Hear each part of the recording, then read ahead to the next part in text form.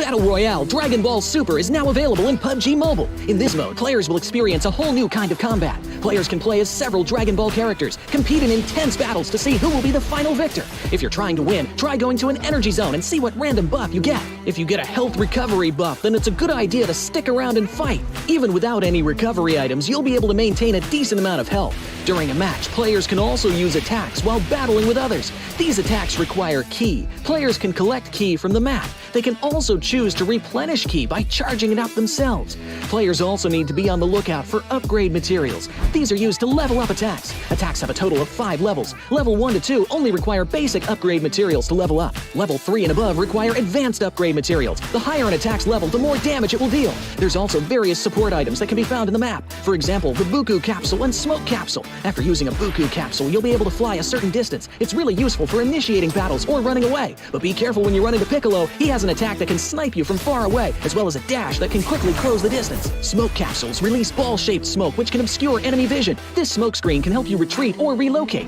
Don't forget about accessories. Accessories can also make your attack stronger. More advanced accessories provide better buffs. If you play as Vegeta or Ultimate Gohan, who can already attack pretty quickly, you can enhance it with an accessory for an even greater advantage. If you want to increase your chance of survival, look no further than the Armor item. Armor provides extra health, which gives you an edge in combat. It has a total of 4 levels, and the higher the level, the more extra health it provides. Be sure to pick it up when you come across it. So, do you understand the gameplay and items a little better now? Let's play Battle Royale Dragon Ball Super together!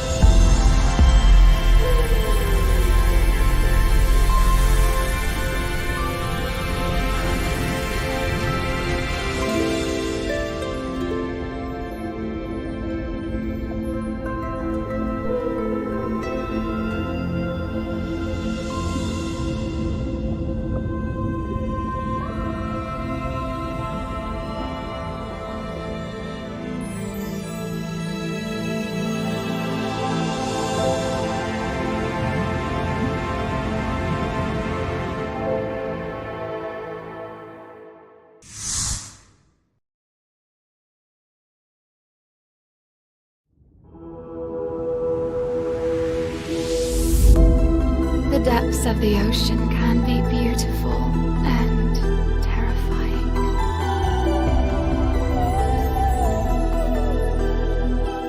We all have a dark side that's always a part of us, but we can control it.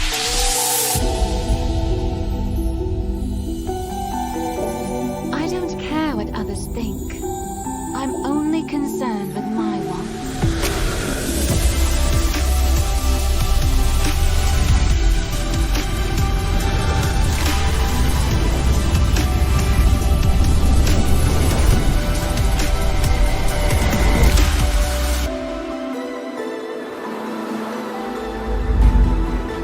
The weak are always eliminated.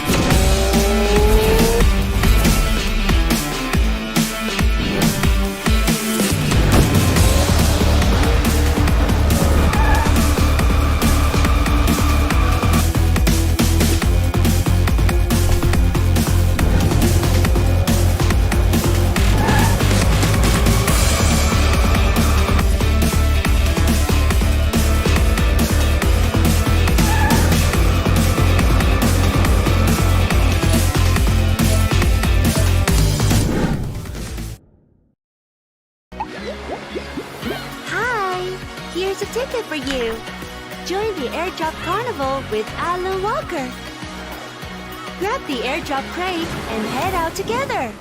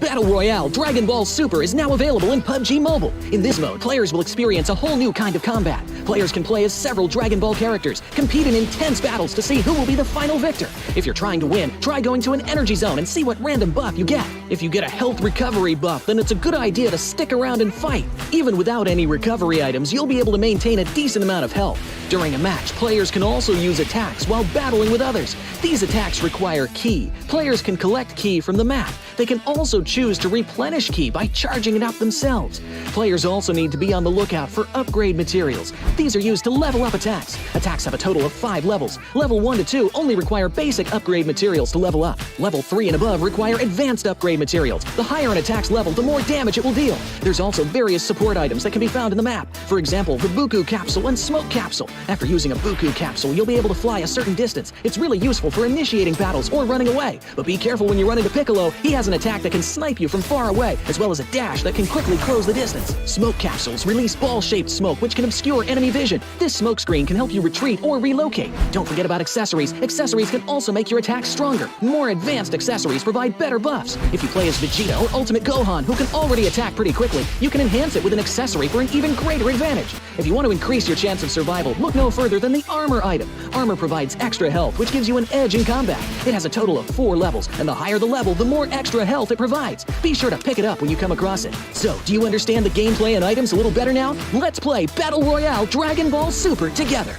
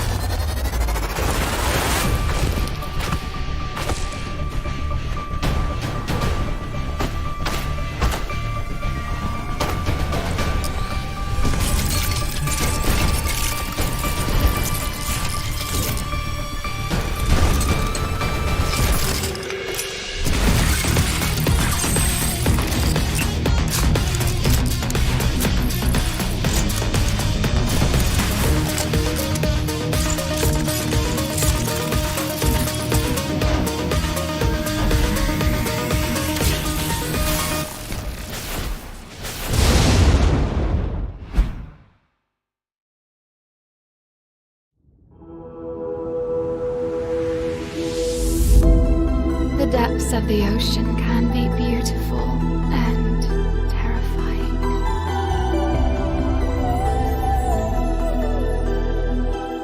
We all have a dark side that's always a part of us, but we can control it.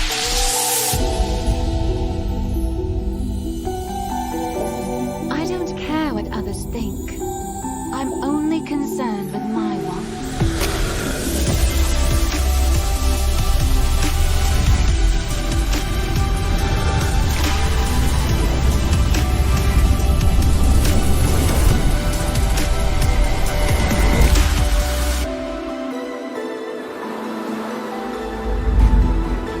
The weak are always eliminated. Only the strong can survive.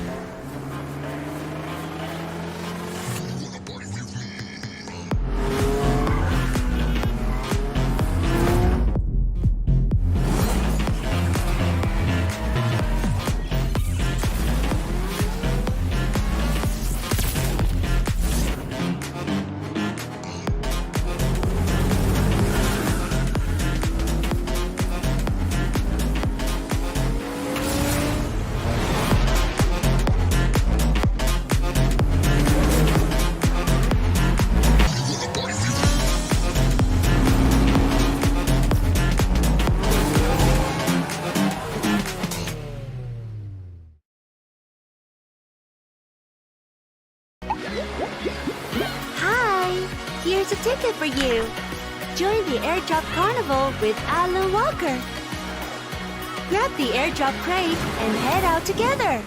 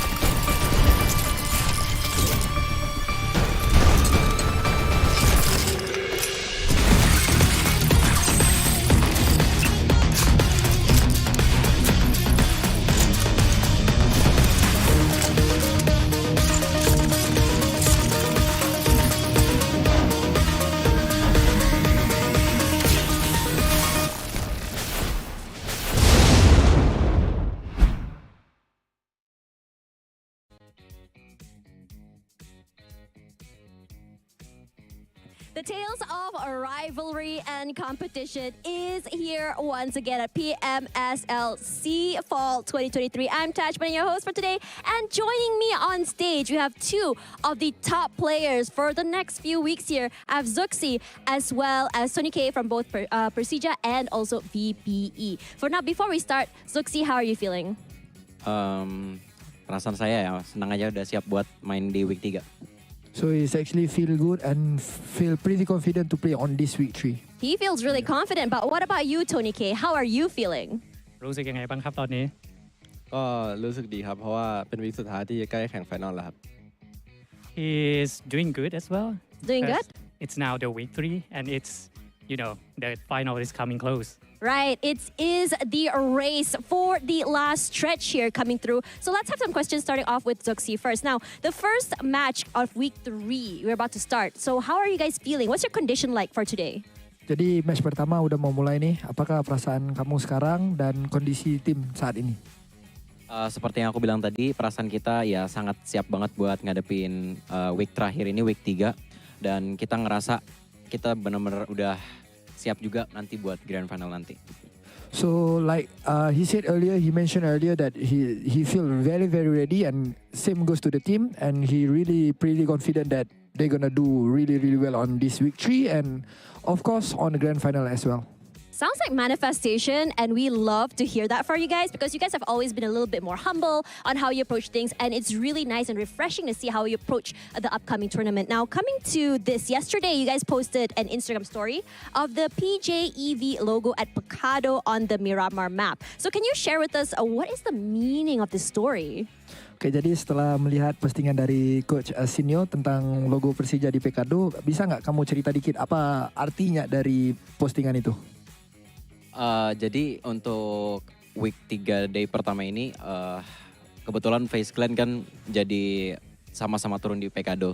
Tapi kita buat menyesuaikan juga karena ada kemungkinan kalau FaZe itu ada chance gak lolos ke grand final kalau dilihat dari segi poin. Makanya kita coba latihan lagi dengan drop zone kita, drop spot kita yang sebelumnya yang di PMPL. Kita coba ambil Pecado. Okay, so basically what Persija is trying to do is they try to do a pre-plan about what's going to happen on grand final. It's because of if we take a look at the point, FaZe Clan have a chance to not qualify to grand final. So Persija take advantage on that, and they're going to try to play on Pecado this week specifically so that they can get used to it for the grand final. Right, so today is technically I would say a trial run for you guys, so FaZe Clan better watch out. So let's talk a little bit about the last 2 weeks. You guys, you as well as VPE have been really close in score, and who do you think will make it out at the top for this week? Jadi untuk 2 minggu terakhir ini skor kamu di antara kamu dan juga VPI itu sangat-sangat dekat. Menurut kamu sendirilah Zuxi, apakah kamu ngerasa yang Persija itu bisa di atas VPI di hari terakhir minggu ketiga nanti? Untuk di week terakhir ini ya kita ngerasa kita punya kapasitas yang bagus juga di tim aku.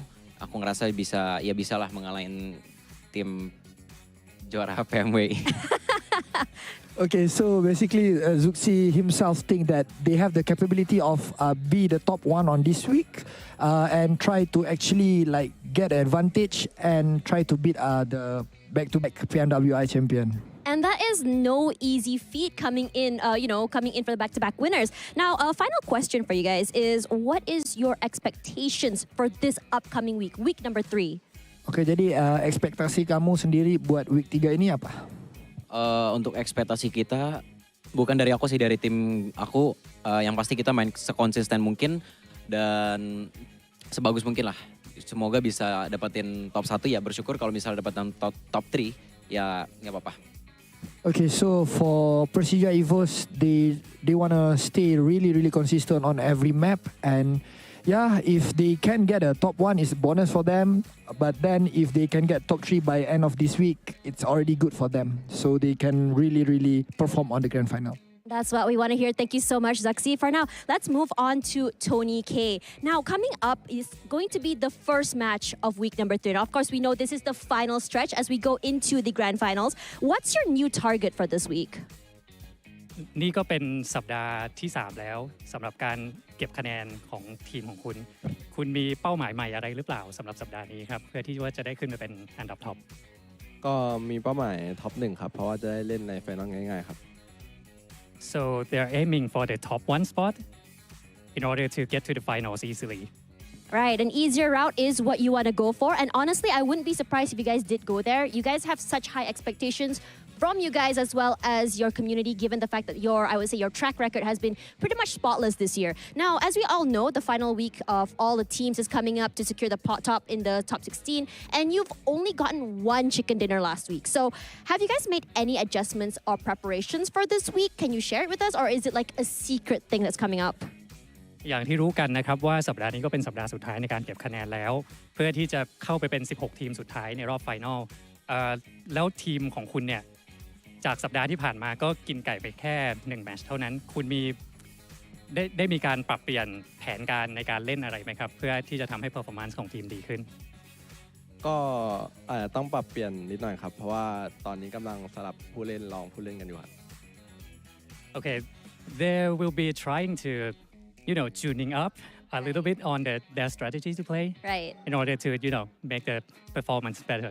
Right, so we can expect adjustments coming in from VPE, so I'm really excited. So keep an eye out for that, guys.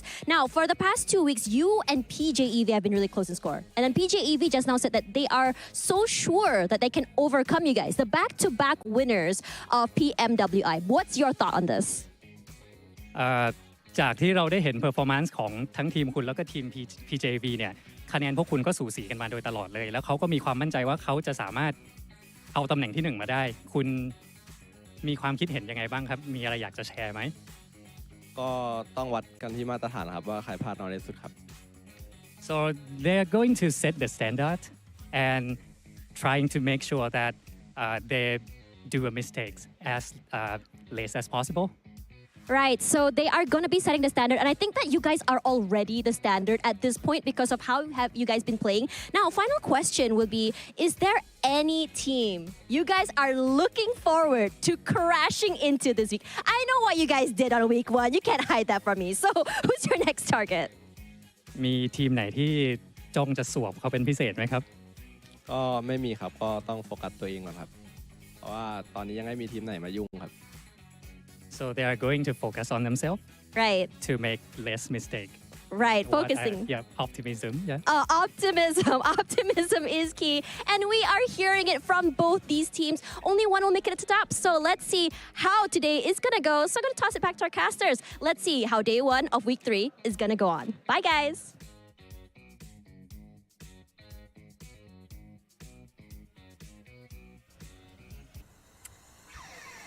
Absolutely interesting interview, and we're back on the Dazzle Cloud. It's gonna be the final week. It's gonna be a boom final week with me, Choo, and as always, the funky and groovy Sir Cloud. As always, we do know he will be charming throughout the entire casting. But speaking of which, now I do love the confidence coming up from both teams. And yeah, right, vampires don't have anybody under your radar. We do know that's gonna be a lie. But I do notice about these Xaviers standing at number 1, even though they didn't score number 1 every single week. It just shows how consistent they are, getting 3rd place consecutively week by week. Yeah, getting the consistency is always the key in PUBG Mobile, right?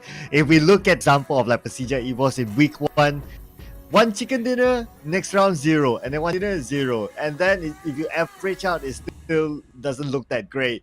But at number 3 consistently for the Xavier, then well, it's good because they still able to do very well. So it's all about the level of consistency, about that 1 game or 2 game at the end of the day. But this week we will be keeping an eye on the bottom teams. Are they able to be consistent enough? Oh man, you talked about the bottom teams. I worry about Boom, especially Boom GE. I do want GE to squeeze into it last minute, but they are at the tie with Boom Esports. And Boom, it's such a bizarre thing not having them in the grand finals. We don't know how big the fan base is coming from the side of Boom Esports. It's going to be riot happening on if there's no Boom Esports in the grand finals as well. But there will be somebody going down to the bottom 4 by the end of this week. But in case you guys just join us, we're down to the final week here. Yeah, you remember about the final week. It is week number 3. There will not be any more changes next week because next week it will be the finals happening for the 27th of August. So this is going to be the final week, the final sprint to find out who is the bottom 4 that will be eliminated. The top 16 from there will have a chance to score the biggest prize of the total prize for $250. And in case you guys have no clue how we actually added up all the numbers, it's going to be based on their weekly performance of each team. Now each team will get the league ranking point based on their weekly ranking. The first place will get 20 points, while the last will ended up with 1 point only. So based on the weekly ranking points, all the top 16 teams will proceed to finals, while the bottom 4 will be relegated. The one who will actually proceed to final will have the initial points coming up from all the 3 weeks league long, where we take 50% of the point we drag into the initial final points. And this will be the groups for this week. So specifically for today, group will be taking a break. BTR, Alter Ego, DBD, and FaZe Clan. So see the other 4 groups that will be playing today as the first day. And this will be the last time that we'll see such a grouping. This week will be the last time we'll see such a group, because next week there will not be a group. The top 16 teams will be playing all 3 days in the grand final. So you can look at this right now, remember it on this Sunday, and then that's it. Everything else will be locked in. The top 16 teams will be the finals after that. And also when it comes to arguably one of the most competitive group right now, I personally feel like it's group D and E, both of them. But we didn't mention about the Xaviers before. They have not scored number 1, but week 1 and week 2 placing themselves consistently at number 3 just plays such a huge impact throughout the overall ranking board. Yeah, as we can see here, they also score a good contenders as well, 5. But the focus, of course, this week, the other end, Boom and GE tied. And we love these 2 teams. You mentioned it about it's bizarre not to see Boom in the grand finals, and at the same time, you really want to see GE in the grand finals. I would love to see GE in the grand finals as well because of such an improved performance that they have. But it's the competition. Someone has to go. Yeah, but when it comes to Team Summer, you have to compare between the first and second place. When it comes to firepower, when it comes to aggressiveness, you have to give it to the side of Vampires here. When it comes to throwables being used, engaging in fights, they're definitely one of the teams that will be most aggressive down there. But these Xaviers know how to balance things out. They're definitely kind of on the lower side compared to Vampires when it comes to damage-wise, but they're very consistent with their placement. But Vampire, we got 2 players to be focused here. We got K as well as Schwab. Tony K with the most damage and Schwab with the most assists. But at this moment, the top eliminator is the man who gave us best clutch moments so far in the PMSL. The Peko from RRQ, currently at 9-3 eliminations. 7 more to go to hit the 100 mark for eliminations. Can be done this week. I mean, like, week 2 has been a Peko week entire week here. Can he bring that momentum into the final week where we do have DBD, BTR, PERSIJA, EVOS, and Baonam United to be the top 4 teams so far in our Sunhawk map. And this will be the final week as well. So there's going to be only 5 more days for the teams, but definitely, 4 more days for each of the teams to play. But coming up from DBD, BTR, PERSIJA, EVOS, MB, and United, they are the middle pack right now. But can they push further in the very last minute? Well, the good news for at least the top sign-up performers is that BTR isn't playing today. They are taking a break, as well as DB. So the rest will be eyeing that top spot. Right here, we have the recap of whatever last week. We got RRQ who performed really, really well. Even though during last week, in the last day, they still held on to the spot, despite them not really performing on the 5th day. But it's okay. At the end of the day, it's about ending the first spot. That's kind of true. I mean, like, RRQ right now stands at the top 3 overalls when it comes to their bonus ranking of all across the board. And they're definitely comfortable up there. We can say that they are definitely getting into the grand final. Same goes for the Xaviers, and BTR not playing since they are in Group B right now. But speaking of the side of BTR, I also mentioned this in the previous week before we close things up to some of our viewers. I feel like Group B do definitely have the biggest advantage, especially in this final week, because they can get a view about what's going to happen in the final week, and they're just resting for today, and they can push their numbers till the very last day of the week. Whilst we do have Group D not playing in the final day. So Semnan, Vampire, XERXIA, and Box do have a lot at stake here. If they cannot push up before we head into their final day, which we're going to be Saturday, I mean, it's gonna be definitely detrimental. Yeah, because of the midweek onwards meta change, majority of teams. So it will be nice to set out day number 1 of week 3. You agree with that? Just to see out what will they do. Are they going to do the same thing as the second half of last week, or are they going to change something different for the start of this week? And speaking about the start, it's always going to be Sandhawk. We're going to have the same amount of maps, same maps for all of you throughout this entire season. And after that, we will be going through 3 rounds of Erangels. But after the second round of Erangel, we're having a Margaret break before we continue on with the final Erangel, and we'll wrap up with the 2 Miramas. Yeah, it's going to be 20 minutes break in between. Hopefully that's enough for the players to reset themselves.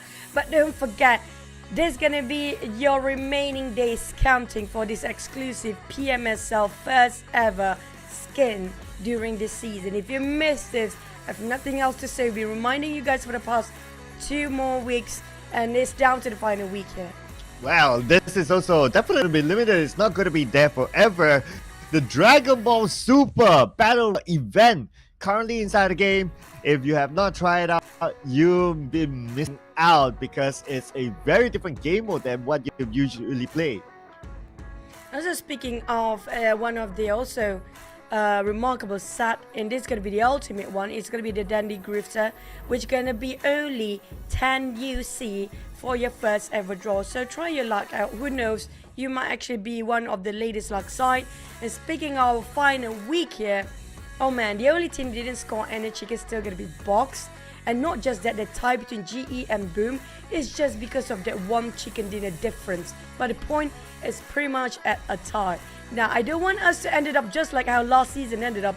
We do have a tie at the very last minute too. The difference is always about the placement of chicken first. Yeah, and the Box, they had the closest chance of getting the chicken dinner last week, but it had to be PERSIJA EVOS that broke their hearts towards the end inside the Angle game. So, I don't know, getting closer and closer, almost there, following last week, potentially their last week that they need to score. So, teacher, she did my homework. What the heck? Oh, and this is full jinx, man. I don't know what else to say. But we really wish Box Gaming have a splendid, remarkable start of the final week. But, you know, it's the highest chances to get the chicken for Box Gaming, especially the first day of the final week here, because everybody trying to reset their momentum. But the one that copied me is definitely going to be Sir Cloud. It's not me. I mean, like, this is mine. Teacher, she copied work. You can ask producer when I give after the show, right after. I just pass straight to producer. Teacher, she copied. I just hope we didn't jinx and double jinx them now. I mean, like 6 times jinx more than ever. But Box, really, honestly, can you close up the entire season at least with 1 chicken here? What if they don't score, Cloud, honestly speaking? They don't score. She copy homework. That's why they don't score. She copy homework, teacher. Teacher copy homework. No. Like, everybody copy homework at some stage in life, right? Definitely, I mean. Yes. Just that Box needs to copy how to get the chicken dinner. That's all. That's the only thing they need to copy. They tried though. We can see last week a lot of second place. But because of how far being left behind for Box Gaming in week 1 and most of the week 2 before, it just, even though they're quite consistent in the final 2 days of week number 2, it feels too far from them. It's a bit tall order for them to catch up. At least score 1 chicken. But do you think, honestly, can they still squeeze in towards the grand final? Can they still squeeze the grand final? No. The only way for them to squeeze into the grand final is they need to be like number 1 this week. Even so, they need to hope that a good amount of teams don't score enough points of them. So same goes for Box Gaming, same goes for Team Secret, FaZe as well, because yeah, their points are just really far. They really need to be up there. So in all logical sense, no. It's gotta be tough. But yeah, same case for I mean, like, Team Secret, for the side of Team Secret, right? I mean, even if they manage to score first place, it's still going to be difficult for them to actually get into the top 16. Because the most they can get is just 23 points. And a high chance the other teams might actually overtake 23 points by end of this week as well. So there are teams that have nothing else to lose here, which will wreak havoc in the game later because they have nothing else to lose. They definitely will play their heart out, just show what they still have that fight in them. And not just that, they will affect other teams' dynamic if they start to change their rotation and drop spot. Yeah, as what mentioned by PERSIJA earlier on during the interview, so they're going to take, at least for Miramar, FaZe Clan's drop, so totally understandable. For the other maps, I'm not too sure yet. Probably not going to reach for them. But that one drop spot change that we can anticipate is definitely going to boom. They are a nomad at this point. They play according to whichever is not playing on that day. So it will be interesting to see what sort of a drop will they for and how do they adapt to it. Because if we look at them, based on last week's performance where they drop into anywhere empty, not their regular drop spot, don't seem to be in the most comfortable position. Yeah, they definitely did not show their prowess due to the unfamiliarity of the compound as well. But there are cases where, you know, the pressure was on when it comes to week 2 because it was in the middle of the season, it's the middle of a league. A lot of things can change. When it comes to the final weekend, it's about setting the stone as solid as possible for some teams up there. But definitely a bit of a tall order for the teams already at the very bottom. So less stress for the team at the bottom possibly. But when it comes to the teams on the top 5, the pressure is mounting up. Yeah, and we will see some lineup changes today. I noticed PB Boy isn't playing. Probably he is still stuck at KLCC after going up with the backpack. But I think I noticed a return. Yeah, that's Iftar. So he has returned back to Yoodo Alliance. In this lineup, Voki is the one taking a break this time. So, week 3, game 1, there's going to be the final sprint.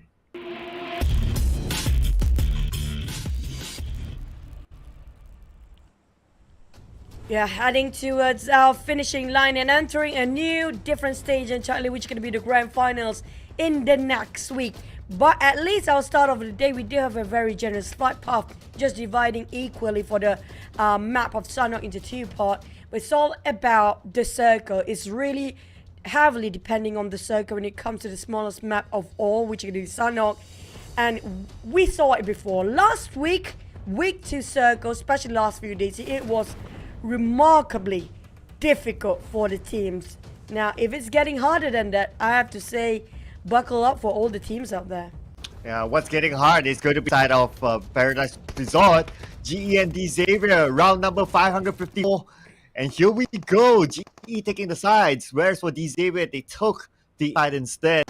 So they each have their own compound or their own building to loot. Because they're so close with each other, well, this fight has to happen for sure. But speaking about another fight that has to happen, Box Gaming and GEEK Fam, and I believe this area seems to be in Camp Alpha.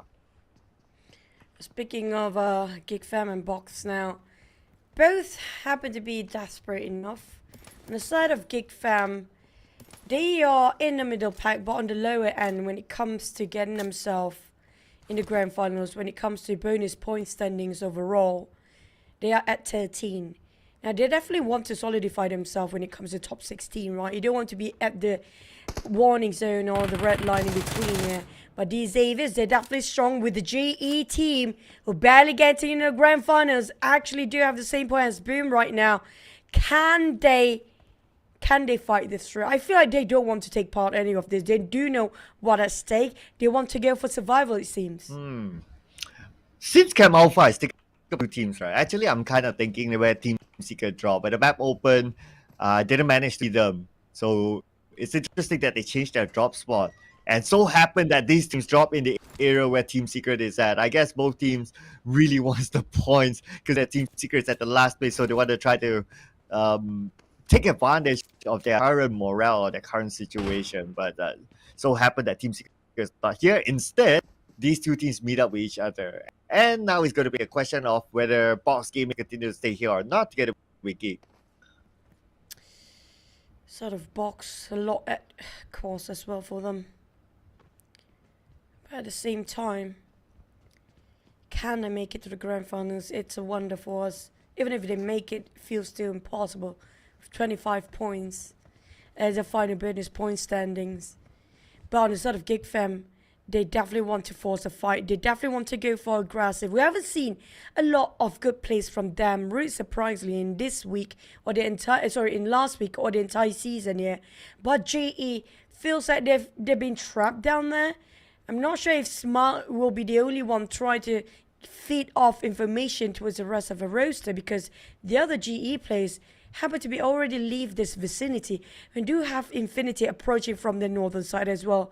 Is it a necessary sacrifice if it happens to be Smart caught up in between, or if Funaway will part ways, knowing they still can contribute towards the team other than just relay information? I guess what he's trying to do is that he wants to get an exit frag and exit himself out there, because it shouldn't be hard for him to run away if he can secure that point fast enough. So he's taking a bit of that risk there, which is hopefully it's a calculated risk for him, because if he gets knocked, then it's pretty much done for him. Like, his team is too far away to save him. He is holding an M4, so that range with that weapon, it is suitable to execute that. Now we're looking at this game. Okay, so 1v1. Okay, so it's an SLK now. Yep, that is what he wanted, and he got it. But the rest of the team joining him from the back here. I'm kind of worried for GE, not just because of their standings, because of their positioning right now as well. I do worry about Infinity will start to reach in here and try to be part of this and meddle in this business. But these Xaviers, they had definitely heard the gunshot. XERXIA is approaching as well.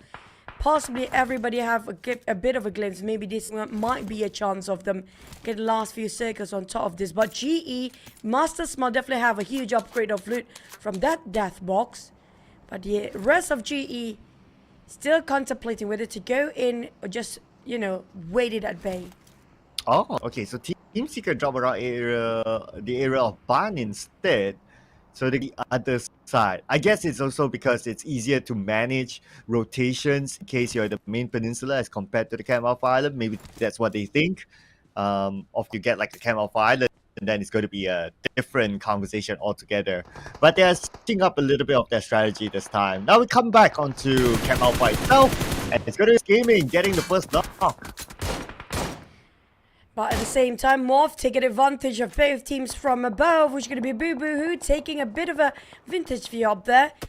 Side of Box and both GEEK Fam, they are not winning this because the third party definitely have the biggest advantage amongst them all. Box already lost Kwang. Same goes to the side of DX. But GEEK also lost one.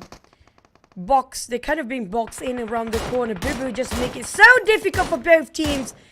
Oh man, Mika next. Who else going into the points towards the side of MORPH here?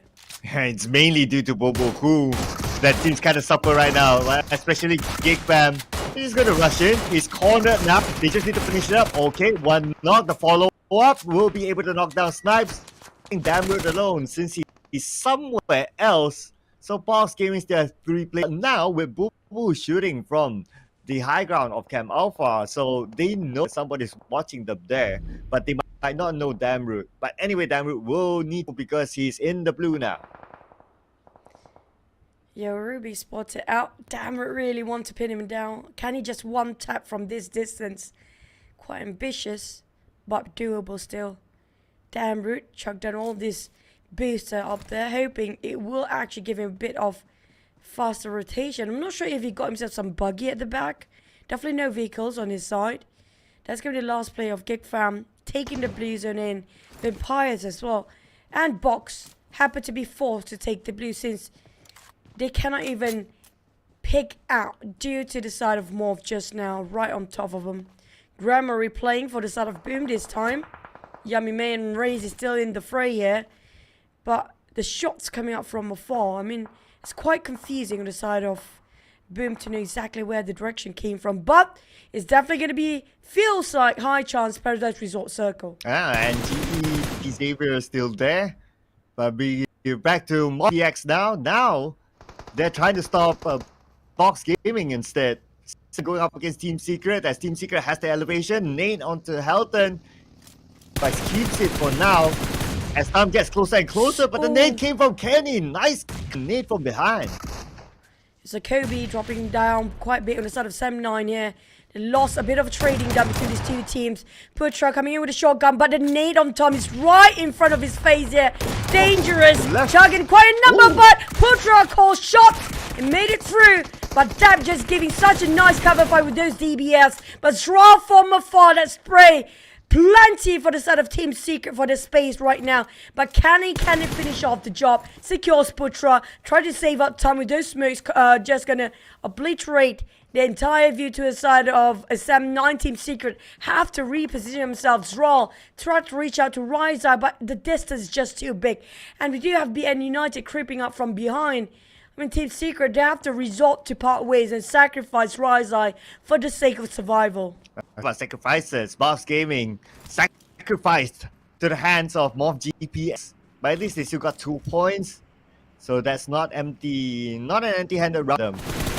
But for Zral instead, it's going to be hard for him to get away. Now Tam knows where he is, pops up the smoke, but let's see how much time would it buy him, because now Tam is in another angle, but Tam, shot from the other side is from BN United, so that bought some time for Zral. You're right, Tom, a bit too persistent on chasing out the players. The loss of Team Secret down there cost him quite a number. On the side of Zral, not enough ground to run. Tom, one bullet away. That must be devastating. He knows for a fact he doesn't want to let it go. Still tailing Zral from behind, hunting him down. A bit too reckless out of Sem9, but still secures elimination at quite a value out of that chase from the side of Sem9. But now they might walk themselves in a trap, because they are in between Yoodo Alliance and BN United as they follow the bait from Team Secret before and snap in a trap with no way out. Wow, somehow Zral still alive after that, after sandwiched by 2 teams. Got Yoodo Alliance coming by. And now we move to Vampire Esports and PERSIJA. But I guess they will be cool at their respective compounds at this moment, because now PERSIJA EVOS, they have a really good on the high ground with this compound. So no big reason for them to really push in on fire yet. Vampires, on the other hand, Yoodo Alliance, Sem9 just next to each other. Dangerous game. The moment Oli opened fires, that gives away his position. Immediately, Kenny will start to find himself standing and hunt Yoodo Alliance players down. The Xaviers happen to be crossing the same path as his teams, despite Abanam United, who have been eyeing out to a Sem9 for the longest time. But the circle will shrink furthermore. It's right on top of Paradise Resort as well. GE, high value, worth waiting for. Same goes for the side of these Xaviers, but boom, happened to be in the middle of a crossfire as well between REGUM, GE, Vampires, PERSIJA, EVOS marching in. MORPH on the other hand, leaving towards the main island, while Damroot being cornered up. How to get out from here with no vehicles right next to him. That's going to be him running across the border, but got himself quite a number of first aids. Wow, 7 first aids. He must have collected all of that inside of Camp Alpha, but 7 first aids still locked out by GPX, and we can see that MORPH GPX is just across the blue, so they can still hold Root inside of the blue. Man, this is going to be real hard for Daru. Yes, he can still survive, but when he reaches a certain stage, how many first aids, it didn't matter by the time. Well, lucky that we don't have 12 or 13 first aids, just like how the old days of Sanok happened. But GEEK fam, regardless of Damroot actually being left alone down there, still managed to wipe out a couple of players from MORPH. He still scored himself at least 1 point, not going empty-handed this time.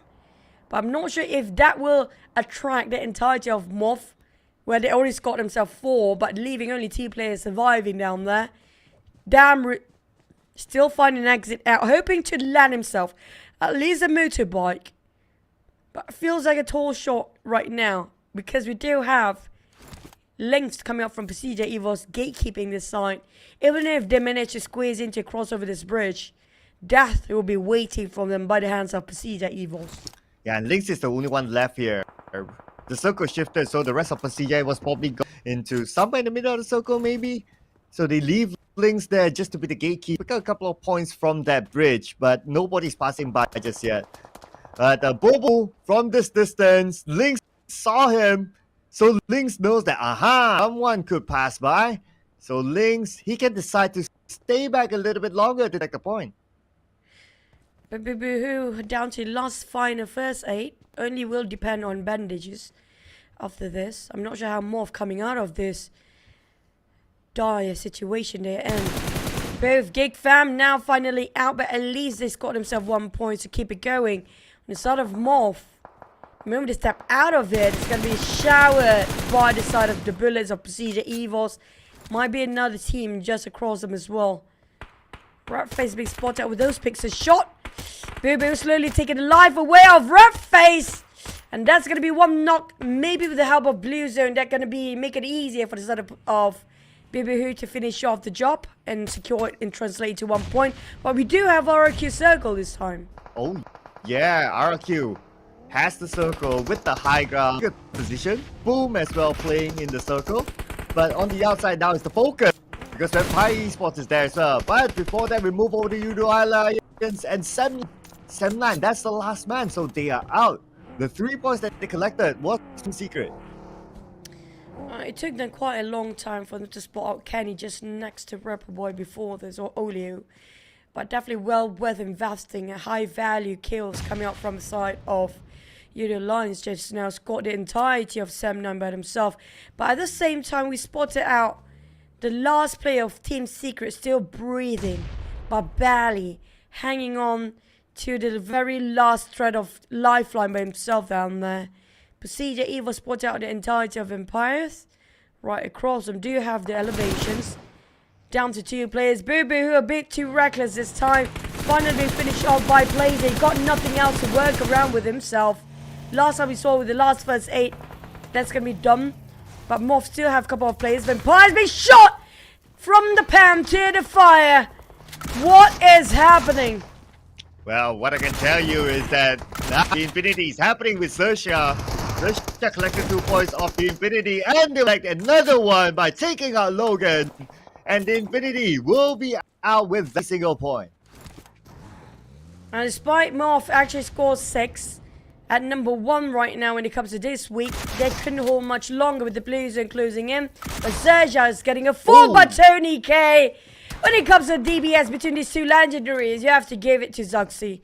Every single time in between these 2 players, the pressure is just mounting up. The pressure is mounting up for Yoodo Alliance as well, as now fought by XERXIA.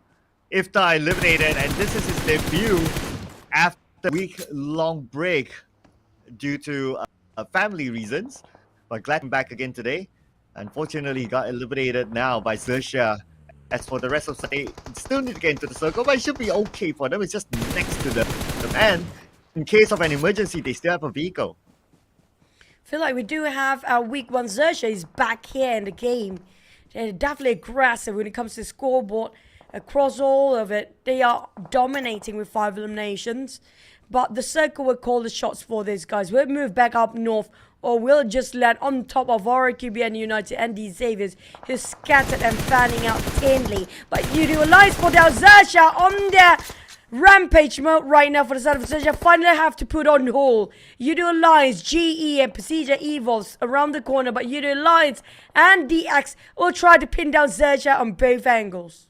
Ooh, okay. 3 teams real close to each other. But we move on to the other side. Boom Esports now in action against PERSIJA. Boom will knock down Ichi instead. Look at the nade here from Lynx. It should connect, and it does onto Razy. Beautifully done. But eventually get a knock on to Misery on the other side. Now Misery is bleeding out with about 10% of health. But Lynx taken out by the member of GE from the other hill. Lucky for the side of GE, Master Ichi not been bombarded by anybody, and they have a clear sight and view to revive him at the same time. But the rest of GE has split themselves on top of Paradise Resort and try to steal away all the nations from the sidelines. But at the same time, the circle possibly will move away. And if that's the case there, it's going to be tough for them to take their time to get out from the side of Paradise Resort. But fortunate enough for the side of GE, nobody's actually nearby towards their side. But XERXIA, on the other hand, happened to be in the center of attention. And MORPH Yuri taking out on one Boom player. A bit of trading down between these two teams. But surviving Boom, definitely in desperate mode to get himself every point possible. Oh, nice knock there. They'll be happy to eliminate Boom, but BN United will be happy they can eliminate another team and take out the point. This is the rotation from PBE. Now we can see PBE in action, playing without one today. A knockdown, so it's probably their chance to get in, but they don't have the power. XERXIA kind of at the center between two teams or three, make it even sharper bleeding out. There's no way for them to reach out for him. Have to be sacrificed, abandoned at this state. PBE closing their distance here with XERXIA try to keep them at bay, but BN United taking out one of the highest fragger we have right now, which is going to be Telco. But XERXIA spot out H2R, who's playing this week, but PBE will fight back. Mix, the last player of PBE, with the Blue Zone pressuring behind his back. He have no choice and does to advance forward. Yeah, PBE now debuting H2R. Okay, let's see if Nate von Mix can land on the member of XERXIA, but looks like it's the late combo with a shot from Mix that eliminates XERXIA. XERXIA out, and PE collected 3 points. So, hoping to just deny their advancement and push towards the side because they need to revive Telco. Barely hanging on for Telco, down to the last few HP left. Couple of drop of blood and one drop of nade is more than enough to just finish off Telco. Assad down, and it's him walking right in the trap of BN United. So he calculated everything perfect. Well, a bit too late for the nade to follow up. He tried to take down an Assad, activating another flank fire to the side of Assad, and that's one more RQ down, leaving only one last player remaining on the side of RQ. Oh, nice flank for Max. One more to go though. Can they finish out the job? But speaking about finish, it's going to be PBE, number 6 for elimination points. BN United, still a full squad technically. Willingly they can pick up break. Yes, they should be able to do so. They got about 25 more seconds, so time should be on their side. But besides them, Boom Esports, after all that fight on left, they are still a full squad as well. It's all about positioning, full squad or not. We've seen this before.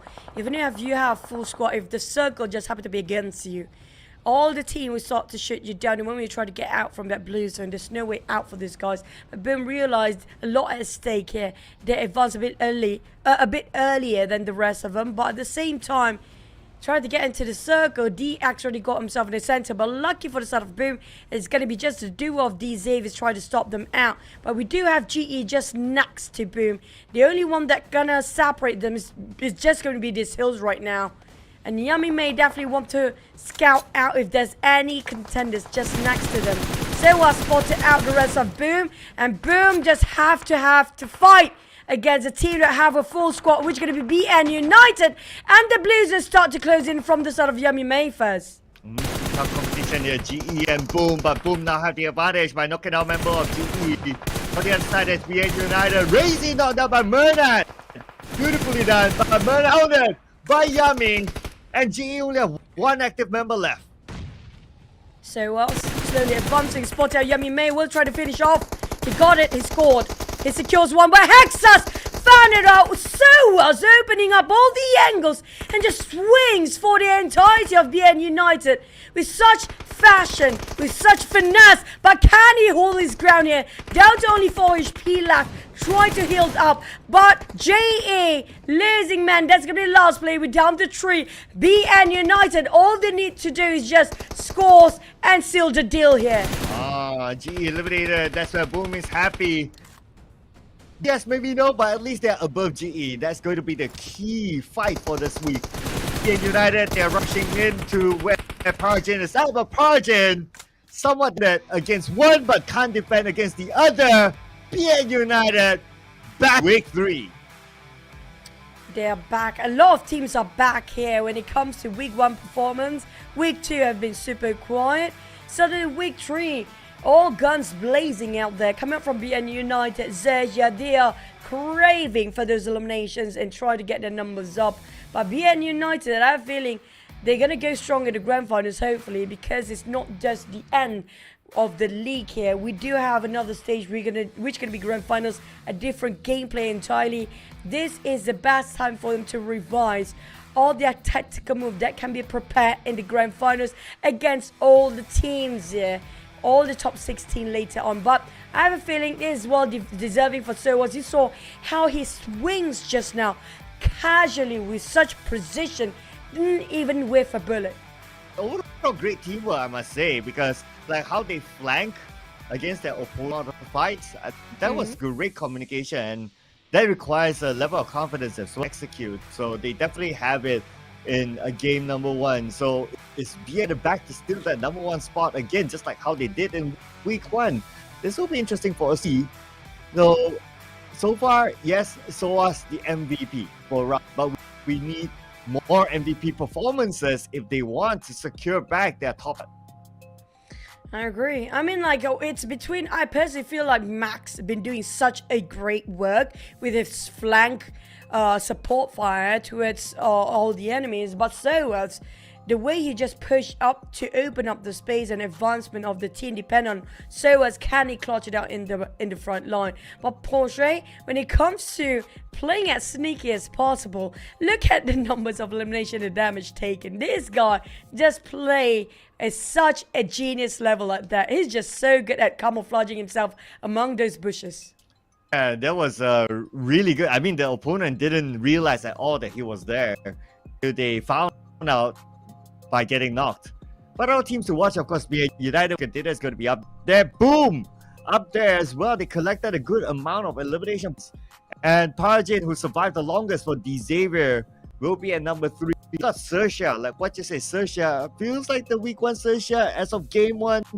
A lot of eliminations in hand, winning their fights. Only the last fight against PB. But other than that, before that fight even happened, they already collected a good amount of elimination. But I will worry for GEEK right now, since they do have better numbers when it comes to the first round of the day. Now, you might actually say this. They still have a couple of more days to go, right? This is still going to be an entire week of week 3. But you have to remember, every single point here on, starting from first map, first day of the final week here, will actually be high value, big impact of the outcome later this week. So every single point will be treated as a dime by these teams. And whatever they have the mistake right now, they cannot afford to do so. The silly mistake, the accident cannot be made at all for the teams at the very bottom. They have to bring out absolute perfection of performance to push the numbers up. But when it comes to the numbers, BN United, they are back here like how they did with week 1 singles for XERXIA, despite they only have 1 placement points. And Boom, who generally struggled, also got 10 points in total. High 5, looking pretty nice for round number 1. The other end, Vampire Esports. Tony K wanted to set the bar. This is clearly not the bar that they wanted to set for 1 point. Got eliminated early with a fight with PERSIJA EVOS earlier on. But the biggest unfortunate loser will be the Infinity, the only team without a... I would say Infinity is definitely just in the middle pack right now. We have to start comparing for the bonus point standings, because this is the final week and they're quite comfortably in the center. If they score another round 5 points of the bonus standing points, I think it's more than enough for them, so they can just, you know, play casually for now. But Mix, I mean, he just started entering last week here. We do have H2R start playing today. PBEC plays such a brilliant game, even though they have 2 new players that don't play as long as not including all 3 weeks. Yeah, it would be like during the wildcard series, like West Point Mamba, that where Mix came from. They are a very high potential team. Even for the last season's PMSL, they did really well. The grand finals was unfortunate for them. So with Mix coming in already and just after the PMSL, at least for the first round, Man, that's looking good so far. PB looking kind of hopeful to gain more points. But as we end our Sandhawk round, that means we'll move on to Erangel and Vampire Esports. Can't wait to start out. And this is going to be the most important map of them all because it will be played most throughout the entirety of the league itself. Now we do know Sam9 definitely love to go hunting out people when it comes to this particular map. Vampires, it depends on their mood, I assume, if they want to balance out the standings and the elimination in this map, because they do prefer hunting when it comes to Miramar map. But also, we do have, other than Sam9 and Vampire, I think it was BTR, was it? In the fray in the top 4 teams just now. And I talked about the Indonesian teams. This is their preferable map. I think this is the time for them to actually push up the numbers. Same like you guys at home. This is also your skin to chase out for because it will be only a limited amount of time. We're almost done for the league stage here. Yeah, I mean, this is also limited amount of time. Everything is limited. Nothing is permanent unless you get it for yourself. The first X-Suit, the exclusive glide effect, only available until the 5th of October and is currently inside the game for you to check out. Also, don't forget that Aston Martin, we only have 1 more month left for you guys, less than a month in fact, for you to get your hands on the exclusive color schemes, only limited in PUBG Mobile. Now back to official business, everything is super serious when it comes to the final week here. And will it be enough for GE? They definitely have quite consistency when it comes to getting the top 5 and possibly top 7 in the last match. Now can they break the red zone and try to push up at least in the 14th place? I really wish they can get into the grand finals this time. Yeah, and it's not only about them getting into a position, they also have to sort of hope that Boom doesn't do better than them because they are now in the same amount of points. So the easiest one for them to really put attention to is that, okay, how Boom is performing. And Boom will be thinking the same as how GE is performing. So when they were close by with each other, they would know they were shooting each at some point. I'm sure Boom had that mindset or that thought that's like, oh, it'll be great if we can eliminate them. But that one team who got eliminated early, 14, 2 elimination points, Box Gaming, come on, the rounds are running away. 23 rounds more to go. I mean, like, my head hits when I saw them being eliminated earlier. Was it our fault then? But for the sort of Box, I mean, we're not expecting them to get into the grand finals here. We just want them to get a taste of that chicken. That's just it. Because it would be very devastating, extremely sad to see one team didn't score any chicken throughout the entirety of the league stage. 15 days given. Not even one chicken. Yeah, don't do the DVD of last season, please. EBD. Oh, man. They're doing very well, so not to worry about the DVD. Oh, come on, Box. This is their chance. I'm counting down the games right now. 23 more games for the league stage, and it's done. So you got to get it in right now, okay? This has to be the round. Come on, spare us the agony. It's nice to see Migs and H2R just now, and I want to see more of them. But surprisingly, Momboy is not playing. So I do want to see how it will actually fare for PB in Erangel since Momboy is not there. I think he's not playing. Maybe they're going to have the swap later on because we haven't seen a lot of swap of the players just yet. Maybe we have major swaps later in the second half of the day because, you know, you need to get the numbers up. It's just that important for Box. It definitely feels very quiet on that side. Everybody's just tense on their side as well. A bit gloomy. But on Yoodo Alliance side, I mean, they are doing okay. They're not too shabby for this season. Yeah, they're fine. I mean, it's always Yoodo Alliance. They generally do not too bad Southeast Asia scene. Even though they won PMPL Malaysia champions, when it comes to Southeast Asia, they're okay.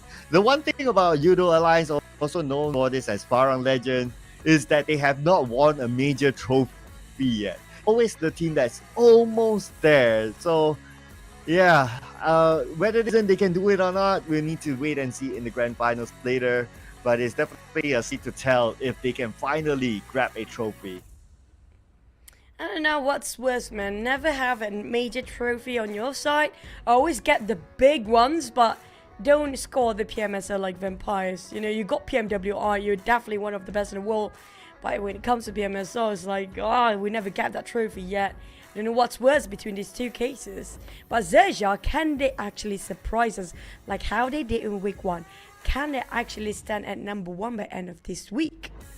We need to see. Even if we look at like week 1, the first 2 days, they were doing great. Even in preseason, they were doing great. First few days, they're doing great. But the second half of the week, not so great. So maybe if we kind of look at that, stamina might not be their key thing. But who knows? Maybe week 3, something has worked out for them. So they might change something up. Need to keep an eye on that. GE is the team that is fighting for survival. These need to perform in Erangel. They need to perform better than Boom.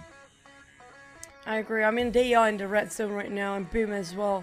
Speaking of exhaustion, right? I think the least exhausted players, it's gonna be Boom, because of how much they've been swapping in and out of the players. There's no way you get tired of that, right?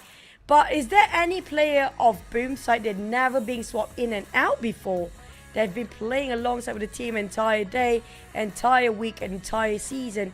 Now, we do know that the players already have their gears up. It means that we're ready to go for the next couple of seconds. And we're heading into our first rank of the day. For Box, though, I really wish you can score ones, because the only Vietnam team that have some troubles down there is just going to be Box Gaming right now. Yeah, Box Gaming. They need a big goal to get out of this. They need like a number 1 spot, and they need to hope that other teams near don't perform. But look at Boom performing, and looking at they got eliminated in round 1. Not looking too hopeful, but let's hold our horses. 23 more games to go before the league ends. We jump straight to the rank.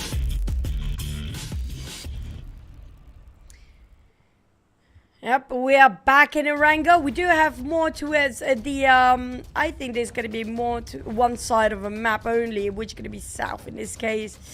We've seen this flight path before, and it happened to be right on top of flight path. I mean, yeah, great for the players, because they will land themselves right in the circle. But the circle is going to be a difficult one, because it's a very small amount of land there is for them to play on.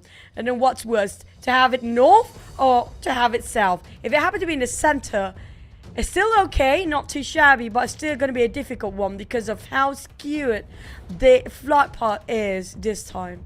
Yeah, and because of this flight path, right, since BTR is not playing, I would expect to go to Milta this time. For them to drop in Quarry is not the best place to do. A lot of teams don't fancy that area, so it looks like they're going to skip that.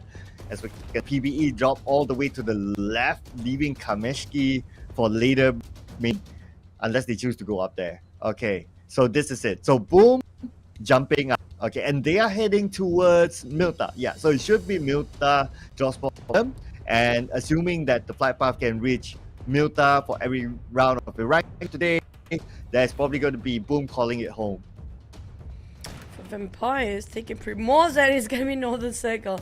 I mean, like, it's bad news either how the circle will be because of the flight path itself just now, honestly. But it's going to be one direction only for these guys to go. It's going to be up all the way. And the flight path happens to be on the southern side as well. So definitely going to be a tough start. We do have a couple of early skirmishes. It's going to be GE. They need to fight this like it's their survival. This is literally their survival now. Oh, absolutely. I mean, okay, they need to start out against MORPH, who is doing not too bad now. But MORPH GPS don't have Rocky. At the same time, notices that PERSIJA EVOS fighting against M9. Yoru crashed in, taken out, numbers against him, and 2 points hands of GE. And GE at least is a good start, but they need to make it fast. If there's another team happen to be passing by, we do know GE is quite good when it comes to the firepower. But it's just those unfortunate timing of them open fights with the other teams happen to be ambushed by another and the third party medals in there. That's how it always goes down. Sam9 on the other hand happen to be passing in between Yoodo Alliance. It feels like Sam9 and Yoodo Alliance like having the same concept of rotation across the map here in any map at all. Sam9 and Yoodo Alliance. So interesting. Yeah, they did clash a good number of times. Alliance, I remember week 1 they clashed with GEEK a good number of times. After like week 2, week 2 onwards, they don't be meeting as often. So maybe, okay, I'm just taking it from first round, right? So keep an eye on this. Yoodo Alliance 7-9. And if it becomes a pattern like the following rounds, then, well, I guess these two teams just need to work it out. Because Sunhawk did happen to be the same thing there. If it happens the entire week, both teams, but at least both of them are actually in the top 16 for now. So they can fight it out if they want to. But the one I'm most concerned with is still going to be Boom and GE. Lucky for GE, they took out MORPH players quite early on. But MORPH, when it comes to the overall, they are not entirely safe either. Because they quite at the very bottom too, at the 14th place. And they definitely want to solidify their position. And when it comes to the minimum amount of points, I feel like if you have more than 20 points when it comes to the bonus point standing of overall being accumulated, I think you pretty much can say kind of getting into the grand finals. Possibly, I don't know. When you say more than 20, it means 29 or 21? 20 points as the bonus point standing of all 3 weeks. So you're saying 20 is enough, done? No, it's like borderline. Borderline. The 20 is going to be borderline. I think solid it will be 25. So 25. 25 makes more sense. Because if you think about it, right, PBE, GEEK, Fair, both at 19. Okay, we'll do the math later on because something happening here. PBE choose not to go to Kameshki. So I guess also because like, oh, okay, they looted on the left and then they went to the mountain instead and happened to see a rotation from GE. Happy to pick up the point. It's going to be that. Yeah. While I start doing the math. Yeah, I mean, a PBE, if they want to go Kamishki, is too far based on the flight path just now. I think it's kind of usual for them, like, the way I see how to rotate throughout the map is also depending heavily towards the flight path just now. If it's somewhere reachable for them to reach out to Kamishki, maybe they will go there. But if it's more toward the southern part, usually they drop on the left side of the map around hospital area, cutting across Gotka and taking the mountains if there's, you know, something that they can reach up there. But it's just to go up north all the way. This is going to be one direction, especially the teams on the SMB side. We're talking about XERXIA, BN United. I think XERXIA already leave around SMB, so they will not be there. Possibly around Milton and Shelter already by now. But Infinity and BN United now. What's the safest way for them to get up to shooting range in Savannah? I feel like BN United, one of the best decisions they can make is actually getting a boat ride towards up north. Take a boat in case they do have it on the Novo if it spawns and just go up. I remember seeing that before and it didn't work out well. Why? It's because the travel distance is too far and you need to consider that fuel is another thing as well. So with that sort of distance plus fuel plus the blue on your tail, then that's why we don't already have the teams doing that. I believe I only saw it once and it didn't work out well for that for the team. So looking at what BN United was doing, they grabbed the vehicle and probably they're still going to take the vehicle route in which it is slightly faster. They don't need to rotate as far of a distance and they can still have a good amount of options to cut through. You can cut through the right around the area of Yasnaya in, or well, you can go through the bridge, but that's a little bit of a risk. So I would expect them to cut through Yasnaya instead. But last time we saw Yasnaya, every single time this kind of circle just pops, right? Yasnaya is going to be one of the most crowded places there is, especially with Boom XERXIA already dropping around Milta Power and Farm Shelter area. There definitely will be overcrowding there. But if they happen to be moving and BN United take the vehicle, I think that's one of the great great proofs that you mentioned just now. Last factor about thinking what will affect them throughout the entire sea, especially around the sea area, being knocked down. You still can be revived. The problem is you'll be swimming slowly just to dock yourself on the coastline, and it will actually exploit your position way more. Lucky for BN United, the moment they cross those bridges, nobody gatekeeping it because it's already inside of the blue zone. But to get into the circle, we want to know how many teams are there actually around on top of the Medusa intersection, around school. We do know school, it's going to be some teams that definitely love there, right? But RRQ start to fire towards a team that passing by, which is going to be PBE. Now, that's going to break their formation halfway through. Yeah. School usually is RRQ, their regular drop spot. But because of like the percentage of land versus the circle, so the high possibility of the circle going up. Hence, we can see a lot of teams already up there around the areas of shooting range, the high grounds to play with, and whichever team is able to hold that high ground will be. But speaking about holding, GEEK is holding this bridge against the Infinity. Still, when they're still here, you want to try to get a point, and definitely you get something out of this. Quite persistent on staying inside of the blues, and just for the sake of eliminations, Mika spotted out, hoping those picks of shot will connect, and just gonna flat out the tires on Infinity right now. Their buggies cannot be available for them anymore. Boom, taking on MORPH at the same time, but the war of the blues and will keep on continuing. Infinity, Lobby, and Logan have to make a big U-turn at the back, but Sniper will not willing to let them go as arms are caught off guard. Audrey will try to push and force them to fight back, but on the side of Infinity not taking it was Team Secret, losing men one by one. Well, one by one, or one from MORPH GPX now. It's boom, 3v1.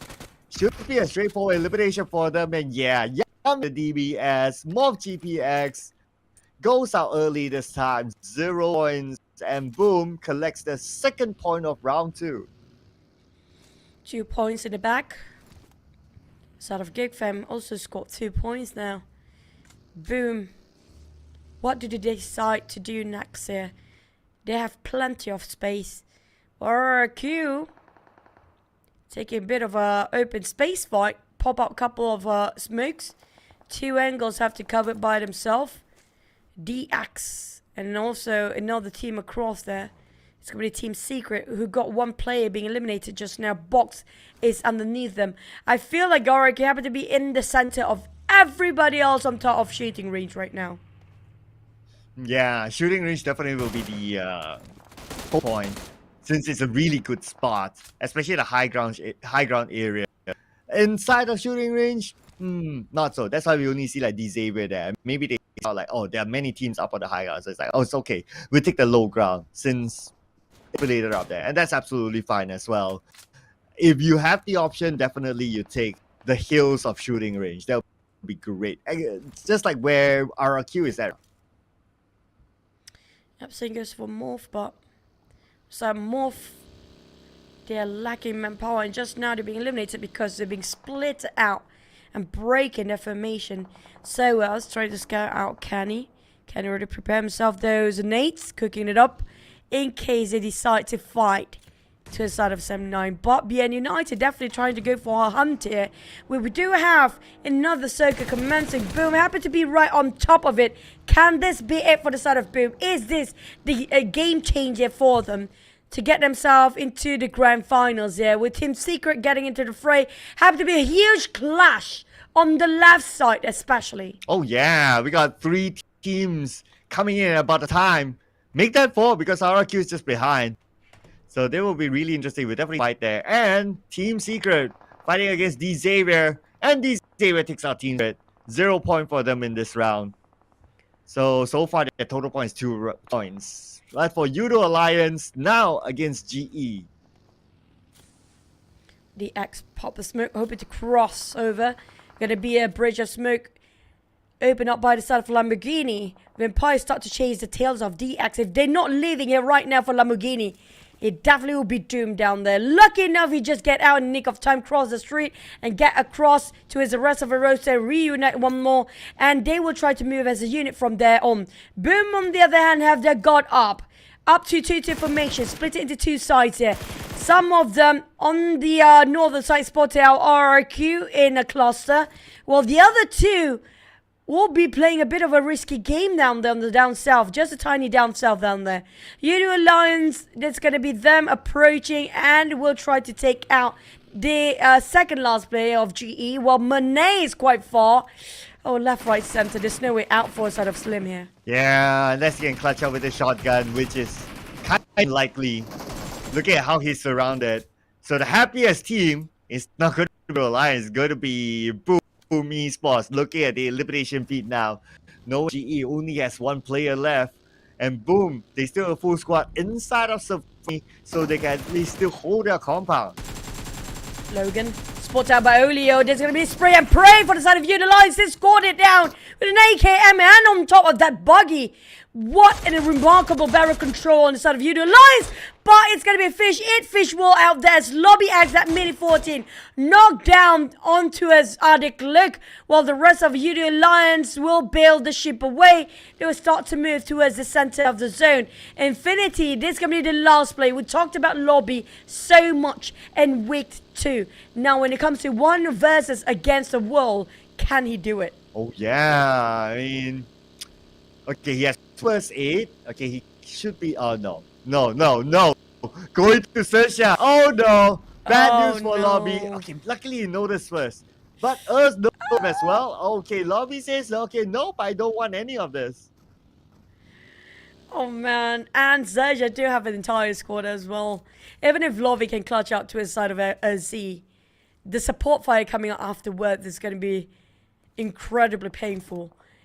Now, the rest of XERXIA seems to be not that interested to take a fight to his infinity, but PBE kind of got stuck down there somewhere, taken out by possibly GEEK fam on top of him on the northern side. While XERXIA, Megamind, the rest of them take a bit of a pause there, just to see if Infinity Lobby X actually follow them through. But they are pushing towards his side, while DX have a near visitor as well. BN United crash in the center between two teams, and it happened in the perfect timing. They are hunting people down for David and Vampires, and this is not doing great for the side of Baunam United. Okay, what side? But they're kind of sandwiched. PN United knocked down Stone. Uzi is playing today. The Infinity, well, there was no space for Lobby to get in, so I expect him to get eliminated around this time. Now we're back onto Vampire East. Tony K knocks down Swas, the MVP from the previous round, and he has the rest of BN United to it still. Oh man, BN United slowly finished off by the hands of Vampires, decimated. The moment it just rushed into the center between these two teams, there's no way out at all. It's not going to be enough space for 3 teams confined in two very small compounds. That is. PBE on the other hand still trying to take it slow, but as he spotted out, XERXIA spotted out the entirety of GEEK fam, and they're both having a bit of a trade down between these two teams. But the losing side feels like XERXIA in trouble. Oh man, punctured tires. Kind of not what they hoped it would be. XERXIA surprisingly being eliminated, even though they spotted out one of the players that happened to be stranded, which was Infinity early on. Well, it was GEEK fam that caught them. And nice shot from Snipes. They actually punctured the tire before getting the elimination, so that gave him more time to land the shot onto the final member of XERXIA, taking them out. Outside of Severny, center of the circle, it's definitely going to get crowded here. We already 4 teams inside. Yoodo Alliance, that one team on the outside. That's 5 teams. We got 6 more teams, kind of spread across. Now we have PERSIJA, so maybe the other teams there on the north side instead. So far, the one actually on the northern side was Boom early on. They do take a bit of a small town out there. But GEEK spotted out PB equal 1. Slither health remains. My goodness. And being finished off by the other end as well. Being stolen away. PBE in shambles. They walk straight into Box Gaming. The moment they try to flee away from GEEK fam. And Box easily just finished off 2 players just now with the help of side of GEEK fam, who managed to chug down quite a number of HP. The side of PBE players cool survive. But how much longer is just waiting for the inevitable? Especially if the circle really goes into Severny. Because if we kind of look at this, right, all the entry points of Severny has teams. So the team that comes in later is going to find it hard to get in. RRQ, lucky they're already on the inside, so reviving their one fallen teammate, Asa, will be right. This circle, there's going to be enough for 4 teams so far. 7-9 coming up from the right side. And that's the most of the teams that can actually occupy this area right now. It's just too small to squeeze in more than that. Less than 1 kilometer apart between each other. GEEK fam trying to make way towards the left side, but those come out from the south. It's just overcrowding right now. Box, how to cut across D Xaviers and 7-9 and RRQ at the same time. I wonder, that is like from the south, right? I wonder how Alliance, as well as Box Gaming, they're going to get in. It's really, really hard. And they have little space down south. Majority of the circle space in the open is like up north. Even if they rotate like left or right, there's just too many teams right now. Teams are just too close to each other. The only way is probably to crash into a compound and try to fight. We've seen that before. That happened to be united, the entire team being eliminated in an instant the moment that happens. Because it's just not one team they have to fight against.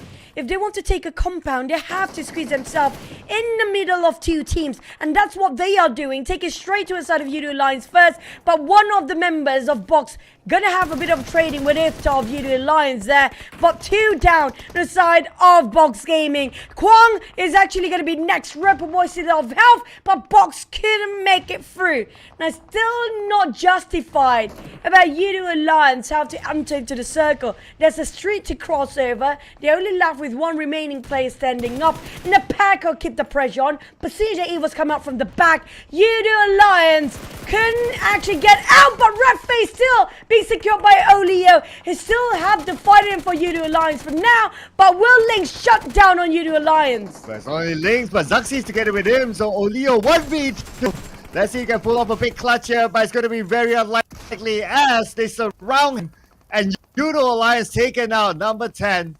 But they don't go home at the end. They got 6 million points. But we got action on the side of Boom. They collect the points out of time. RQ shredded almost is fast for the side of Exos. Like you got first 8 to work through it. DBS in the hands of Zuxi. Thought it will be somebody across them. There's going to be 1 team down there. It's going to be RQ No Mercy. Showing no mercy at all. GE eliminated next. As PERSIJA also full in pursuit of that. Down to only 5 teams. Where 3 teams going down at the same time. Wow, looks like RQ got bored. And they came out at the right timing. They got those points. Nicely done by RQ. Nice timing.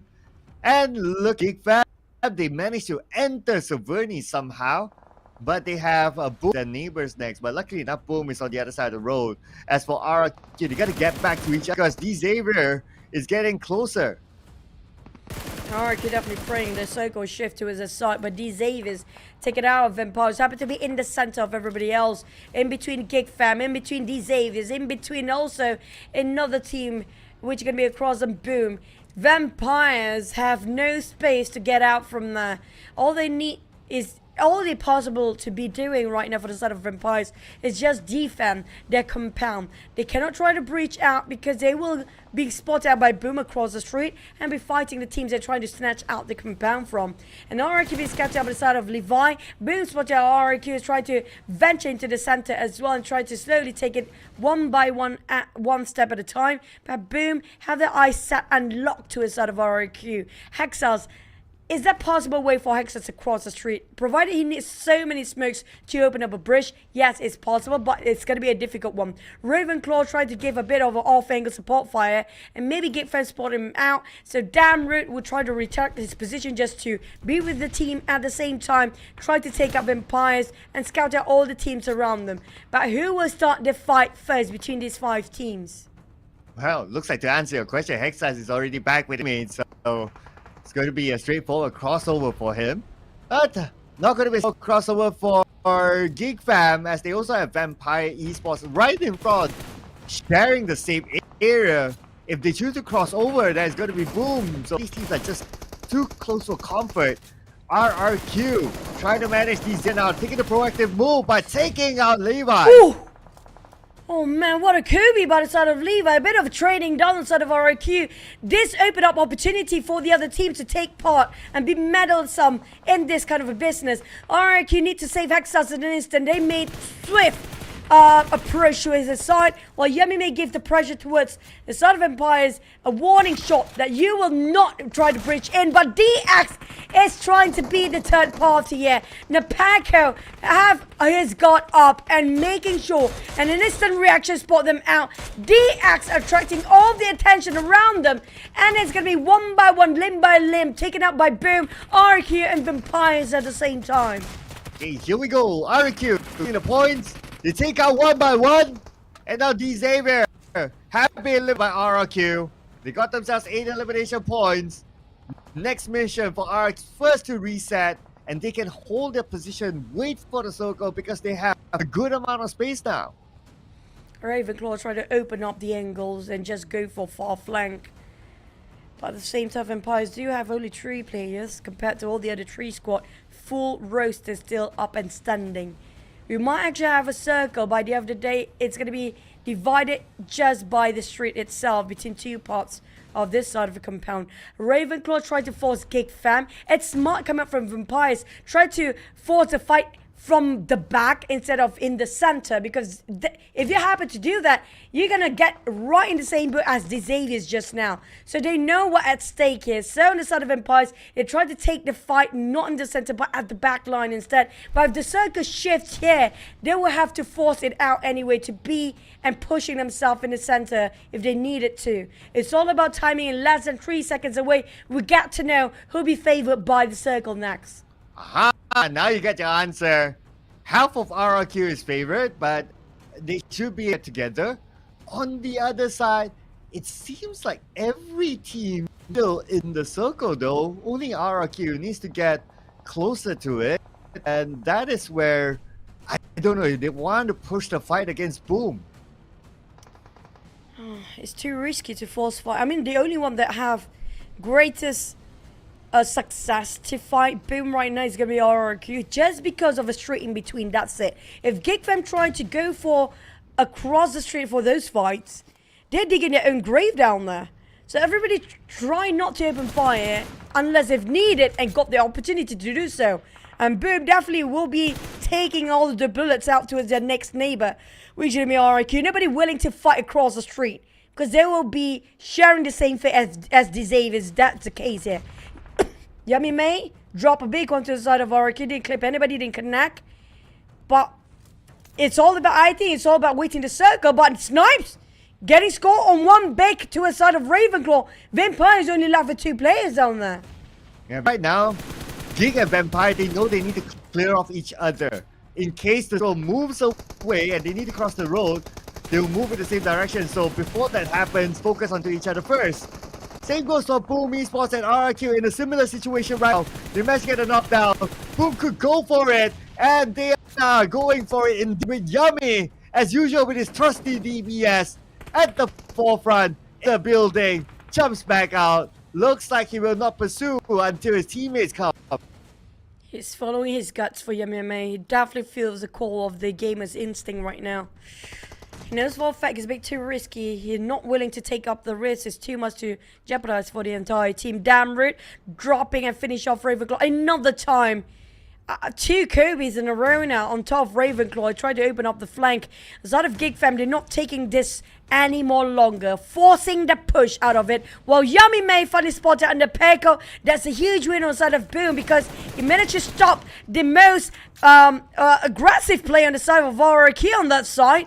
Down to only 2 of them. Seems like Vampires and RRQ sharing the same fate at this point. Yeah, and we're back on to GEEK and Vampire. And because they share the same fate, they have to win this fight against GEEK. But it seems like GEEK is winning so far. We only have Tony K and Ravenclaw, the last 2 members, happen to be on the outer circle. At the same time, Boom and RRQ still butting heads as Boom has down, and not only a knockdown, 10 elimination points in the hands of Boom. On the side of GEEK, they secure an 8 and still have a full score. They can score more than that if they keep this going. in Tina, GEEK, and Boom. They have to be extra careful. They all both try to eliminate their own respective neighbor. No mercy, have a glimpse to the side of Ravenclaw. And there's the perfect timing for GEEK fam to push in. But REGUM cannot go for the push. It's a bit too far due to the road. So the best one to actually steal this away is going to be GEEK fam's side. And inside of REGUM, they have to be aware they are not safe either. Because Boom is starting to closing in the gap. While the side of Tony K trying to finish off GEEK fam slowly but surely across the street. But it feels like it was winning here. It's going to be Boom. Nobody giving them enough attention for now. At this moment, I mean, they do have the numbers against RRQ. So RQ is the one going to play passive. But a Vampire, they don't have a choice. They're on the outside of the circle. They have to take this fight. And Tony K knocks down a beautiful gunplay in there from Tony K. But they're not out of it just yet. The member of GEEK on the other side that they need to deal with. Wow, Boom. Start to put that onto Vampire, Esports, and GEEK. Tony K is not out of the woods yet because the Blues will start to close in here. We've seen the best of Tony K. He can clutch it by himself. He made it almost happen before. Can he finally do it this time with 3 teams still in the top 4 here? They still got 6 eliminations in the back, and Tony K secures 5 out of those 6. He got some upgrade of loot, but he needs to jump out now, as the Blue will not be that forgiving this time, because it's the final stage that is. It's down to the Blue zone and down to the players, happen to be lucky or not to spot one out. Tony K cannot get out of it, but Mika still being boomed down by Yummy May. Beautiful loss from the other side of the road. Now Damer's gonna have a tough time. Yes, he has the smoke sieve, but it's gonna be kind of obvious for Boom where to point the crosshair. As Yummy still holding him back, and Damer pretty much have nowhere to go. Mercy knocked down as well. This is definitely going to be Boom's chicken unless Hexas can pull off a big clutch with his DBS. There's no time to watch this one out for a side of Boom. They need to revive the MMA. It's playing such a crucial role in this, especially with those DBS and the hand grenades. This is going to be his forte. They need Yummy May to jump back up his feet, but Pumbit slowly taken out of RRQ players, leaving only Hexas alone. While Razy, Boom, spotted out GEEK fam. Damroot is right beneath him. With that DBS, take a leap of faith. Going around the walls, he's shut down on GEEK fam. And Boom scores a Boom with a flawless run. Very finesse touch finishing when it comes to sort of Boom. Such finesse with a full squad. Survived till the end of it. Wow, Boom is back, ladies and gentlemen. Back with a boom, they say. And with this chicken dinner, early on they were like what? 2nd place? And now with this chicken dinner score, I mean, Boom.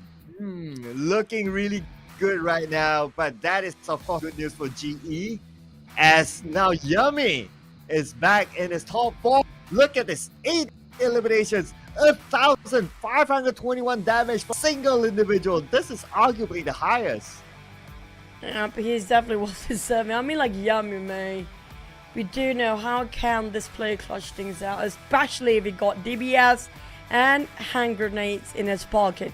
You don't want to approach this guy if he's still alive. When it comes to stage 9, he's still in the compound, he's still full HP, he got hand grenades and DBS. You don't want to fight this monster because he is a DBS god with 1,005 damage output deja by this particular player. And look, all add up. All 3 players damage this out is the same amount of damage, maybe even lesser than that, by Yummy alone. Yeah, I mean, it's almost double Razy. And that, of course, is justified by his elimination points. I mean, more than double, triple even, 8able, I don't know what they call it by the time, even as compared to one of his teammates. But with that, they managed to collect a lot of elimination points. Boom with the chicken dinner. Looking nice, and that decision to go from Milta straight into Severny was the right decision indeed. Now we can see the trend here. Even Boom is to play let's go as close as possible to the middle of the circle. I agree. I mean, when it comes to all Indonesian teams, especially BTR, PERSIJA, EVOS in week 2, and then coming up to RRQ and also Boom these days, all happen to be, if the circle is just so far away from us, the first thing we should find is the vehicle first and go straight into the center of the circle. They go straight up to Severny. Just hold on to Severny as much as possible. If they drop quite far from the rest of the teams up there, and they know for a fact it's about timing. Timing of rotation is the most crucial and the biggest factor in this sort of a circle and flight path all add up together. So if you didn't manage to squeeze, and we saw how many teams like Yoodo Alliance, example, and BN United, they were late into the Severny circle. Well, 5 teams already in there. It will not occupy more than 5 teams. It's not going to be enough. If you're late, there's no entry at all for those teams. Yeah, it's just unfortunate for them, but just by chance as well, they just went there and they were caught out. Right, for Boom entered Severny early. In fact, they were the earliest. So they got that big advantage. Even MORPH, I don't think they even managed to go to Severny just because of how the flight path is, but they made that decision and in there. They got themselves 40 elimination points with that chicken dinner, 24 points this time. But we got 5 teams who suffered without a single point, including previous chicken dinner winner, BN United. This due to 2 teams getting double digit and just bulldoze their way into the circle. XERXIA, Sam9, BN United, Team Secret, and MORPH. We saw how he ended up on top of MORPH. MORPH really tried to fight it through. They got a couple of knocks, but didn't actually manage to have it converted to their elimination points due to how they caught himself in the center of attention. Same goes for the side of BN United. XERXIA happened to be sharing the same fate. It's all the same sort of story for the teams that late into the circle. But so far, coming up from Boom, this is the Boom that we've been waiting for the past 2 weeks. Well, they even double BN United, RRQ, and GEEK Fam's points after 2 rounds. Amazing play from super consistent from them. But on the other hand, Team Secret still down there. Box Gaming even, not that many points collected. And Box Gaming is one of the teams who, if they want survival, they have to really be up there. And speaking of not just Box Gaming, right? I noticed all of the teams on the second page have a lot, well, not too much of a gap. But it's still early. I mean, it's still the second game of the day or the final weekend, first day, of course. But speaking of Team Secret and Box, especially Box, I mean, like, honestly, I don't expect them to catch up anymore. It's just too tall of an order for them. And all they need is just have those fighting spirit that they have, those fight in them. I just wish they have a boost of morale push in the very last minute in this Battle Royale game, because we do want to see at least they score a chicken. If they can score a chicken, even if they didn't make it for the grand finals, it's fine. At least you have some closure that, hey, we did score a chicken in PMSL. Yeah, it's, in other words, it's playing for pride, right? Get that one chicken dinner, and if they are truly fated to not go through the grand finals, by all means, get something. You're not that one lonely team who doesn't get anything. But we're going to get something from our host, Tash Bunny, which is an interview. Take it away.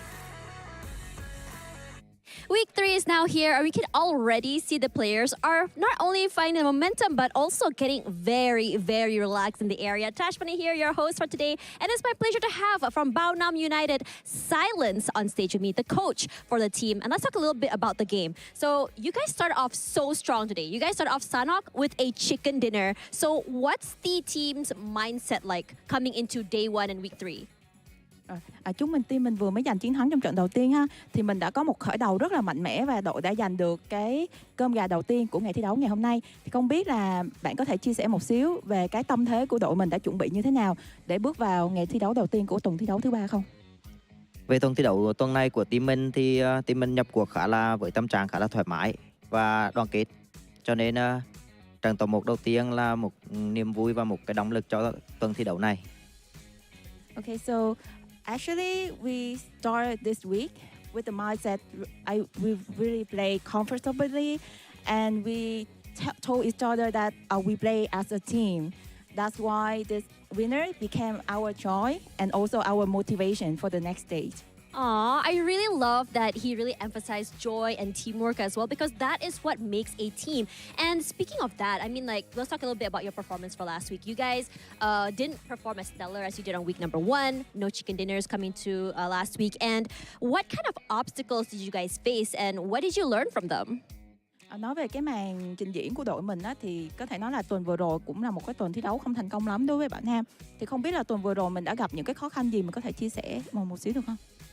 Về tuần thi đấu thứ hai của team mình thì team mình nhập cuộc khá là chậm chạp và phong độ của team mình không được tốt. Đi đôi với đó thì giao tiếp và teamwork của team khá là đi xuống, cho nên chúng mình đã không được kết quả tốt nhất trong tuần thi đấu vừa rồi. Okay, so last week was not really successful week for the team because we have few problems such as communication, teamwork, and we start the week not really fast, but overall we finally overcame it. They overcame, and I think they already answered on question number 1. Communication, teamwork is what made the dream work for them, and I think it's working off really good. And let's talk a little bit about Vietnam in general. You guys had a Vietnamese war in map number 1, where you guys, Bonham United as well as DX, were the top 2 surviving in Sanok. And before ultimately you guys took them down. So now let's talk a little bit about that. Do you guys think that you guys will be able to surpass them and take down the number 1 team in Vietnam, which is Xavier? Để nói về trận đấu đầu tiên á, thì đó là có thể nói là một trận đấu giữa các team Việt Nam với nhau, và cuối cùng thì đội Bảo Nam của mình đã đối đầu trực diện với lại team DX. Thì cuối cùng thì người giành chiến thắng là Bảo Nam. Thì không biết là Bảo Nam có đủ cái tự tin để giành được danh hiệu là đội tốt nhất của Việt Nam trong tuần thi đấu ngày hôm nay không? Về danh hiệu đội thi đấu tốt nhất trong tuần thi đấu này thì mình không dám chắc là chúng mình có thể làm được. Nhưng mình cũng mong tất cả các team Việt Nam của chúng mình có thể thi đấu tốt nhất trong giải đấu này. So we cannot say that I'm so sure that I will get the best Vietnamese team title for this week, but I really hope that not just us, but all the Vietnamese team can perform well in this week of the tournament. That is so understandable. Last time I interviewed Xavier, they also said a big, good luck to their brothers. But let's take it a little bit spicy. Let's take it a little bit hot here. Do you want to say anything to Xavier? Anything at all? Should they be careful about you guys, or are you going to wish them well? Không biết là mình có thể chia sẻ một số cái lời nhắn nhủ gì đó với team DX. Mình có thể nói là các bạn phải cẩn thận chúng tôi đấy, hoặc là mình có thể gửi lời chúc may mắn đến team DX không? Mình xin gửi lời đến team DX thì có thể thi đấu với một phong độ cao nhất và có thể đạt được thành tích tốt nhất có thể trong giải đấu này. Và đi đồng với đó thì mình cũng chúc team Box có thể thi đấu vượt khỏi phong độ của mình để có thể giành tấm vé đến final. Và mình mong muốn nhất đó là Việt Nam mình có 3 team vào thẳng vòng chung kết final. Okay, so for DX, I wish you the best of luck, and I wish you can play over yourself and get the best, all the things that you wanted. To Box Gaming Brothers, I really hope that we can see you guys in the final stage. I wish that you can play over your performance, and the most thing that I have in my mind right now that I really want to see 3 teams of Vietnam can be in the final stage. 3 Vietnamese teams in the final stage is what Silence wishes for. Let's see if that will be happening. So let's gonna pass it over to our casters. Let's see if Vietnam can make it up on top.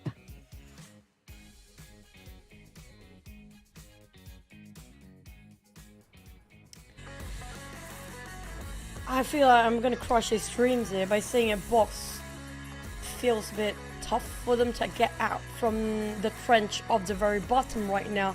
It's a bit extreme, don't you think, coming up from the Vietnam region, right? Teams on top is the Xaviers at number 1 of overall bonus ranking. And then we have the middle pack, Bonham United. And then you have among the lost. So it's like 3 different levels of Vietnam teams show off their capability down there. Well, my only takeaway from the interview is that when since said to Xavier says something like good luck and may all your wishes through. Yeah, something along the lines that reminded me of like a break story or something. I don't know. It feels like when you break up, say okay, good luck, may all your wishes come true. Bye. See you with never, something like that. But they're going to see each other in the grand finals, very likely. I thought the biggest breakout line was, "You're too good for me." That is. If anyone pulls that off, yeah, that will be epic. I want to see that. Now, just to make things a bit spicier, have anybody told you that, Cloud, in your life story? Yes. Oh, really? How many times? Let's see. That exact line at least once, or maybe twice. That. No way! Yeah. Your life. That's a very sad love story, by the way. I mean, that's BS, okay? But yeah, we talk about breakup, we talk about love story. It's gonna be the love story between the teams, and for our top performance down there, can they get the MVP of this season? We do have Yummy. Just now was just a magnificent, just astounding performance entirely. Tony K, as always, somebody that reliable to survive to the end, can clutch things out. But Razy and Yummy have to pair this up together. This is just greatest duo on the line of a boom. But GEEK fam squeeze in Sniper. Yeah, because he lasted the second longest. The longest was Damroot, as always. So they still managed to collect a good amount of points. Also by eliminating their close rivals in that fight. But it's now BN United and Boom. In case you just joined us, they got the chicken. Despite Boom only having one chicken dinner, but their performance is out great as well. They managed to get 10 points and this could have started second place in that match. You guys can secure yourself this exclusive skin with the PMSL Southeast Asia limited skin series, the Dream Chaser. The mask as well as the M16 up for grabs. And also we do have the Battle Royale of Dragon Ball Super mode available for you guys in the game right now. I'm not sure how long this will last, but we definitely waited longer than how much it would last. We do know that for a fact, over a year to wait it out, so you guys have to try it out. And also get yourself the ultimate set available. I'm not sure when this will end, but at least try to have that first draw at only 10 UC. I mean, at least just use that 10 UC for that first draw. If you didn't get it, it's fine. At least you tried. Yeah, that sounds like bombing, you know. If you don't get into the grand finals, at least you try. Sounds very familiar. You should try to get the chicken dinner, okay? Now we're like, what, 22 games for them before the week ends for them? So come on, Skibby. I don't know. I mean, I wish, okay, I need to find the word line in Vietnamese after this, just to, you know, try to send the message over. I mean, like, the only one that we know is Box Gaming Fighting, that's it. That we can actually try to boost up their morale for now. But Box just now, surprisingly, when I rethink about their dropping spot based on the flight power early on, they're one of the few teams that actually get into the circle early. So that was quite surprising coming from the side of Box, didn't try to push up north as fast as they can. And they caught up in a bit of an early skirmish against GE as well. Now, Box and GE, especially GE, have more to lose at this point here. They cannot afford to engage too many early skirmishes and unnecessary fight. They have to play it safe. And Boom actually know that for a fact. And that's how they be trying to, you know, resist the temptation to fight early on, but go really aggressive when it comes to the middle of the game itself. Yeah, that's the strat that has been working for. I believe this is now the trend with the Indonesian teams in general. The middle last week is where they start to shift to like, okay, we play as close as possible to the circle, so you don't need to manage the ping pong circle. That's why I can see a trend of like there are lesser teams starting to play by the edge of the circle. You still get a couple of them. Like Vampire is still going to stick with their gameplay. It looks like PB is doing as well. So you will still have that number, but in the middle, it starts to get crowded because that's how a lot of these teams are starting to play. And if we only take equation of, okay, Indonesian teams only, well, they make the majority of slots. I wouldn't say majority of slots, but they got the most slots inside of PMSL, which is 6 teams. So that's what make it look like a lot of teams are playing in the middle. That's kind of true. But at the same time, you talked about the Indonesian teams. The only one that actually did not squeeze up to the grand finals as confirmation yet is just going to be Boom right now. So it just shows even though they have the most slots out there, it's well deserving too, because right now, standing up in the top 10, I have to say, out of all the 6 teams, 4 of them on the top 10. Make it 5. of them actually on the top 10, or 4 of them for the South of Indonesian team. It just shows how strong this region is right now. Yeah, I don't think Indonesia has been a doubtful region when it comes to performance in PUBG Mobile. So 6 slots, yeah, definitely worth it for them. They are putting up a good performance. Even like MORPH GPX, yeah, so far this week not that hard, but they did show potential last week, and we're just 1 games into week number 3. So even MORPH GPX has a lot of opportunity to come back later on, and still very likely we'll see MORPH GPX into the grand finals too. So we will be heading into our next game, looking over at a few player shots that we can see. I don't see any changes yet, even for Yoodo Alliance. It's still sticking with Iftar. So yeah, Olio, Repo, as well as Luke's playing. And PBE, expect to see the same lineup throughout the week, because this is also preparation for them in the grand finals, because later on, Homeboy will not be playing. Together with his other teammate, will not be playing because they'll be going for a tournament in Romania. Oh yeah, that tournament.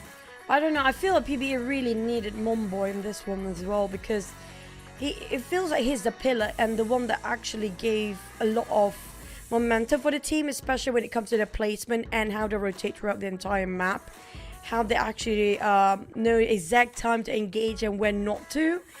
But when it comes to the second last wrangle of the day, we don't want to waste any more time. Let's head into it.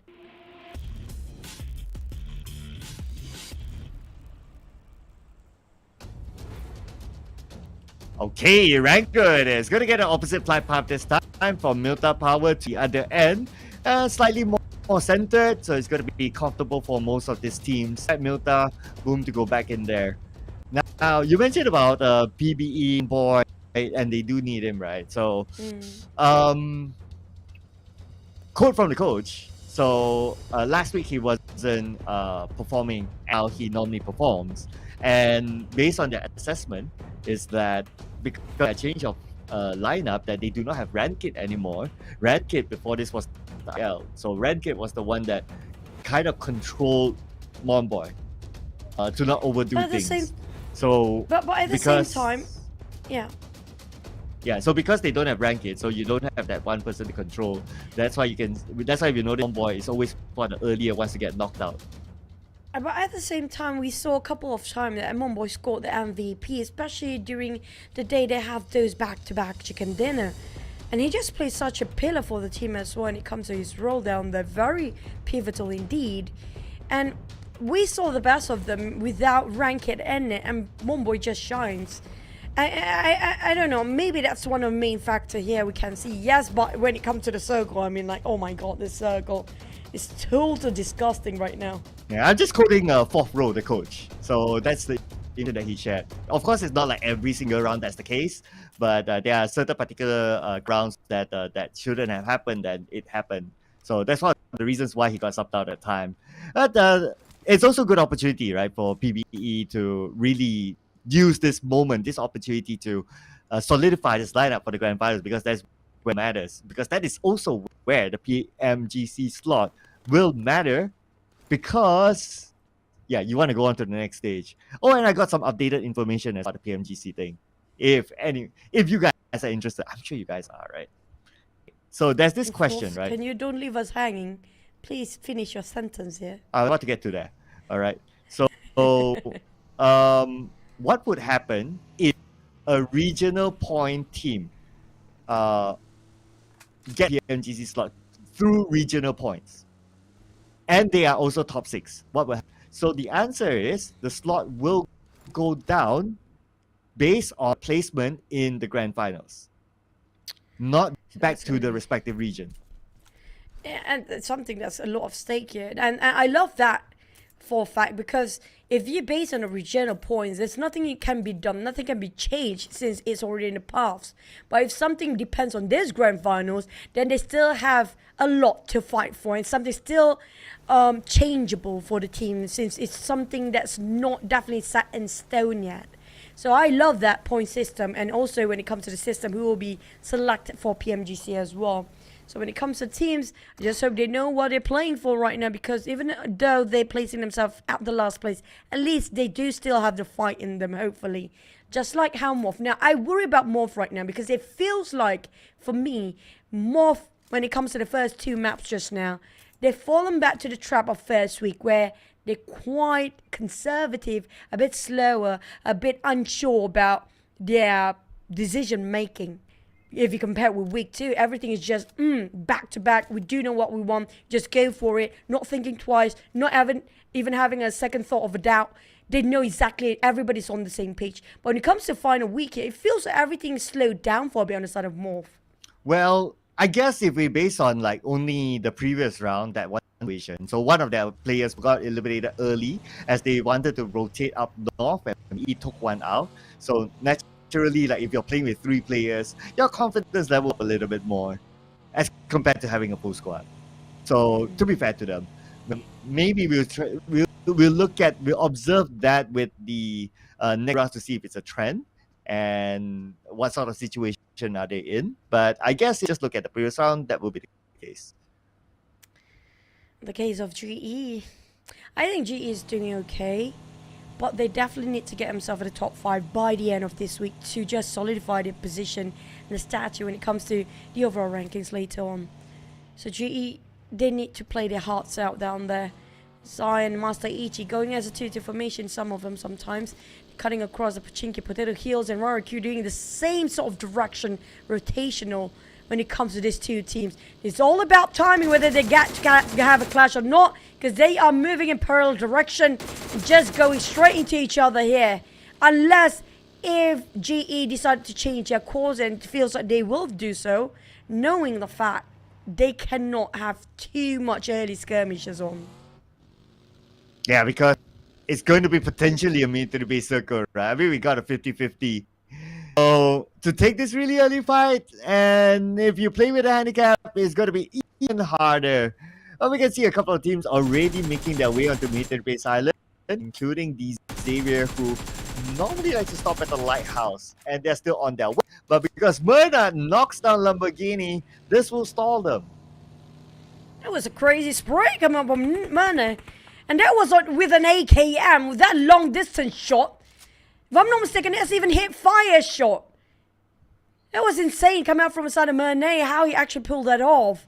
Stopping the Xaviers from the rotation. I kind of stuck in between. And DX being forced to part ways with Lamborghini. One of the most important player in that lineup. And this will come at a cost on the side of DX. Well, GE really needs the points. So whoever it is, whether it's the Xavier or not, they'll be happy to that point, because now the biggest comparison is going to be between them and Boom. At least the closest comparison, at least, unless we see the next team really falls in terms of performance. Looking at teams like DBD, which is not playing today, MORPH GPX, they're playing. So yeah, we got a few other comparisons close by as well. But that also means that they themselves will need to perform to be on top of those teams at the same time. So if they can pick up a point with the Xavier, where is Lamborghini, they say, I'll take anyone out now. Oh man. But the thing is, Cloud, it's not just today they have to perform. They have to perform 4 weeks in a row now for each of the teams, because they're going to play 4 days only. You don't know, one team will have a break each of the day, one group at least, 4 teams there is. But I do love the fact Vampires have Stone play this time. We haven't seen Stone for the entire week 2. Now, finally he is back. Can Vampires change their outcome and the results compared to week 2? Because week 2 was devastating for them. Yeah. Insider information, you'll probably see Stone a bit more off this week. So, yeah, Stone fans, you guys can be happy. For Sem9 fans, maybe not so. BN United always does this. This kind of role, they'll play the bridge camp, and they're going to do it again because he has reaped them rewards before this. So why not? If it's not broken, don't change it. That's why I guess BM9, they're kind of aware that BN United will repeat the same thing. So that's why they're crossing over just like that. But instead, the difference this time, BN United sending SOAS way out there. So SOAS got to be careful. If he gets knocked, that's pretty much it. Definitely that knows exactly there for so well. He's going to backtrack himself all the way. And that just hover his crosshair right on top of the circle will shift now. It's high chances it's going to be right on top of SMB. Unless it move up north, that's going to be a different story. But when it comes to making it even harder to decide, it decides to just split the map into two sides with the bridge in between. My God, this is going to be a difficult circle for the players. Yeah, this is where it gets iffy, right? So there was that one game that you were absent and Contra was casting. It looked like until all of a sudden it goes up to main peninsula. It got so many teams caught out, including like Boom, who made a long rotation for Pachinki. That was insane. And there's a possibility it will happen again. But now, Xavier, 3 players against RR, who has a full squad. Xavier starts to breach in here, trying to flush him out. PERSIJA down on the ground, RRQ fight back. Hexas on the second floor. Asar come out from the back line with a DP28. But Levi with an AKM go just straight up top. Finish off whoever's on the attic area. And DX winning over there. As we can see, the communication on DX seems a bit fluent this time. But RRQ, Nepeko cooking up the nade. Asar taking the front line. While the rest of Xavier trying to revive on PUBGM, but got finished off by Nepeko instead. They're down to 2. RQ left with a 3. Got another Nepeko. It's going to be 30% of HP left on the side. They're cooking up the nade, but open up his space for them to shoot him down. But Asar will try to give a support fire. The trio of RQ closing in. DX couldn't break through the formation of RQ. But they took out Hexas instead. One of the key players for RRQ. At least 1 point in hand, but it was just too bad that they lost Lamborghini, so they put them at the advantage against this fight. So 3v4, the likelihood of the win, and so it is. And RRQ will pick up that point. Happy to be at second place right now. PERSIJA EVOS stop fighting against GE. This is not great for GE. Cannot even afford to lose or make mistake in any map at all. There's just how much at stake on the side of GE. Barely getting to the grand finals at 17 spot with the first and second week accumulation points. On the side of PERSIJA EVOS, lucky for a GE. That's too far for the side of PERSIJA EVOS. They cannot push it in. All can do that coming out from PERSIJA EVOS is just giving those warning shots and just move away. That's it. Because it's not worth for them to invest their time and resources to push in that far from their distance. But Infinity, on the other hand, barely getting on top of the circle, right on the northern side, or which are going to be getting out of Pachinki. But we do have, I think it's going to be PBE on the other side, which can be right side of a map here. Will it just PBE or Box is there as well? Box taking all the way throughout Pachinki and go up north and just drop himself to his Infinity side. Interesting.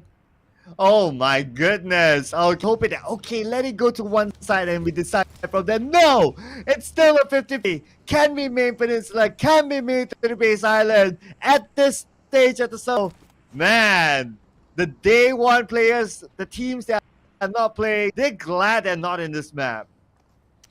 Oh, definitely. Especially that's going to be Group B, if I'm not mistaken. To see this difficult bridge circle, we might actually end it on top of bridge. I've been waiting for this for the longest time.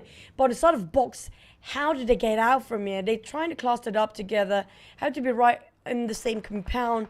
But if somebody were to push in there, there's going to be a problem for them. PBE got shot by Mika from afar, but Tom being knocked down, they're fighting back. The counter fires is here. But PERSIJA EVOS happen to be meddling in between as a third party, taking on the flank side, shooting from off angle. And Sun9, they are quite confused right now whether to fight the other side or this side or a different angle entirely. They push all the way towards the outside of a circle, try to finish off PBI-2R first, while Cool and Rage on the different angle entirely. There's nobody to save H2R at this point.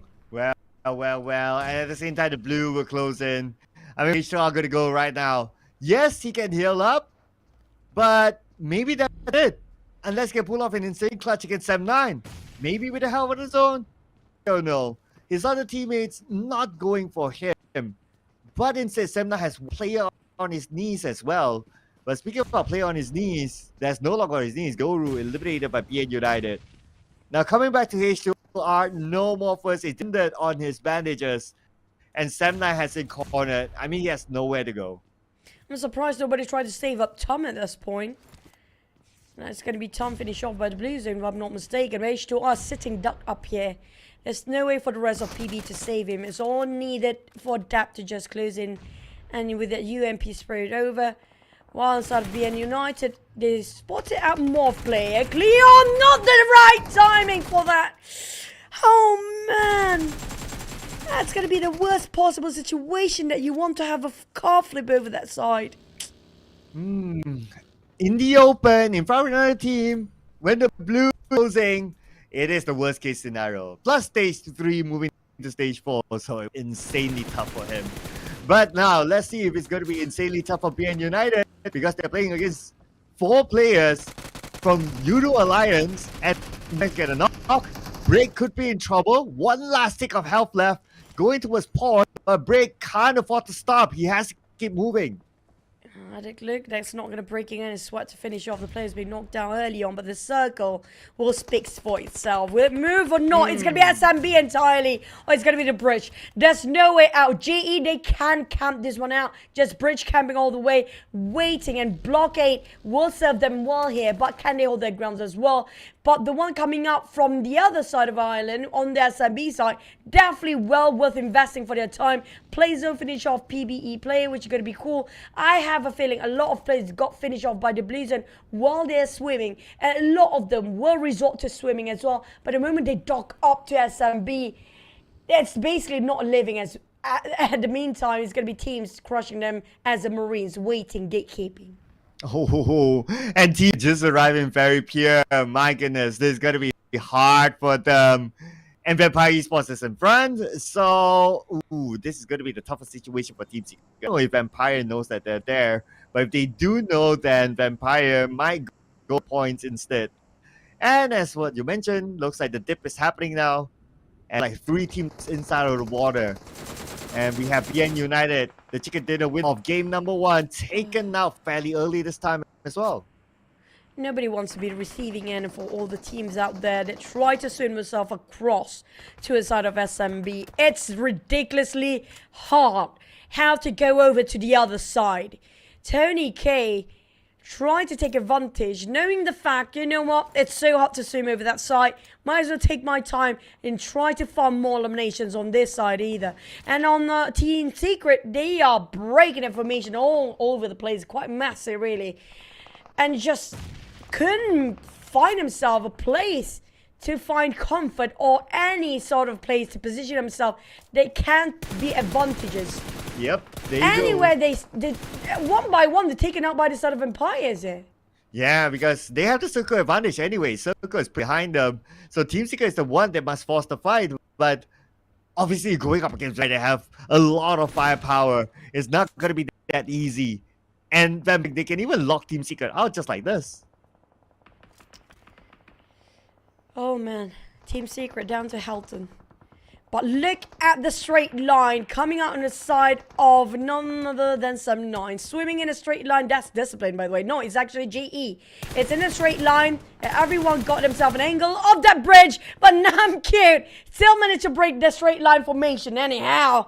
With that kind of a distance, that spray there was remarkable coming out from Box Gaming. But 2 players down, Gose and Kwang would need the help of his teammate to pick them back up. But XERXIA start to get into SMB. They got to those elevations first. They know what's most important. Just like how Boomy is actually placing himself quite early on, Pombe is the one being responsible to guard over this angle against the entire team of XERXIA. Yeah, XERXIA playing by the edge of the circle. Boom is the closest team. But Boom got the numbers unless Earth can get a knock onto Put. But not yet. Pombe managed to get into the warehouse, so he's okay for now. He will have time to reset as he go back onto the other side of the bridge. The crucial part in this so the Infinity GE and Box Gaming together. Armstar, you have to stand now, Armstar. The Blues start to close in. It's going to be stage 4. It's going to be painful. It's burning all the teams alive here. Infinity Lobby Axe cooking up the nade, hoping to take GE out of the equation here. GE stand strong with their decision making to be on top of this bridge. But slowly, too many teams are desperate to take them out because they need to cross over. And on the side of GE, they're losing more men than they hope for here. Box on the other side and Infinity right across them. And Namq spotted out a leeway and a loophole on top of that bridge. Now that's going to be leaving out GE on all three players left with PERSIJA, EVOS, and also I think that's going to be 7-9 players swimming just, sorry, PERSIJA, EVOS, and yeah, it's probably 7-9 swimming just next to each other. Well, GE just taking their greatest time to hold this ground and just gatekeep all the teams from crossing the bridge. But one by one, is going to be taken out by the teams across the other side as well. As Lane secure another, but they left with only 2 players left. GE's got quite a number of elimination on top of the bridge, but Box really want to challenge them head on. Yeah, GE already got 3 eliminations. And they can still cross. Okay. Play the gatekeeper role, they say. GE still has 3, so it should be okay for them to gatekeep other teams. But they gotta be careful of their behind in case the teams inside of military base can shoot them down. So gotta take care of that. Make sure it's covered enough. Got range, misery, and depth still in the water. Vampire Esports on the bridge.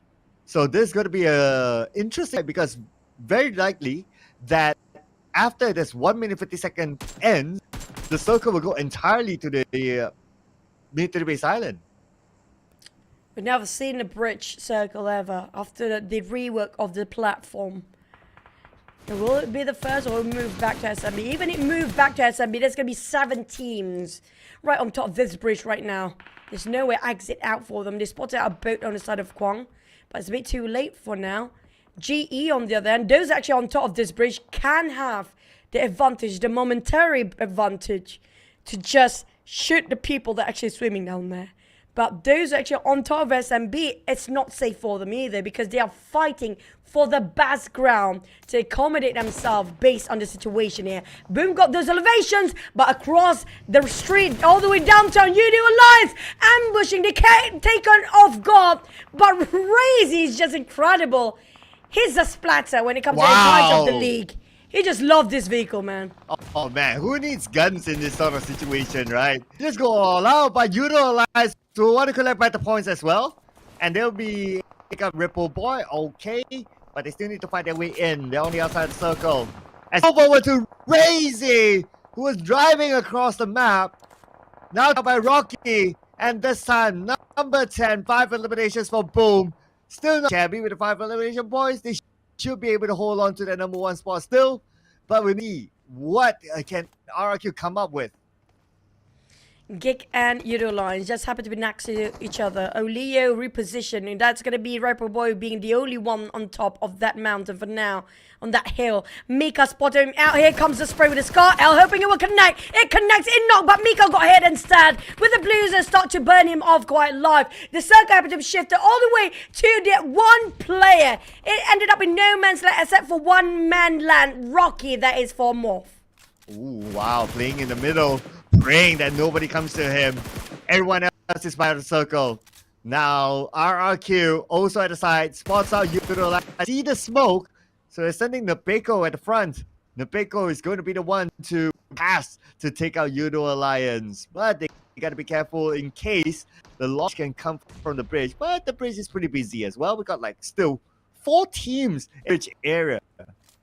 But the bridge have to reconsider about their time here, which they don't have. Less than 10 seconds. All the teams on top of this bridge will die eventually due to the stage 6 and 7. It will be tremendously painful for them to go against the blue, which they can't even shoot against. RRQ and Nepeko taking the front line as per usual, taking the into his side for the entirety of Yoodo Alliance remaining. There's going to be 3 players across them. But at the same time, nobody tried to check this corner. But I think Oli got a bit of a hunch about what's happening here. He tossed over that grenade, but didn't actually connect to his side of Nepeko. Look at the angles of RRQ. How confident can they be when it comes to their firepower individual skills? They're so separated apart. Yeah, and they even send Nepeko alone Yoodo Alliance. That is confidence we're talking about. The risk, of course, if he gets, that's pretty much it. A smoke buying time. So both teams not really engaging with each other yet, but RRQ, like what you said, this kind of opening, this kind of off angle that they have, if they can get 1 knock, then Nepeko can do wonders. The best part is that they probably don't know that Nepeko is there. Oh, they know now. I mean, like, I'm not sure which of the RQ got knocked down instead. I think it's going to be on top of a bridge. And Nepeko definitely not being spotted out just now. And he just trying to wait for the perfect timing. The thing about Nepeko, yes, he can see a bit reckless sometimes without any covers, just take the fight straight head on. But this guy is actually a genius. He calculated everything, every single detail, very meticulous about his timing to open fires towards his enemy. But instead of GE, this is 10 eliminations right on top of the bridge. And we mentioned it before, they can just farm it up, even though they're going to be tough for them to get into the circle later. But on the side of Yoodo Alliance, all backs onto the side of Beko. He's ready to go too. He wipes off the entirety of Yoodo Alliance. They are out by the hands of Nepeko.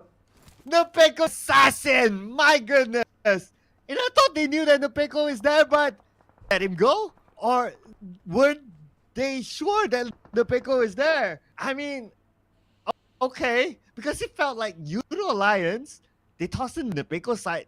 It looked like they knew that he was there, but okay, I'm sure why they let go of Nepeko if they do.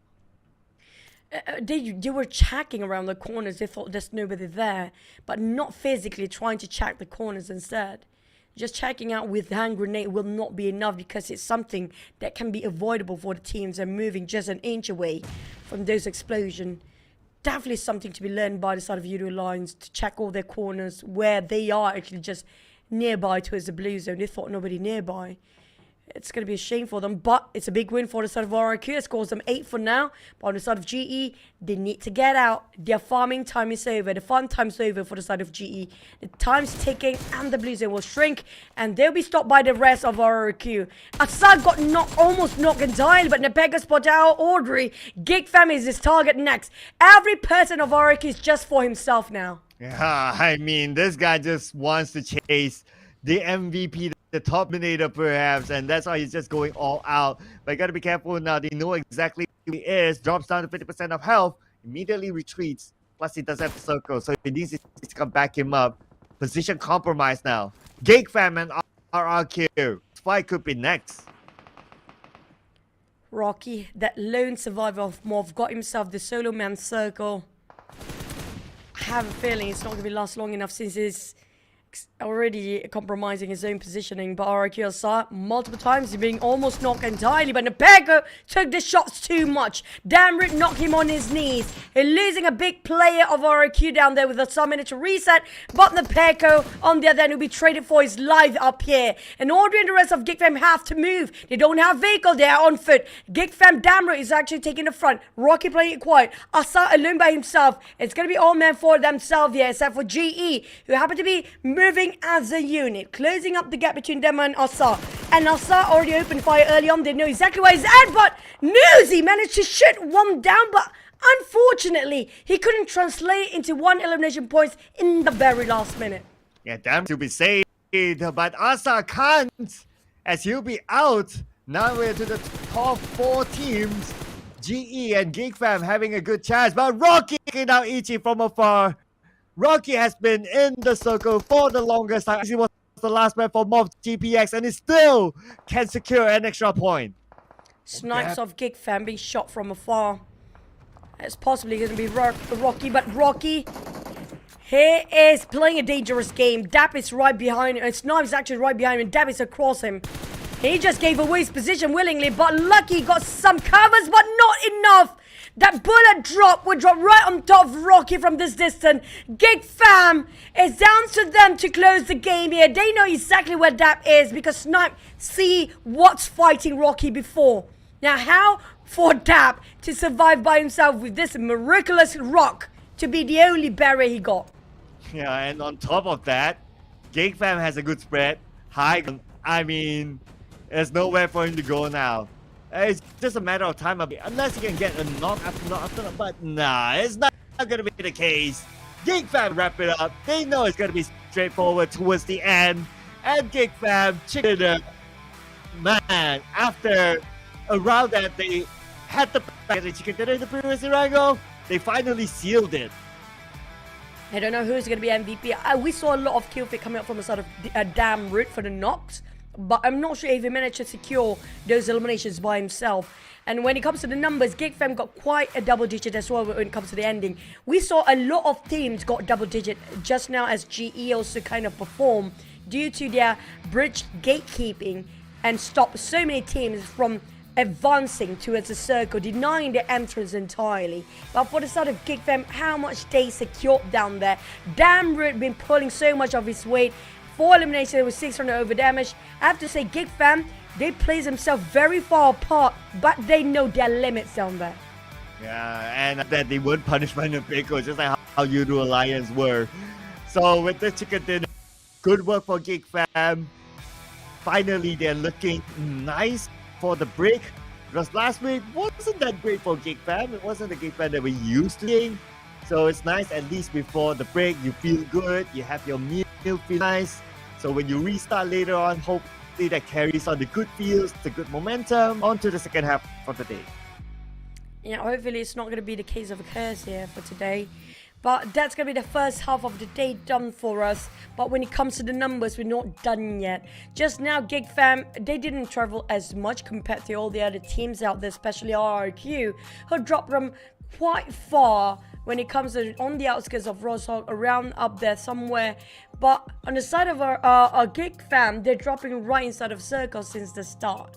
Around the Ferry Pier, around Primorphs, around there somewhere. So they don't really need to, you know, go away so much. But lucky for GEEK Fam, they crossed the bridge early on. They put the bet on, you know what, I feel like it's going to be SMB circle, entirely SMB circle. They took the shot. GE, they played very smart this time. I love how they played. In RRQ, I mean, you can see individual skills play at its best coming out inside of RRQ. Yeah, one thing that gives GE the advantage is because they took the lighthouse first before DZV, who normally like to take the lighthouse. So that lighthouse gave them the advantage of pushing back teams. When during the circle, that's one. And when the circle starts to shift slowly, they are one of the first teams to get at the bridge. Circle is always behind them, and they are the ones who gatekeep the other teams from past the bridge from there. Now, Boom is the best example of trying to push it too much. You know, you bit more than you can chew on the side of Boom. Their placement is not that bad, but yeah, the circle moves away, but this is actually them winning. They don't have to actually cross the limit, over the limit down there. And we do know Racing actually got a bit clutch with those vehicles, but the moment they overextend those recklessness, where they try to drive in the middle of nowhere and just try to squeeze themselves in the last minute, that's where the entire team went down. Yes, that's what you get when you're like, yeah, we will still be at #1 after this. Yeah, so got a little bit confident, got a little bit naughty there, but still they got 5 points. It's okay. They should still maintain that #1 spot. But yeah, they should still maintain the #1 spot. But we'll have a confirmation later on anyway. The other end of this chart, Team Secret, another round, 0 for them. This is really going nowhere for Team Secret. And also alarming for Infinity now. So many times we haven't seen them score as much. Because last time we saw Infinity also scored a 0 for the side of Team Secret. I feel like they need to have a bit of a fight down there. I mean, for Infinity, they score only 1 point across 3 maps. Which slightly just better. Team Secret just 2 points. If you compare with Box, at least they still have a bit of a fight. But GEEK Fam, Boom, and REQ, GE start to push the numbers. Now GE have to maintain in order to be in the grand finals for the entire week in the top 5 if they want to make it. Yeah, ideally catch a Boom, but a lot more games to go. Now the point difference is 12 points difference with Boom, so 1 point change everything, although we are still very early in the week, so all the points are really close. Just 1 round can change a lot still at this stage.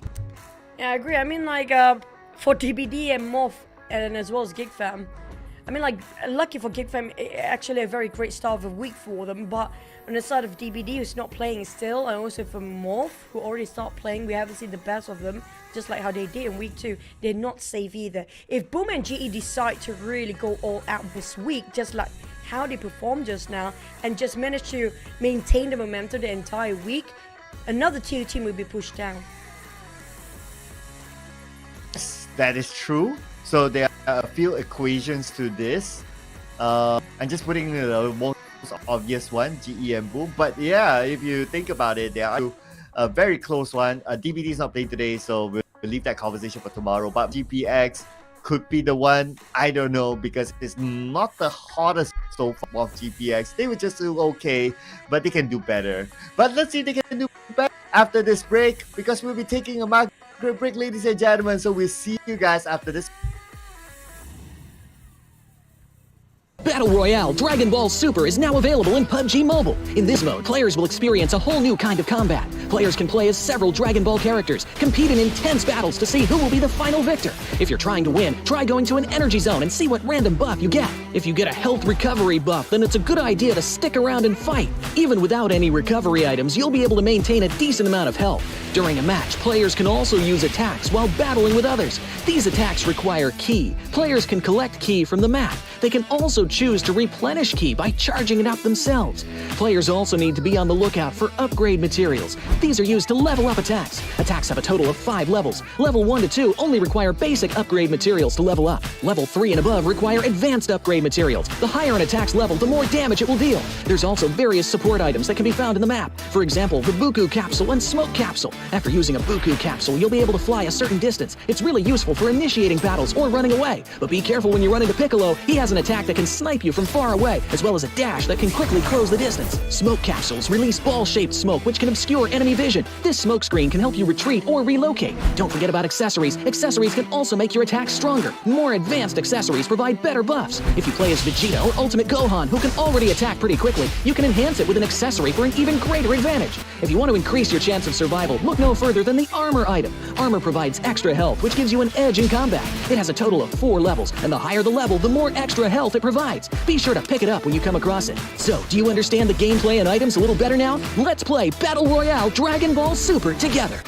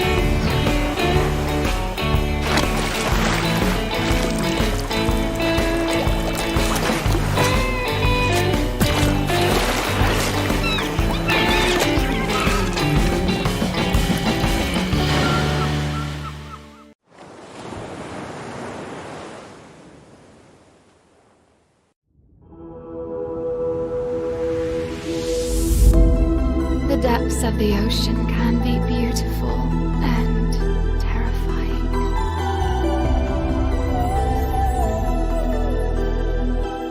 We all have a dark side, that's always a part of us. But we can control it.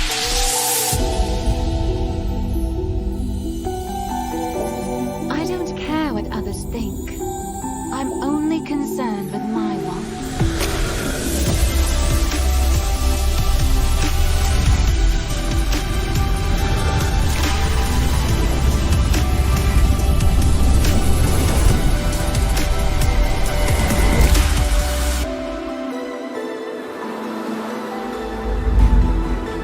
The weak are always eliminated. Only the strong can survive.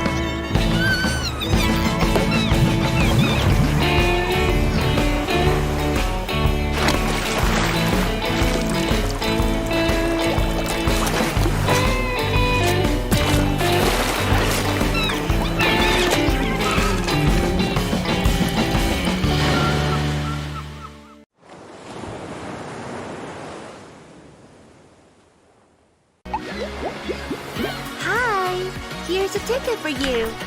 Join the airdrop carnival with Alan Walker. Grab the airdrop crate and head out together.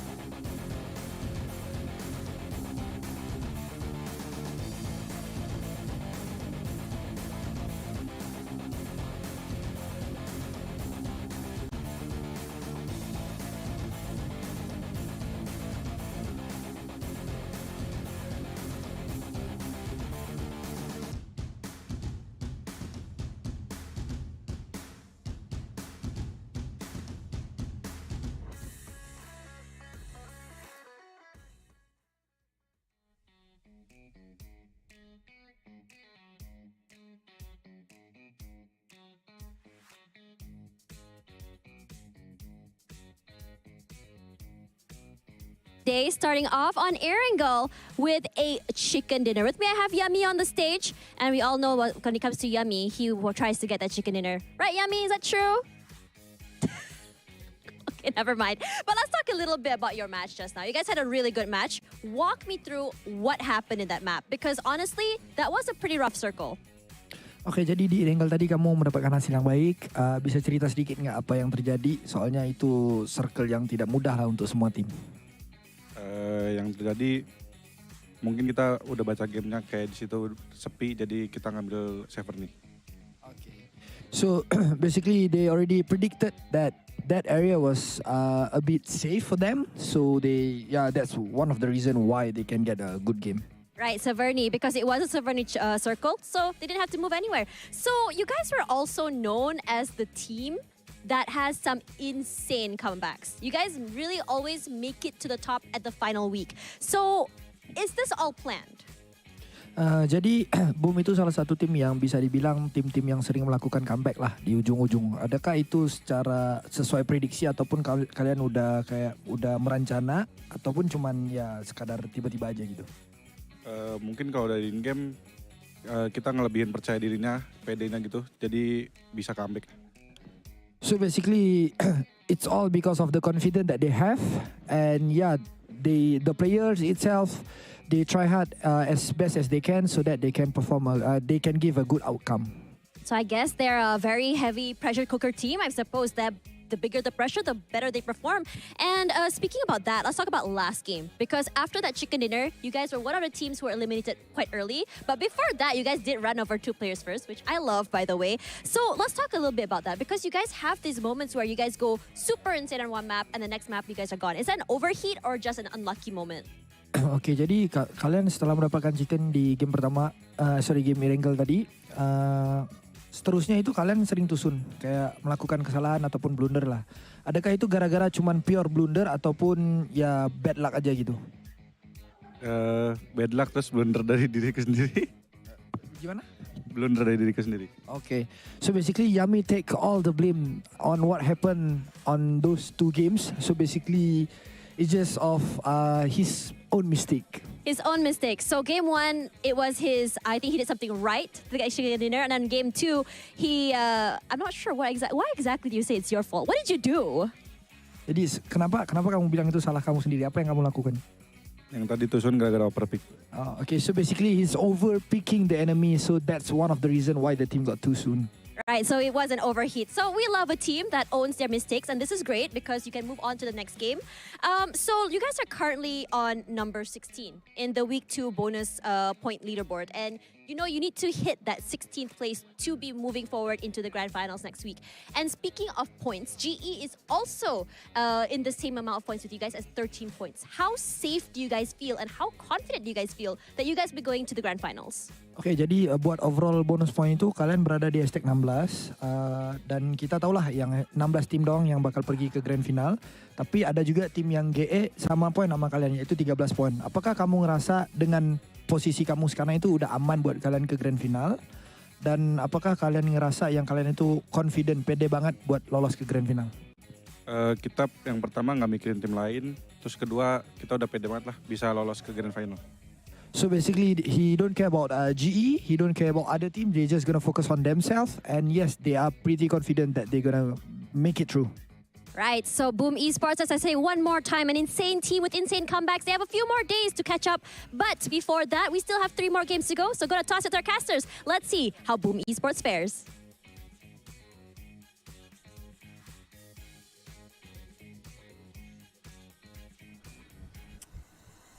Thank you so much, Tash, our lady in white dress, and also Jung's our translator. Definitely Yummy May when it comes to Boom's player to speak out what happened really for the teams. It feels like he owned his mistake, and definitely kind of obvious because they were extended over the fight, which is unnecessary. But speaking of which, they're definitely not how do I say this? Not worry about not getting to the grand finals. I love that confidence.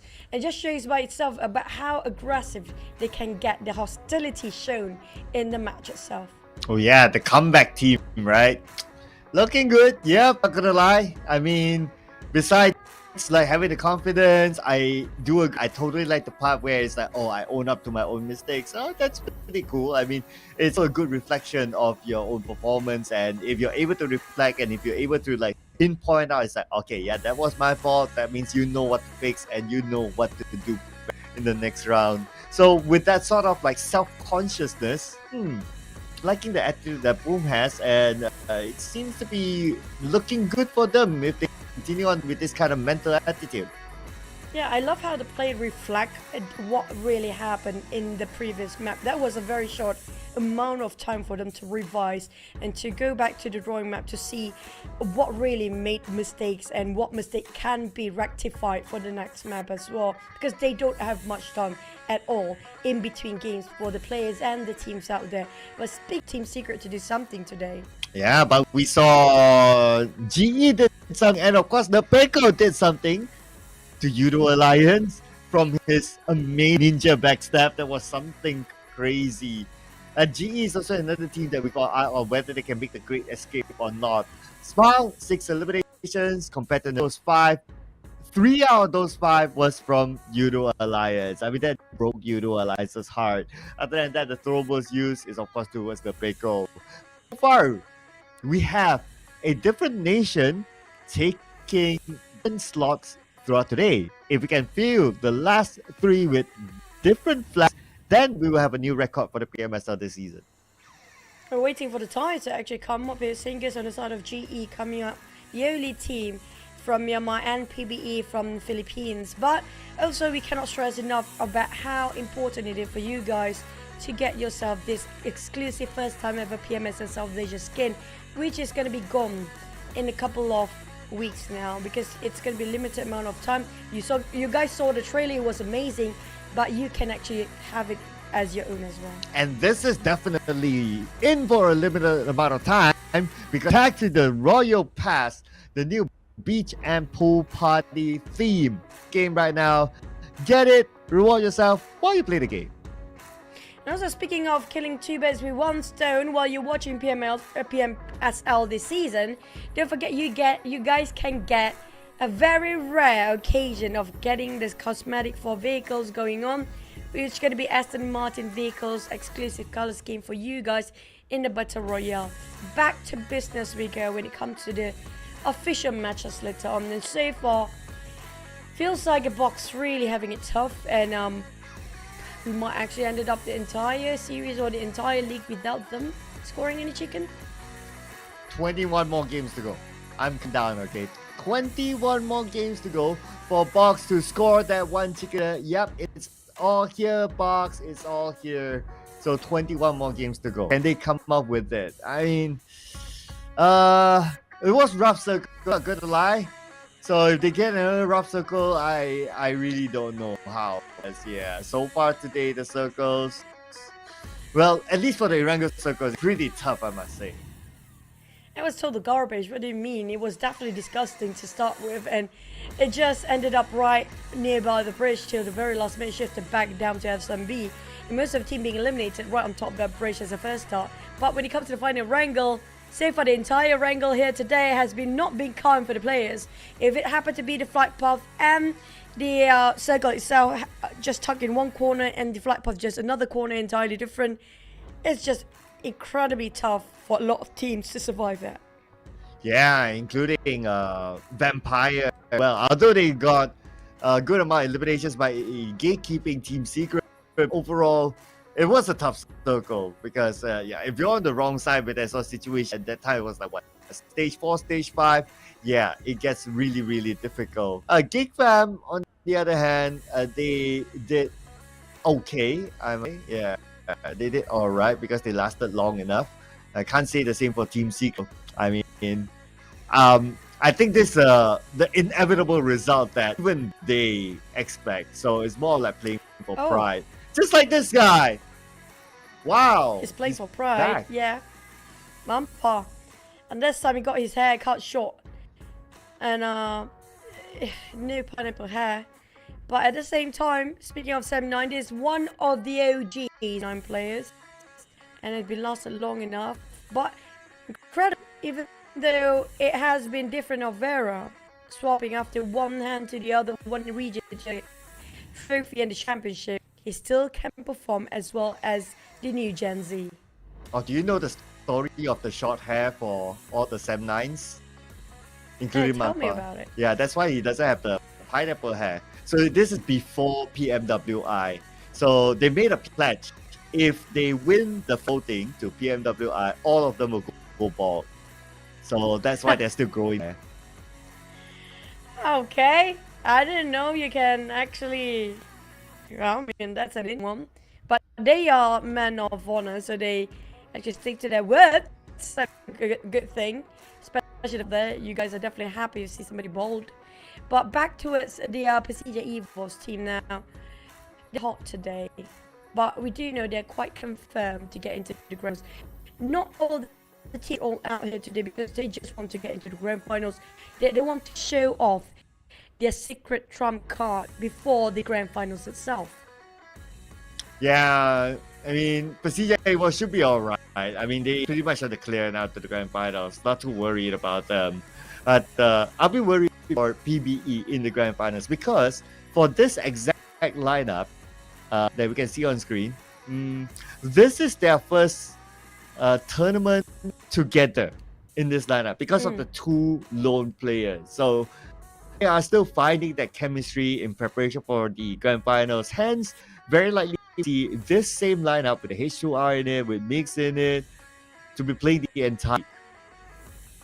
I just wish they can find their footings early on before heading to grand finals. They find themselves the perfect formulation when it comes to working as an entire unit. Just making sure everything can communicate.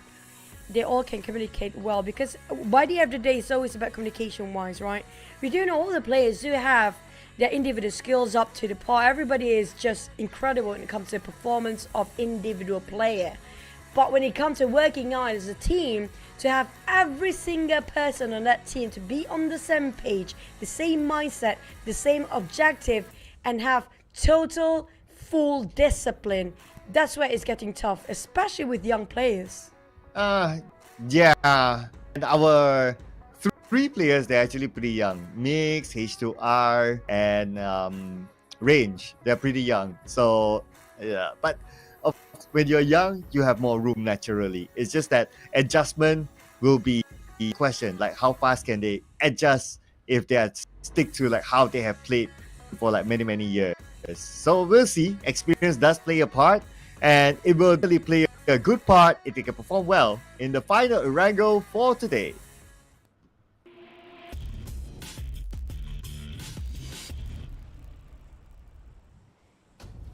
Back here, like the flight path is going to be beautiful this time, gorgeous, feels like it, and just split the map into two sides here, but it's all down to the circle. I have a feeling, due to how hard it was, maybe it's just disguising blessing for the past two games and make it even three because of the Sunhawk map even.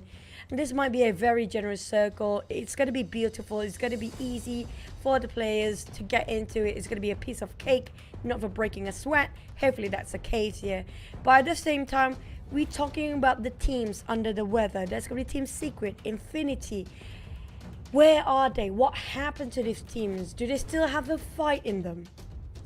Well, considering that it was a mini circle, but the Infinity still got eliminated early, that was quite a missed opportunity for them, I must say.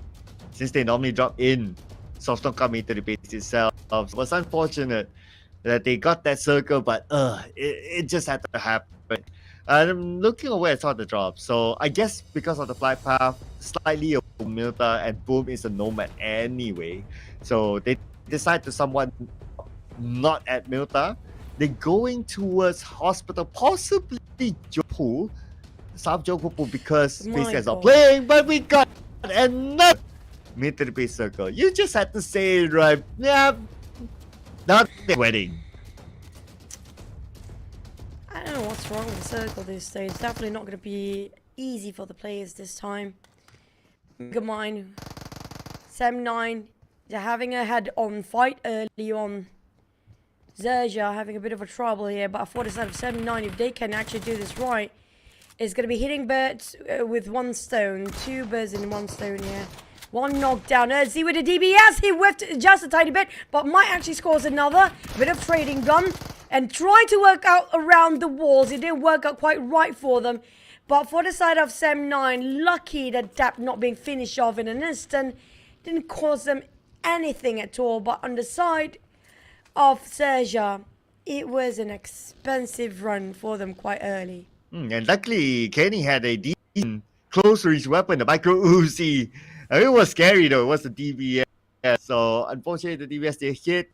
The micro Uzi was a good counter at that with a high firing rate. So he won the fight instead. So yeah, M9, great defense, but too bad for XERXIA, a team that supposedly has a lot of power shown in week number 1. Again, this round, they're going to start off playing as a duo. And if you play as a duo, it's really, really hard to score big. Oh, that kind of remind me. Some teams back in the days, they do actually perform better as a duo. Forgot which team was it. One of it was actually REGUM Athena. That was ancient times. But there's another team that kind of performed pretty well when it comes to duo. I forgot which was it. But on the side of the Xaviers, they are doing. We can say they're quite comfortable with the position right now. They are the number 1 when it comes to the overall bonus standing points. They don't want to just show off their grand final strategy early on. But on the side of XERXIA, oh man, this basically added insult to the wound for their side. After one to the other, it's going to be BIGETRON United just going to gatekeep this side. It's been a while we saw somebody actually use VSS, by the way. Yeah, because of the bullet drop. So it's the bullet, also the damage is kind of low. So it's very hard to secure elimination points. That's why VSS is longer the popular weapon. Ever since Mud made it really popular back then. I think it was like season 1 or season 2. But after that, it's like, for the most part, VSS is not that popular because of that same reason. But I was kind of surprised that XERXIA really went to the right bridge, zoom in just like that. Because we about it many times, right? Like BN United will repeat the same thing. This circle, they will surely bridge camp like that. I guess XERXIA, probably they forgot. Somebody have to do their homework by now. They still have a lot of days here. Hopefully they will try to rectify that mistake. But PERSIJA EVOS, we do know your sniper and are always crowded. But this is not where we want it to see crowded right now, because SMB is going to be their circle. This circle they will be aiming for. We talked about Boom early on. Example, even the teams that actually try to transition themselves towards SMB, when they actually get into it early, got themselves an early entry, they will survive longer. And that kind of apparent and obvious at this point. If you're late, there's no way in. We had it just now. It will be repeated itself if the players and teams do not understand how much and how significant it is to get in early. Some teams even, resort to swimming over that site, regardless of how they know it's going to be tough for them to visualize any boat and try to go past the bridges. There will be a couple of teams gatekeeping that site, including BIGETRON United. But like for Team Secret, they land themselves all ashore and all well and live with more than a couple of boats. Yeah, I'm sure all the teams would have the same thinking of like, okay, it would be nice to be a military base, but sometimes it really depends on the drop spot. Like for Yoodo Alliance, they drop at farm so they can quickly swim across. Team Secret, they're at Primos and take the boat from Primos straight in. GEEK fam from Ferry Pier, also pretty same theory. So that's why these teams, we can see them coming in faster as compared to up north like MORPH GPX, like PBE. They would have no choice but to come in at a later timing. So it's really up to them to really manage on how to come in, knowing that the fact that they cannot beat the timing of these teams who drop closer to military base. Yeah, I mean, like, it's pretty smart and intelligent coming up from the side of Team Secret, knowing the fact boat around the island is quite scarce. So if you actually get more than one of it, try to snatch it away as much as possible by denying the other teams to find them. And that makes sure that the rotation is quite late. But speaking of Team Secret, I just praise them. But But the moment they step into this a bit too late now as Infinity, this is their island to start with. This is their usual drop spot, their initial drop spot. So it's definitely them already guarding over this side. You cannot go in there just running blindly straight, knowing the fact there will be a couple of teams already in SMB in the first place. And without any cautious and alertness of your surrounding, you definitely be taken down easily by these teams. Oh, but is it going to be as easy? Because like if it looks mini-map, right, we got like 3 teams close by each other. Pretty open for them, but not good for Team Secret. Okay, already one down. That's going to be Zral. And Rai is in trouble. Lobby will be happy to take the point out of Zral. Team Secret, a dire position. Helton on his knees as well. So Team Secret only has one active player left. And that's going to be Raizai. In the smoke, in the middle of 2 other teams, in the open. The longest that he can last if when the smoke dissipates. And does, then pretty much it for him. It just shows a big difference between GEEK and Team Secret here. I'm sorry to compare, but you can see how slow GEEK tried to entry in, even though they docked themselves quite early on, because they know for a fact they're not alone up here. And instead of Team Secret, the moment they step out from the boat, they just willingly, blindly just go straight down there. Instead of GEEK, they heard the gunshots early on. That's actually a very good excuse for them to pull them back for a bit, because Team Secret being shot down before, but there, there's going to be DP28 with 4x scope, but it's difficult to control, trust me. We managed to score 1 anyway, but they cannot close things off because of how far damn ripped from the rest of them. But the circle happened to be shrinking onto the left side of SMB, which is going to be really Infinities all day long. Now, it's theirs to take, but can they really defend this circle? Yeah, speaking about the circle, at least now by stage 2, we know 100% for sure it's on the base island. No more 50-50 like earlier on. This is good, supposed to be a good advantage for the Infinity, since military base island is their drop spot. They should know this area, this map, this part of the map, like the back of their head. And they need to take advantage of it. Hopefully it doesn't become like the previous round's case, whereby they still got eliminated early. Persian. I'm not sure where all the other DZs. Apparently they're not around, but right on top of the vehicles. But at least they just managed to get themselves squeezed into SMB unscathed. But XERXIA, for the side of RNJ here, have to fight everything by himself. It's gonna be him trying to just defend this and survive as long as possible. Just tough, especially with all the teams coming into this. Some teams are taking quite a number of blue zones here. We're talking about 5 teams in total. I mean, like, MORPH do have a good excuse for that. They are the furthest away from the blue zone early on, coming out of Roshawk. But they need to leave now. The moment they try to get out of the blue, the stage 3 will hit.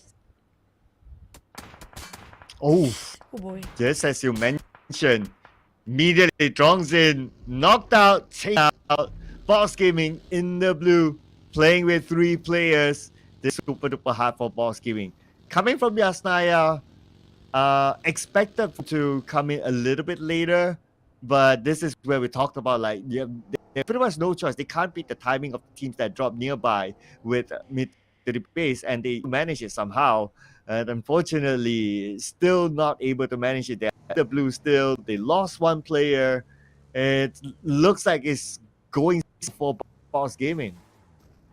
Now, Baronam United are actually guarding over the right side of a bridge. If I'm not mistaken, last time we saw GE, they're guarding over the left side of a bridge. But lucky for the side of D Xaviers, they're squeezing into it the very last minute before GE starts to gatekeep over that side. But GE is quite spread out. I'm not sure where they're at. But for the side of RRQ, I mean, are they still swimming? Kind of that, I guess, until we see the map, which hopefully soon, since we should see the transition of the circle, likely to be on the left. Yeah, there you go. They're swimming. Yeah, they are on the right, so pretty much good luck there. Unless they can dock them quick, get a vehicle, heal up, then they might be fine. But if they're still in the water, they're pretty much gone. It's really garbage circle for a lot of teams down there. PERSIJA EVOS spotted out 7-9 on the ground. Can he actually go and save Tom? Lucky for them, PERSIJA EVOS didn't actually try to push it out. But for the entirety of PERSIJA EVOS to be one vehicle in one particular vehicle, that's a dangerous game they're playing. Hopefully everything goes well for them. But Tom, unfortunately, cannot be saved by Kenny. PB happened to be lurking around as well, just crossing towards his side. A lot of team resorting to swimming by the end of the day, including Boom, just for the sake of survival. They're down to the last straw, resorting to Des. But BN United, Pombit, still managed to toss another one out back. A bit of 1-to-1 trade. He managed to find himself some land in between those rocks. And Boom, one more to go for BN United. Soas gets into the water. Okay, it's going to be the target right now. They just need to find exactly where Soas. They have an idea now. They see him. Razy being shot at. They will go in. They should be able to finish out the job. And that is Boom winning the fight against PN United. Another fairly elimination.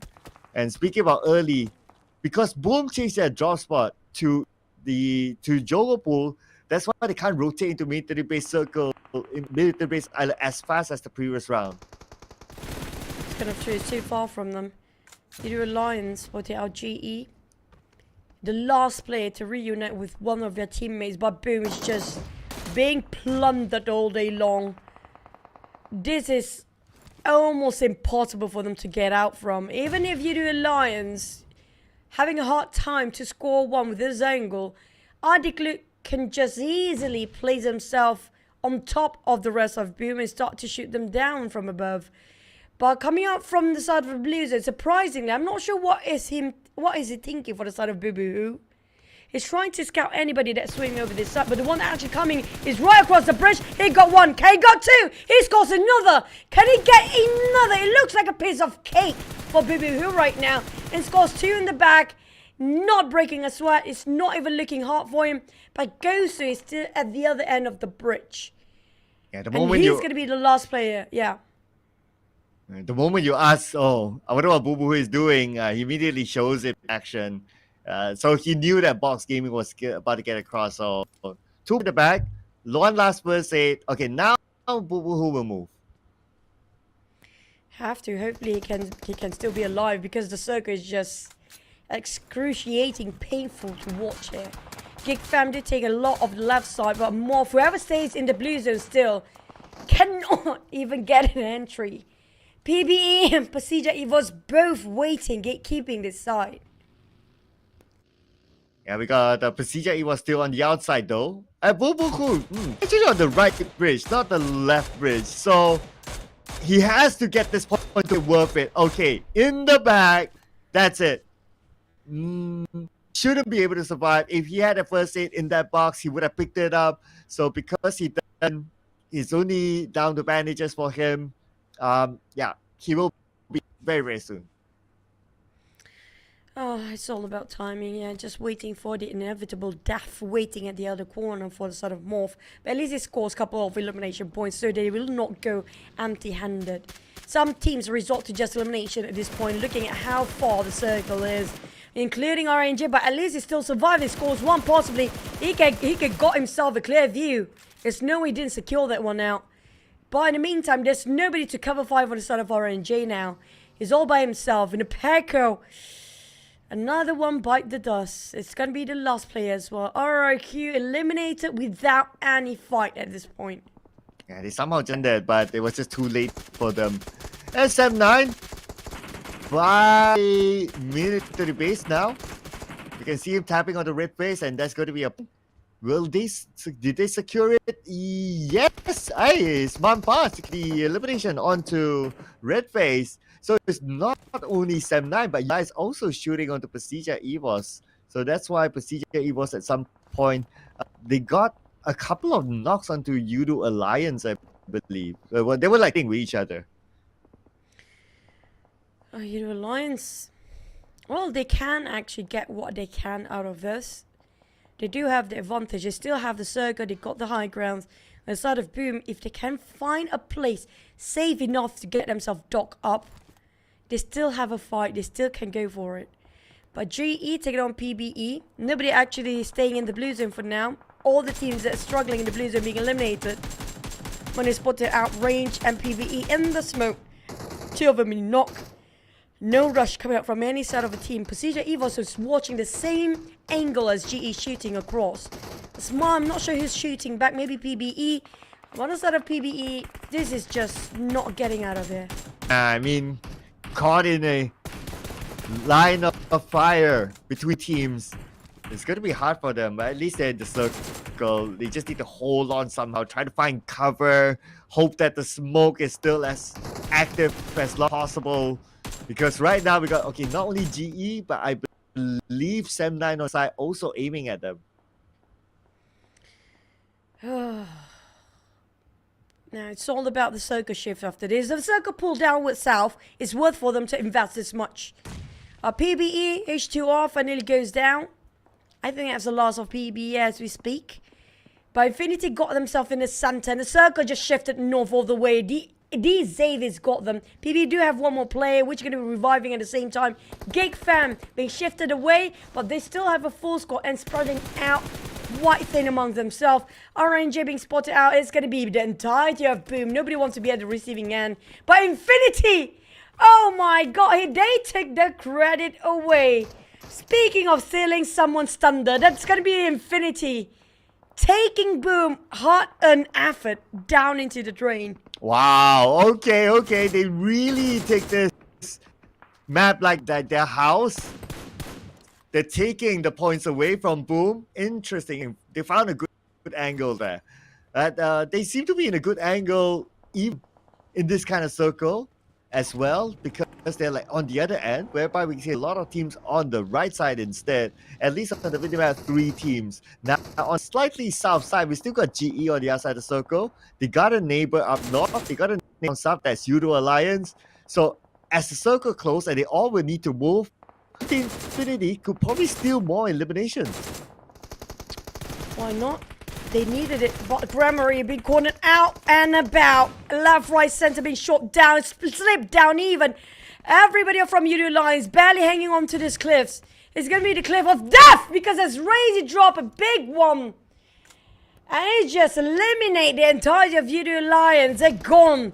Vampires now next to be trying to take down the entirety of these Xaviers of PUBG. Got himself a rooftop. Newsy spot out with an AKM. Tried to reload his magazine, but finally be shot by PUBG. Who got the most widest view up here? The advantage of elevations of rooftop at its best. PUBG cooking up the perfect angle to finish off Newsy in an instant. Oh yeah, nice angle. PUBG, but Lamborghini is still knocked down. We have Winnie playing this time. We haven't seen Winnie play that much for these Xavier, but now Vampire Esports only has Tony K. I've seen Tony K clutch it before. Can he do it again against Vampire, against Teaser? But the answer is no. 2v1 and Tony K is out. Vampire Esports, this is the first round without a single point. And also coming up from the side of the Xaviers, definitely winning is the winning point for them. Because of how they just refreshed themselves, a different dynamic entirely coming up from the fights down there. The Xaviers, Winnie is just playing such a big push towards the side of the team. GE going away from the blue zone, trying to navigate himself to be in the center. A bit of a risky game, but well worth investing. Can land himself those elevation. But the problem is, these Xaviers already up there. It might be too late for them to actually go up to those elevations, but Smile already reached out on that point. The rest of GE will get reunited once more, but Lamborghini caught himself in the center as Slim Zai just ran him down like that. Okay, here we go. GE, they definitely need the pins now that RRQ has been eliminated. It's their chance to go up on top of RRQ. D Xavier, however, Levi Assassinate will toss back onto GE, pushing back, but they need to pick up their member. But they need to win the fight first before they can do so, because GE is right in front of them. Parjin on the other end tries to land a nade onto at least one of GE. Second nade will be tossed out. 50% health left. Chucks down to 20%. Now using the molly to buy even more time. The Xaviers playing a ring around the rosy against the side of GE. trying to confuse them, making sure there will not be any sort of information at this point. PERSIJA EVOS taking on PBE. Well, the one actually winning is going to be Infinity. Nobody's challenged him right in the center.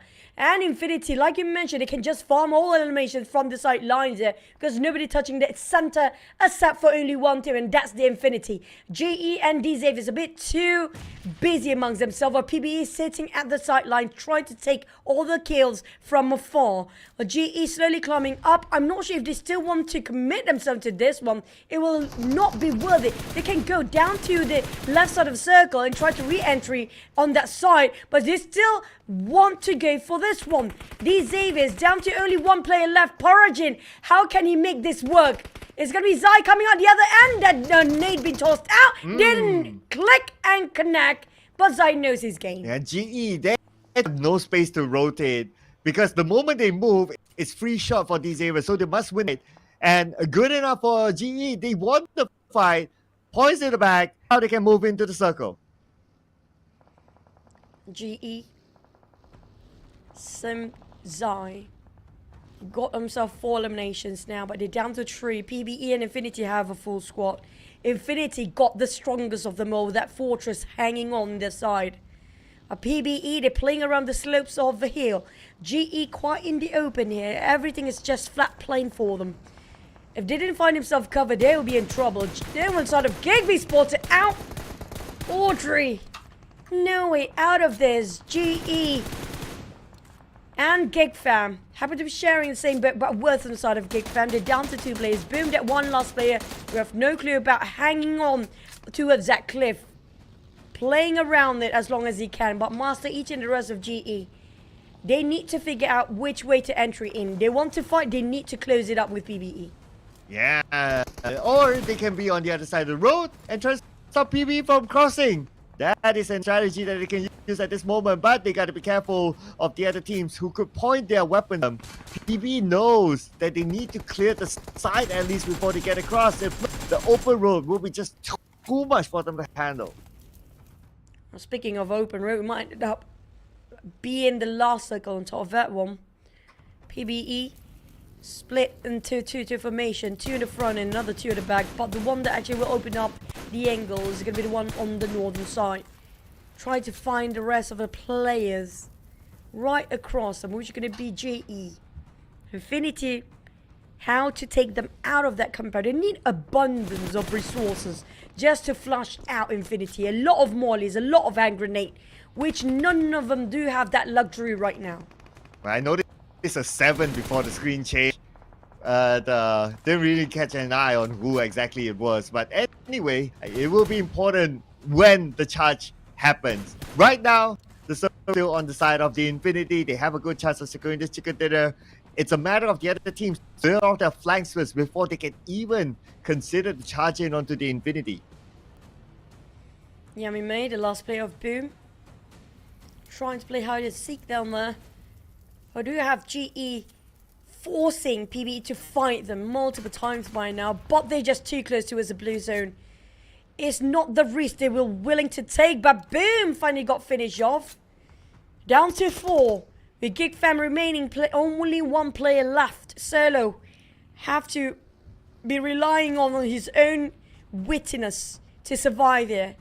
A lot of GE, they are bold, taking an open space to challenge all the teams to get out of their comfort zone. But Infinity will not take the bait away. They do have an airdrop nearby to the side of PB that can be their covers for a moment. But Infinity, they're not willing to fight yet. Monet taken down inside of GEEK fam.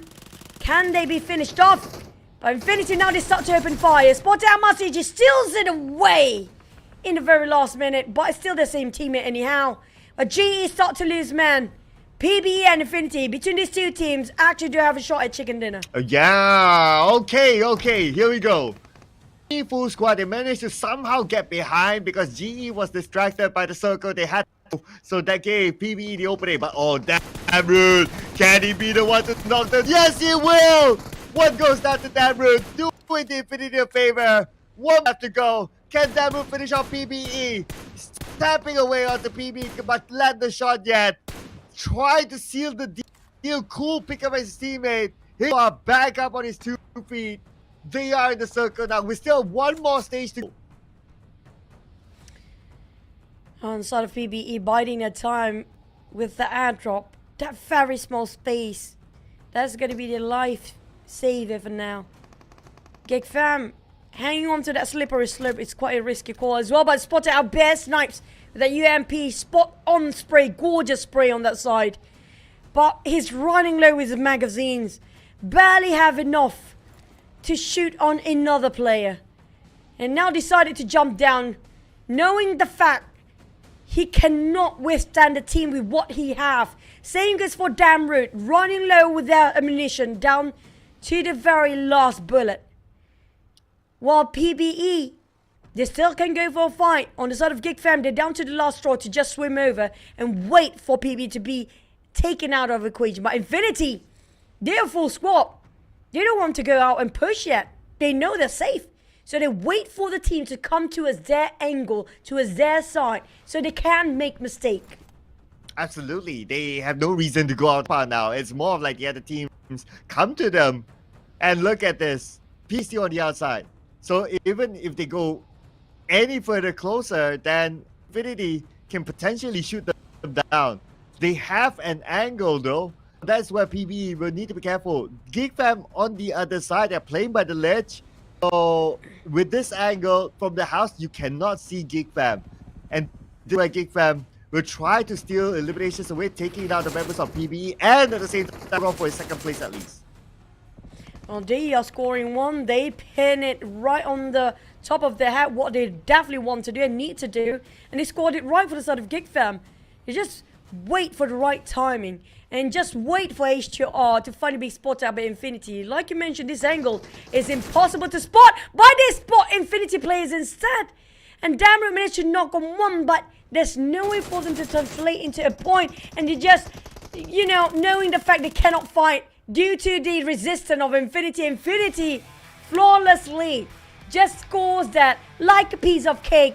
The circle was theirs. They don't even have to put too much of an effort. Just wait for the right time to open fire, and that's just it. Yeah, finally they didn't drop military base.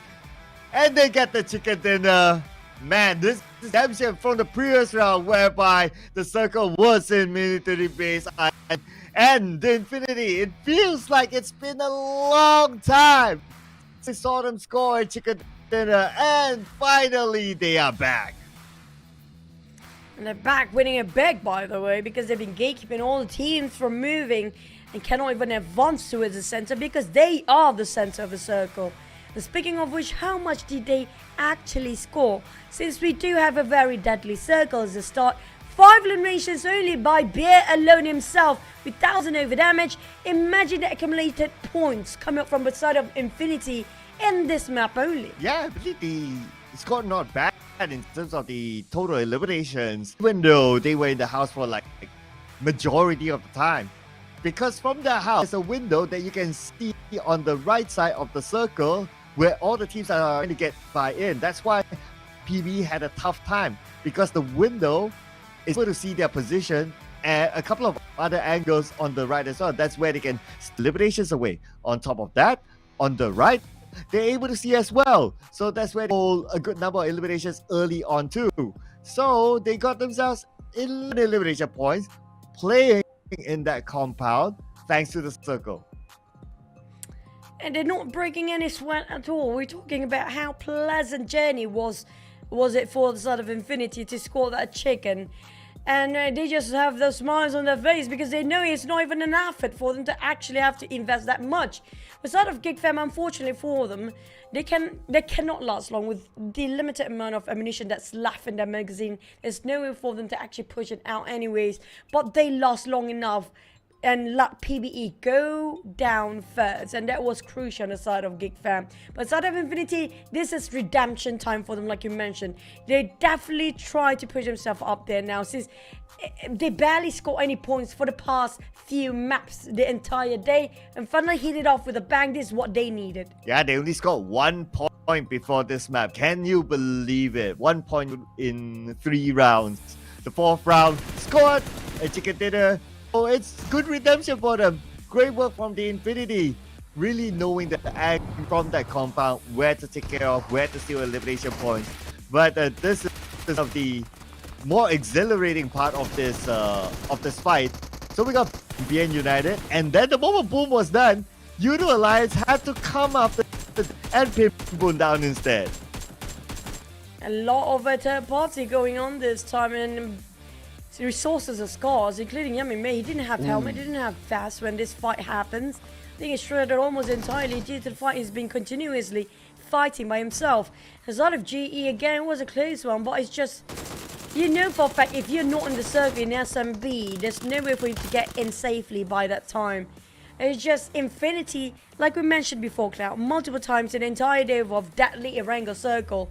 If you're late into the center, and when it comes to Erangel, it's better to play the center.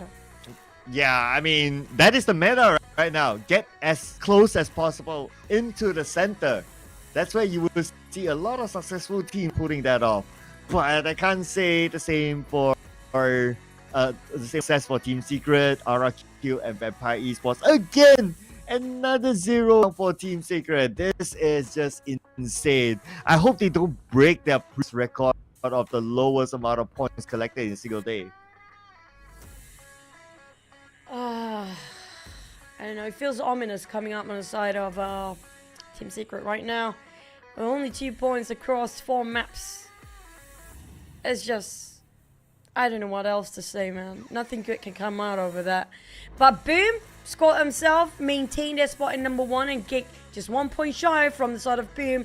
GE climbing up to the top 3. But GE, they are famous and well known for the loss of momentum halfway through. I just hope that's not the case, because a lot is on the line this time. 13 points between the Boom right now at the top. That's going to be an interesting race between the two teams. GEEK fam in between them, 47 points, only 1 point behind Boom though. So Box still failed to secure the chicken dinner, unfortunately. But looking at the top performers, so we got from the Infinity up on the charts. BA11 already MVPs in the PMSL by this time, joined by Lobby, his teammate as well. And we have to have Razy here and Damroot, always the last survivor for GEEK fam. Razy for Boom, together with Yummy. These two are very important players for the team. But for the next one, I'm going to hop into a different map entirely, which are going to be D Xavier's, RRQ, BT, and PERSIJA EVOS. The teams should be watched out by the other teams out there when it comes to Mirama. Now, we do know for a fact we don't have BTR playing here today, but the RRQ, PERSIJA EVOS, on the other hand, these teams are definitely trying to gun down that championship or number 1 in this week. And speaking of which, when it comes to Mirama, this is where we do have a different flags of flying, Cloud. You called it. You got it. The only one that we're waiting for them to actually get those chickens is going to be coming up from Philippines, PBE, and GE come up from Myanmar. Yeah, I wish I could call it right now, because not yet. 2 more rounds, okay? Because today is one days that we can get like all the nations in the game. So what? That'll be perfect. But for you guys as well, if you want a perfect day, month, or whenever, get this skin. The PMSL Southeast Asian Limited Skin Series Dream Chaser. It's a set, the suit, the mask, the gun skin, all together can be yours. And also we have a lot of ultimate set that are available for you guys in game right now. You guys saw the trailer, and one of it is going to be Dandy Grista, which is going to be something that if you have luck enough, you might actually have it in the first ever draw with that 10 UC. Or maybe even try to play Battle Royale of Dragon Ball Super. That's available for you guys right now. In case you're sad you didn't get any of the ultimate skins, you know, make yourself feel a bit better by playing this mode. Yeah, and it is of course the Infinity. I've been holding this here for the longest time, okay? Finally, I can bring this up. Infinity Chicken Dinner, they are here. So, great. So the Infinity rejoice because they're no longer the 1 point team. Oh my god, Infinity, good luck. The fact that you know, Cloud even got your jersey to be up on the screen right now might be the worst jinx ever. Hopefully that's not the case. If they are one of a few teams being eliminated early on, we do know who's to blame for. But on the side of Box, is it our fault really? Is it because of us they didn't score any for the entirety of the league? Now we do have one last week here. At least one time. Even in Sunhawk tomorrow, I don't mind. I'm blaming the circle. They drop Yastaya, military base circle, will naturally come late, and it's hard.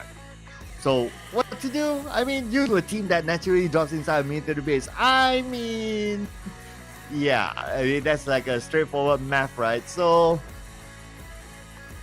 Miramar has to be it. Come on, that is the only one left. Are they gonna drop because they let go San Martin to GE? So they are now all nomads inside of Miramar. I don't know, man. I feel like I feel mean by saying this, but it's gonna be a tough shot for Box Gaming to score in Miramar because we do know they do prefer the I don't know what do they prefer at this point really. When it comes to firepower, they can go every distance of the fight to get it really going. But it's just it's just so hard for them to score a chicken. This is one of the teams that's really having the toughest of them all. Like, we're close enough to get the chicken, but we cannot touch the chicken by the end of the day. Well, yeah, if we're based on record, like the closest chickens were all in Irango. So yeah, record-wise, it's not really helping them, unfortunately. But Sem9 still maintaining Manpa, so I guess it's good throughout the day. I mean, we've got only 2 more rounds to go, so why not? Might as well finish up, right? And boom, no change in lineup. That is unique because Boom normally is a team that changes lineup, but I guess because of their today's performance, it's too bad. So it's nice to maintain that momentum when you still have it. That's kind of true. But that's the thing, not every team can maintain a consistency and their momentum. And speaking of, you know, having a mental block, PBE were not having that because they have half a fresh lineup this time. Definitely give them a different sort of a fresh breathe of a fresh air down that side. But MORPH on the other hand, this is going to be a roller coaster team. Their highs and their lows just very extremely like back to back high and lows. There are times they're getting themselves quite a number of good eliminations and they are really aggressive, showing such hostility towards all the teams. But at times they are being tamed down, being quiet, and just easily being trampled over by the other teams. So it's really a roller coaster ride for some of the team. But BN United, now Bangnam United, I dare say they got the consistency when it comes to this season. Yeah, I mean they're doing okay, right? In general, last week wasn't the hardest, but they're fine. They're like in the middle pack right now, 26 points collected from the weekly. They should be able to get through. It's just a matter of like how many more points they can get to get in the grand finals for BN United. So yeah, I guess so far BN United in general, I would say they're kind of okay. I just wonder whether in the grand finals they can pull a surprise or not. Well, on the side of PERSIJA EVOS, I mean, we definitely anticipate the twins to play both of them as Luxy and Zoxy when it comes to the final of the week. So that's something that we should look forward to. But it's still the early of the week, so they're not going to drop their secret weapon, which is going to be Luxy. Well, outside of RRQ, I mean, I do blame the circle this time, but I will be talking a lot about circle when it comes to Miramar. It's a lot of land down there, so let's head straight into it.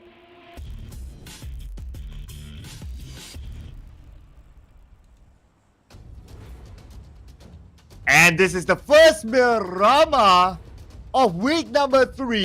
We head on to it. Question mark for Boom. Where to go?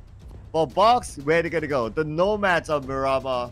As we can see, Boom, they're dropping in early. So likely to be Toy Akumada, since middle base is normally BN United. So probably Toy Akumada will be a good spot for them with this flight path that is just next to it.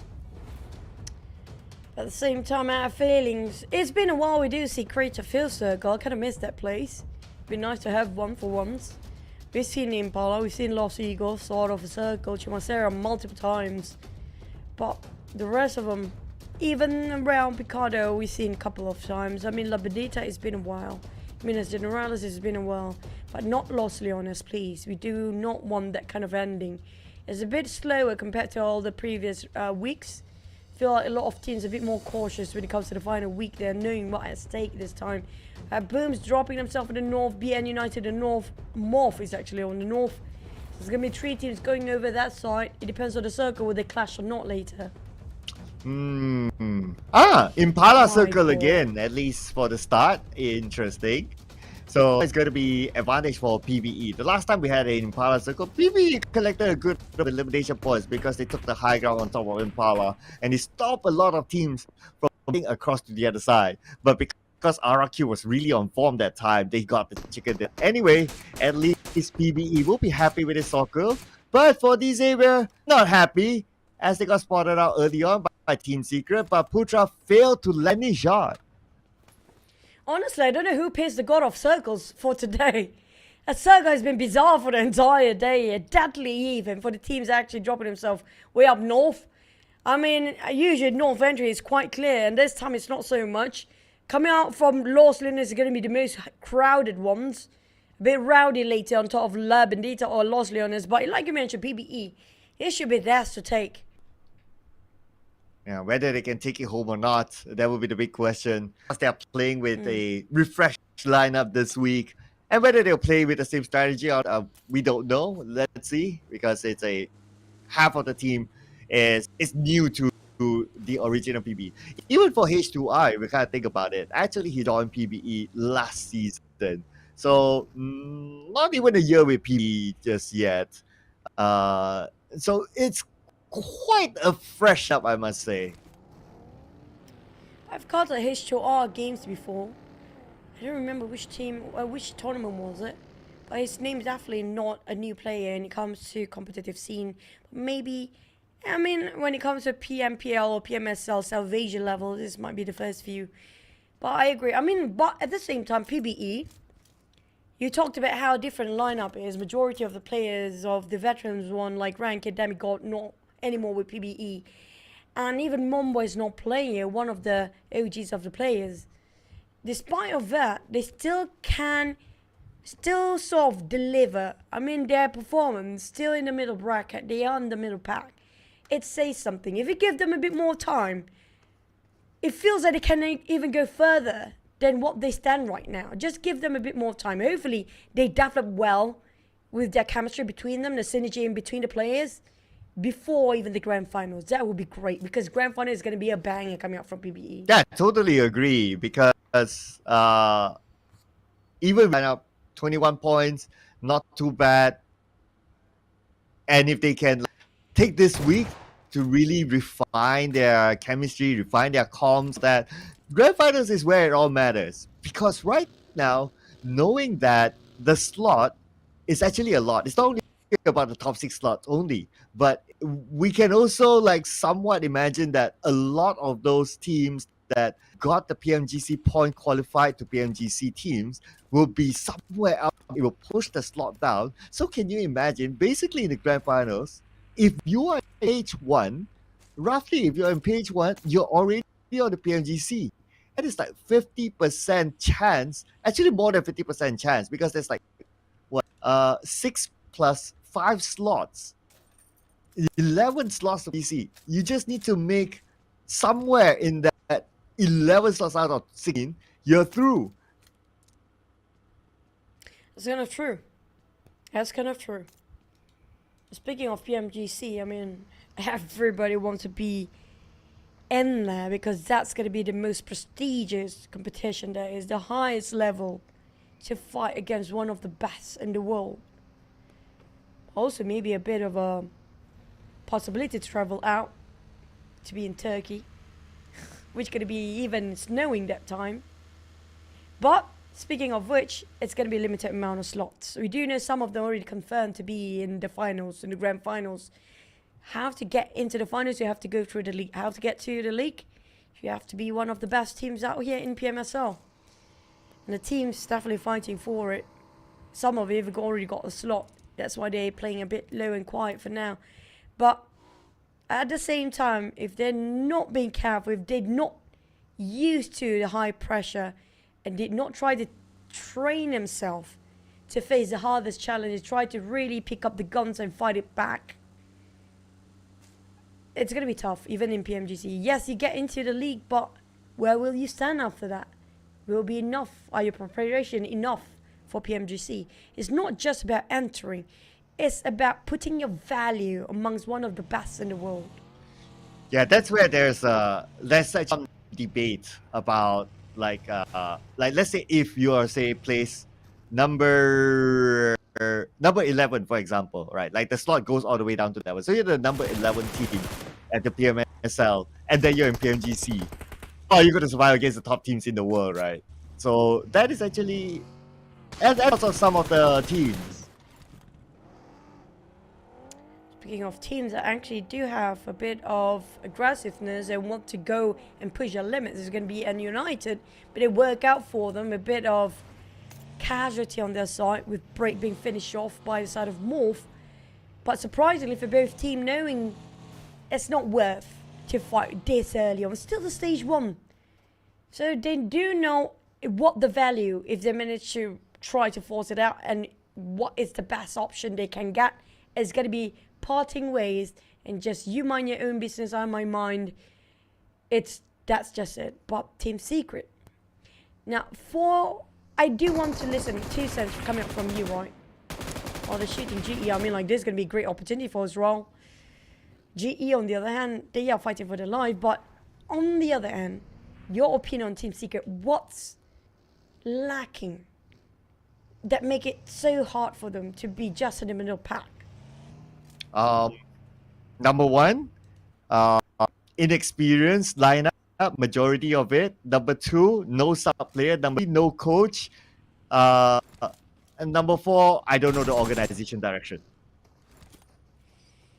Wow, it's bold. But it's pretty true. It just shows. It reflected, obviously, on the screen right now. But inside of BBE versus Box, a bit of a heated moment between these two teams. Box, one knockdown is going to be Namkut coming up backline. But the Circle, on the other hand, has shifted again this time. We do have mostly to the side of Impala. I'm not sure if we're going to shift on the right side again. But it does comprise the most of Los Leones still. We might actually do have an urban warfare. Let's hope it goes out. Because we still have a few more stages though. But for Boss Gaming, their chance to get a dinner. They need to win this fight against PBE first in the areas of Empower. PBE should be familiar with one knockdown to Kwang, not out yet. His teammates should be able to drive him in the smoke. But for PBE, they have the high ground advantage still, and they keep an eye onto Box. But Box fights back, throws in, knocks down Mix. Here comes the third party, meddle into people's business. It's going to be BN United from down below to upwards. And PBE, cool. I mean, that's a really cool lightning, by the way. But outside of PBE, they cannot celebrate yet. If they could try to replenish his resources with nearby loot. But lucky for Cool, if, never mind, not lucky enough, another one bite the dust. But Box, on the other hand, I mean, they cannot celebrate yet. BN United got them surrounded here, but are they going for the challenge, or are they just going to part ways? Okay, low ground to high ground. Maybe they're not going to take the risk. And they're like, oh, okay, we know terrain-wise, not going to give us the advantage. So they're like, okay, never mind. We'll just leave it for now and focus on positioning. That was surprising. I was expecting them to actually take advantage of the circumstances, especially knowing the fact another team being eliminated just now. That's exactly where they're at. And nobody wanted to have a pick about whether Box Gaming already reset himself or not. But, you know, maybe they just do it for the best, you know. This might be just a silver lining around that, going around in circles. But Team Secret, on the other hand, trying to hunt people down one by one. PERSIJA EVOS is going to be next, right across them, but quite far. REGUM are spotting them out. Team Secret, they are one of the teams that not really loving to hide, but the problem is, they don't have that much cover either. Yeah, I mean, it's kind of open here. So Team Secret, I guess they're still in the circle, but if the moment they move out, I worry that it will shot onto them. Okay, they have a vehicle at least. They have a buggy. They're open top. they really need to plan how they're going to go after this. They probably can go from the left side, which we don't have a visual on how many are there yet. So that could be their second option, because now with the shots fired onto them from RRQ, the right side is not an option. With an open top vehicle, hopefully they do have a couple of smokes just to get an exit out from there. They don't have smoke on the other hand. I feel it's going to be tough for them to get out. Boom taking his warehouse by himself. Yoodo Alliance taking the high grounds to make it work for them. What a great view and what a gorgeous spray coming from Iftar. Managed to pin down on one. Infinity. All of them scattered about trying to save him, but the circle speaks on top of Los Leones this time. You do have PERSIJA in the middle, but Yoodo Alliance stopping Infinity from pushing forward. They'll be the gatekeepers, and Logan lost his life in that process. Ooh. Okay, the Infinity now playing the rest of the round as a trio.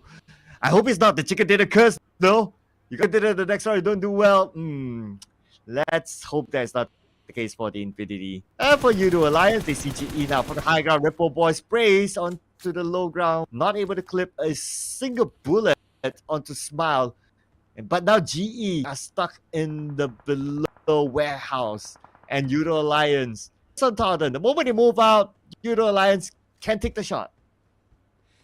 Quite spread out for the side of Yoodo Alliance here. If Ripple Boy caught himself in a trap, there's nobody can save him at that point. But for the side of Empires, 7-9 Mumpa being finished off, or was it just a knockdown? He's being finished off instantly. So 7-9 starting off as a trio. Team Secret, Rise Eye, pretty low himself. They need to get out of La Bendita, need to advance forward now. If not, the Xaviers will overtake them. But Putra just to resort to, you know what, I want to take the fight anyhow. I'm not sure that's the wisest decision at that state, because that's the case coming up from the side of Team Secret every single time. They just overextend this fight, that's quite unnecessary. But Bon coming up on the side of Box and Boom. The Boombox team, here we go again. The moment you say unnecessary, Secret got a knock onto the Xavier. So this is getting interesting. But we'll focus on the visual right now. Okay, we're back onto Sam 9. So here Sam 9 catching MORPH GPX on the other side of the road. So it's Leon in this building. Yoru will be eliminated by Tam. So MORPH GPX only has 2 players left. We only see one. They got 3 players, but we see one. We see the other left side. Oh, but bad news for MORPH GPX. Look at this. RRQ coming from behind. It's not great MORPH. Costing them quite a number here. Very separated. 2 wide outspread on the side of MORPH. They can't help each other out. Bubo is right on those elevations, but too far. Team Secret, Winnie is here to take the win. We talked about Winnie, and this is the first time we saw Winnie playing. But look at how calm and composed he is. Regardless of how he's not playing the entire week 1 and 2. Very different. And it's going to be Zral versus Winnie entirely head-to-head. Zral taking on the stairs, but Winnie will not take the bait. He will not go in the stairs. Smart move coming out from Winnie. Was Zral waiting, hoping somebody will actually march into that compound. But the rest of Team Secret are being broken for their formation by force.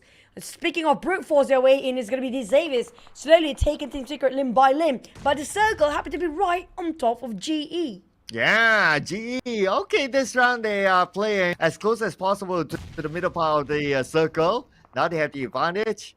If we focus back onto the fight between Team Secret and the Xavier. Here we have Zral on screen. Other teammates are on the outside. It's going to be 1v1 now. M249 versus a DB. Yeah, M249 wins. But his other teammate is at the stairs as well. He's hurt the DBS. He knows that the other weapon is the DBS. So it's not going to be easy to charge down. But wait a second. Did they got some help from PERSIJA? Yeah, he was from the... Oh, no, not yet. The fight's not over yet. 3v1. Here we go. Lamborghini trying to force them out. But Levi at the course. Helton and the rest of Team Secret still holding their ground. Finally closing in the distance between them. But PERSIJA taking on Box Gaming. MORPH on 7-9. 7-9 fight back by being counter-fired. Dap. Down to his last few health here. Where are the rest of 7-9? They are way too scattered out. That's so far. How can he supposed to help them at this rate? Well, I guess he was trying to pull an off angle there. But unfortunately, they all got eliminated eliminated. They lost the fight, and that is where Sam9 is taken out. But we're back on the Team Secret. Now, DZera only has one left. Only Parjin. I think they know that he's there. They are all looking towards that. It's just that Parjin not showing himself. He tosses a nade, hoping to get a knock. But his first nade will not knock down anyone from Team Secret. Team Secret, they need to clear him off first before traded, because he gets to backstab them, and they will do so as they to the point, eliminating DZera. But there's another team on the hilltop. But see EVOS now going to take advantage of their overexposure. That's why I'm saying, oh no, the moment they won themselves by getting out of the place, to be shot down by PERSIJA EVOS from above. But boom, spotted out QEON. QEON, it's going to be Pumbit eyeing out to you, tail to tail. The Pumbit want to chase for it. But the thing is, the team do have, MORPH do have their own vehicle respectively. There's going to be a minivan as well. It's impossible for Pumbit to take it down by himself. Now, we're going to take Grammary on the grab, while Yummy next possibly. Only one vehicle on the side of Boom, I guess. Not really, I have a couple of them. But MORPH, they don't want to overstay themselves. Even Boom start to move away because of the Blues that start to squeeze in and shrink even further. But QEON now randomly sprays. A bit devastated, a bit disappointed. Didn't score any of those fights. Okay, here we go. Speaking of scoring fights, somebody has to score here. But more guys, how are they going to score? They got like two teams looking at them. Okay, they're going to take the mini bus into the circle. The tankiest vehicle inside of Miramar. Okay, as they play by the slopes, and they are currently into safety. But can't say the same for Secret. As the last we saw them, they got caught up by PERSIJA EVOS, and they are out. At least this time they scored himself a bit more than the previous ones. Got himself 6 points, maybe four elimination points here. But more coming up from the side of MORPH. We're talking about the circle next. It's all down to the circle here. If it moves down south, never mind. It feels like a lot of teams are going to be happy about this, GE included. But we might end up right on top between those streets here. You want to go on the left side, north or south, right side. Boom on the other hand, start to lose men. And QEON just clean things efficiently from the side of MORPH. Wow, MORPH, they are fighting back. They were in a dire position before this, but now they are points in the back, already 5 elimination points. Make that possibly 6-0. No, it's actually BN United in the way by taking out the member of Boom. But MORPH GPX, they still don't have the circle. The circle kept away from them. What an unlucky round for MORPH GPX. But they will not go down the fight. They won against a couple of other teams. And now, the next challenge is into the circle. GE, on the other hand, needs to defend the middle. Oh, they've been burned off alive. Infinity tried to flush them out with those mollies. Hurt them quite a bit of number. Did a lot of number of damage by Bear himself only. But Bear got... You know, he tasting his own medicine at this rate.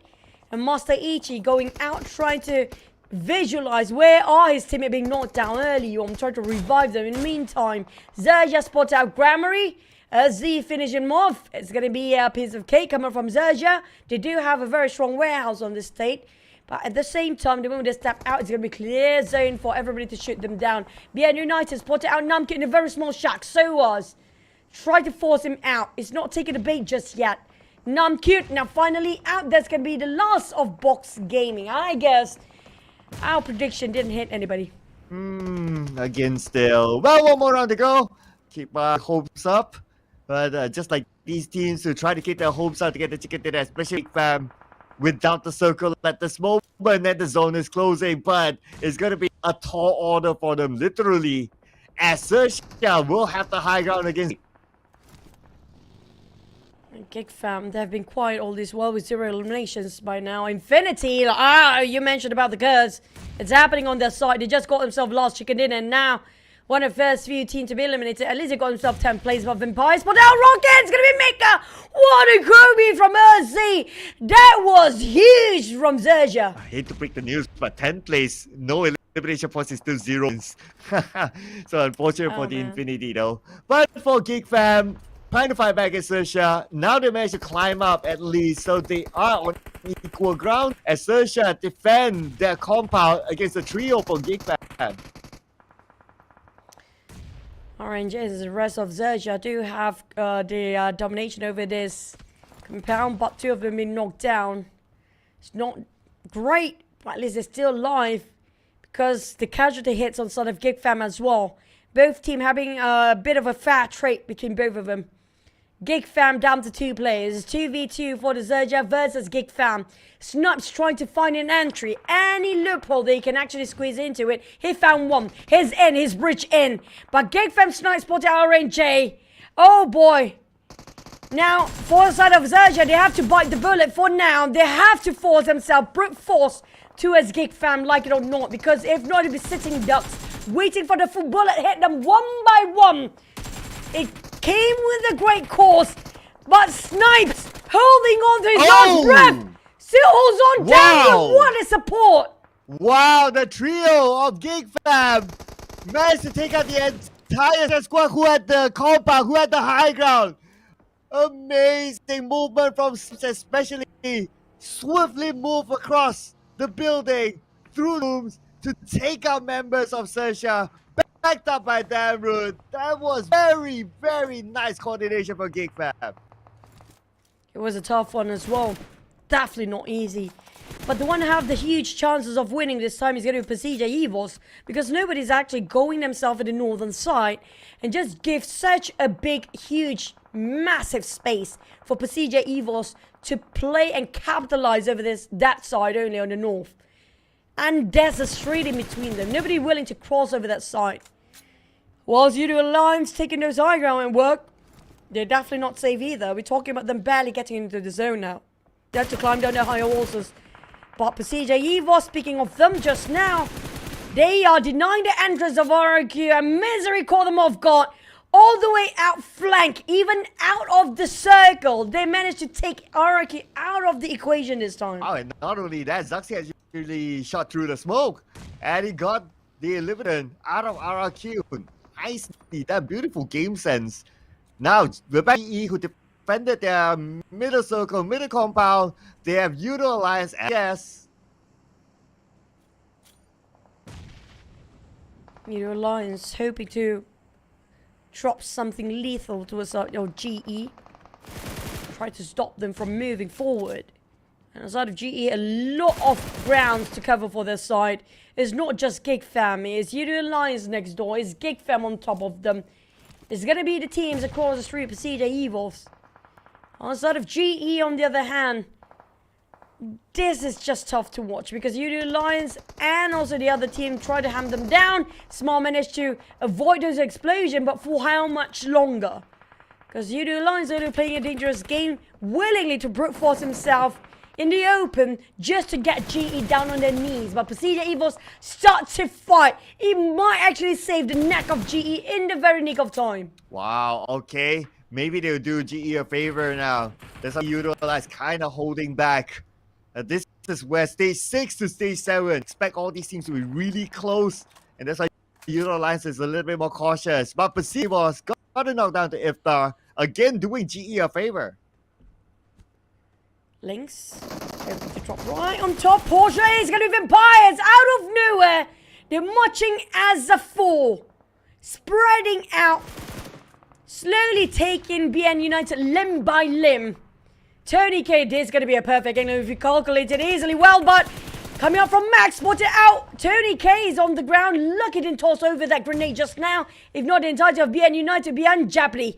But Max keep pressuring to the side of Ravenclaw, giving them a bit of a warning sign not to cross the line here. So was a Max working as a duo. Newsy coming up fights from the flank. A beautiful off angle entirely. Give hopes for Ravenclaw to push back up. But GEEK fam is also have an eye out to a side of Vampires.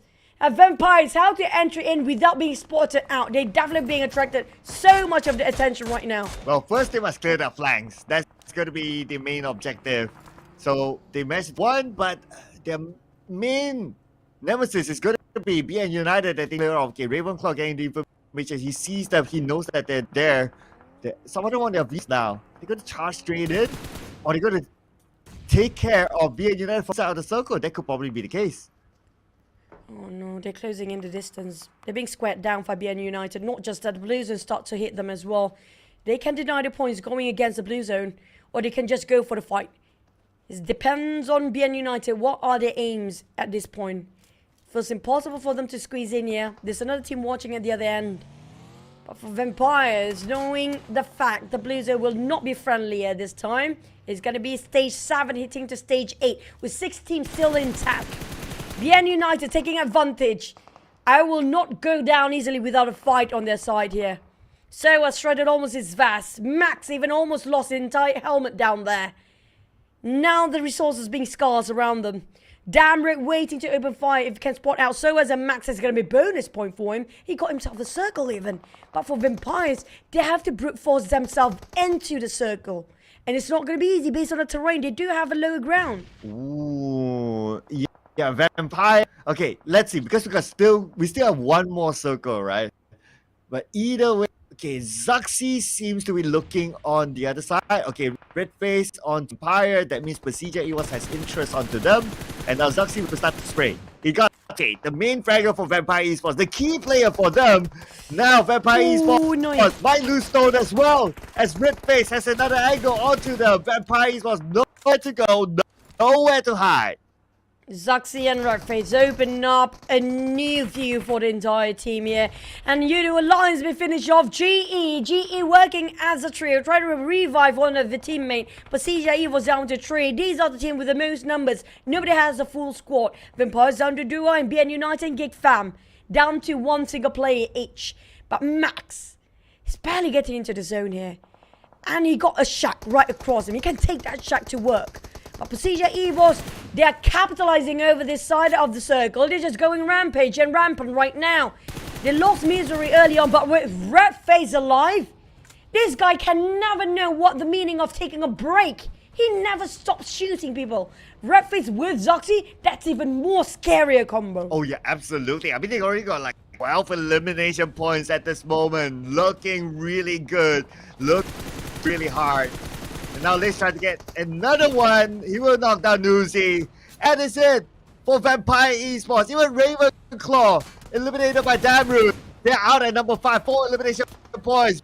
Max from the other side. Get by Ichi. Ichi is not done yet as Damroot as well feels his wrath.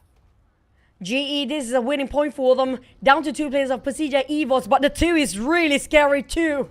Down to Lynx and also Zuxi. They spot out Zuxi. GE down to 9 eliminations there. Master Ichi with the high ground advantage. Tried to give support fires. Coming up from the backline was Smart pushing forward. But Lynx tried to revive Redface, but Monet would not give them opportunity to do so. What an open angle coming from Monet. But at the same time, he's been pinned down by Lynx as well. Only one rock stands in between them with a very well and buggy. Monet, Blue Zone closing in. He took the risk anyhow. Oh, I can hear it from the Boom Esports fans because they're hoping that PERSIJA was wins. GE comes in and GE will secure their own chicken dinner as well. Winning go elimination points. And they potentially might overtake Boom. So far, Boom also scored himself 1 chicken here. That's going to be a bit too early for us to call that shot because Boom have 2 games that they quite got a big numbers and high kill volumes out there. But GE, if they stay consistently doing what they do best, just like how they did it in Miramar, we do know GE love those long fights. They can perform so well in Miramar. But the problem is the Wrangle is actually being more played by compared to Miramar side. But on the side of GE, they need to score big, just like this one. And they can survive in the grand finals, can squeeze into it. With Monet getting himself the MVP, well deserving. He opened up so much space, avoiding the rest of PERSIJA EVOS player to pick themselves back up. And Monet, that was not an easy call shot coming up from his side. His boldness coming in the very last minute to push all the way out against the circle even. That was a big one. With 900 over damage with 3 elimination, that will not justify the work he's been putting into the effort just to get this chicken dinner. Lone player from Young Galacticos onto GE, proving himself with this MVP performance. Zai got eliminated fairly early, so most of the round actually GE played with 3 players, but they still managed to get this chicken dinner. Amazing show out from GE. They got 12 eliminations this round with the chicken dinner. That's going to be 22 points collected from this zone, and travel distance not that much because they hold on to compound for the longest time. Again, similar strategy. Play as close possible to the circle and it will reap you rewards. This is what GE did. Now this is funny because GE, when it comes to initial drop spot compared to PERSIJA EVOS, they actually drop further than PERSIJA EVOS. But PERSIJA EVOS, they travel all the way around it to have a bigger rotation, and they land themselves on the northern side of the circle just now where nobody can land themselves there. REQ tried to take it away, that compound, out of their hands, but they just keep it well and tight. It was sealed completely for the side of PERSIJA EVOS, and so close of getting those chicken dinner. But the moment circle shifted away, and it happened to be between these two teams that survived until the end, those actually have the better ground. You have to give it to GE. It was a wider view for them. It was a bit of slight elevation. They give them so much of advantage that factors into that chicken dinner. Yeah, just look at this. Just look at the highlights, right? How many teams come to them and they have a clear shot from a window? That is points collected by GE just by staying that calm, smartly waiting for teams to come to them, and they know which angle that teams possibly will come from, and that's how they collected a lot of their elimination points. Now, speaking about the elimination points, PERSIJA EVOS got 13 eliminations this time. And a second place finish, they got 19 points in total. This is going to boost them up a lot. But on the other end, boom, the first time today we see them getting 0 points. So I hope that this is just a one-off and is not going to go on to the next round in the days to come. But also, again, because of that, that opens up opportunity for GE to, who knows, be at the number 1. I have a bad feeling, ominous feeling to the side of Pum right now, because it was 0. And it was literally a 0 right now. And this will cost them quite a bit when it comes to the overall rank. I have a feeling they might actually be pushed down, either by PERSIJA EVOS and also GE, because GE was in the top 5 early on.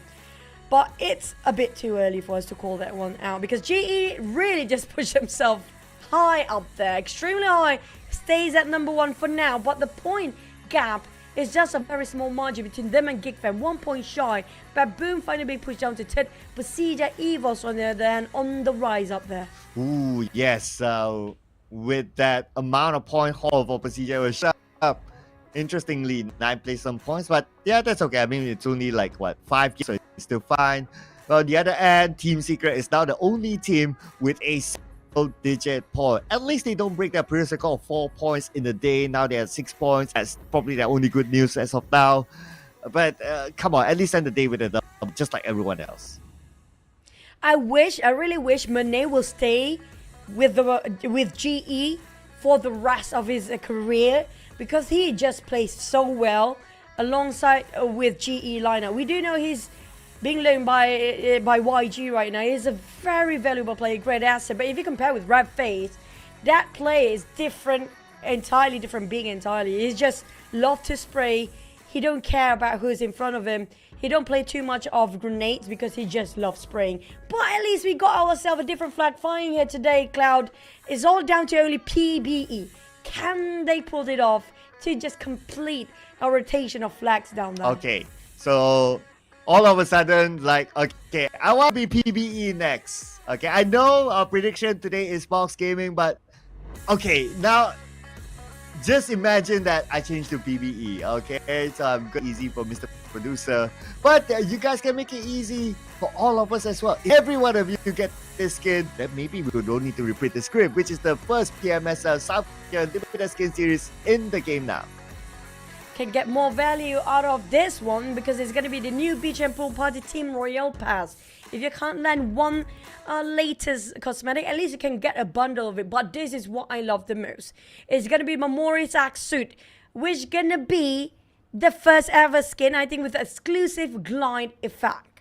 That's amazing, by the way. And it's limited amount of time, okay? So make sure you get it right now before you forget, and then it's no longer there, all right? So, next game, for the first time, if PBE can score the chicken dinner, we will get a row of different flags up there. So, come on, PBE, it's down to you guys, all right?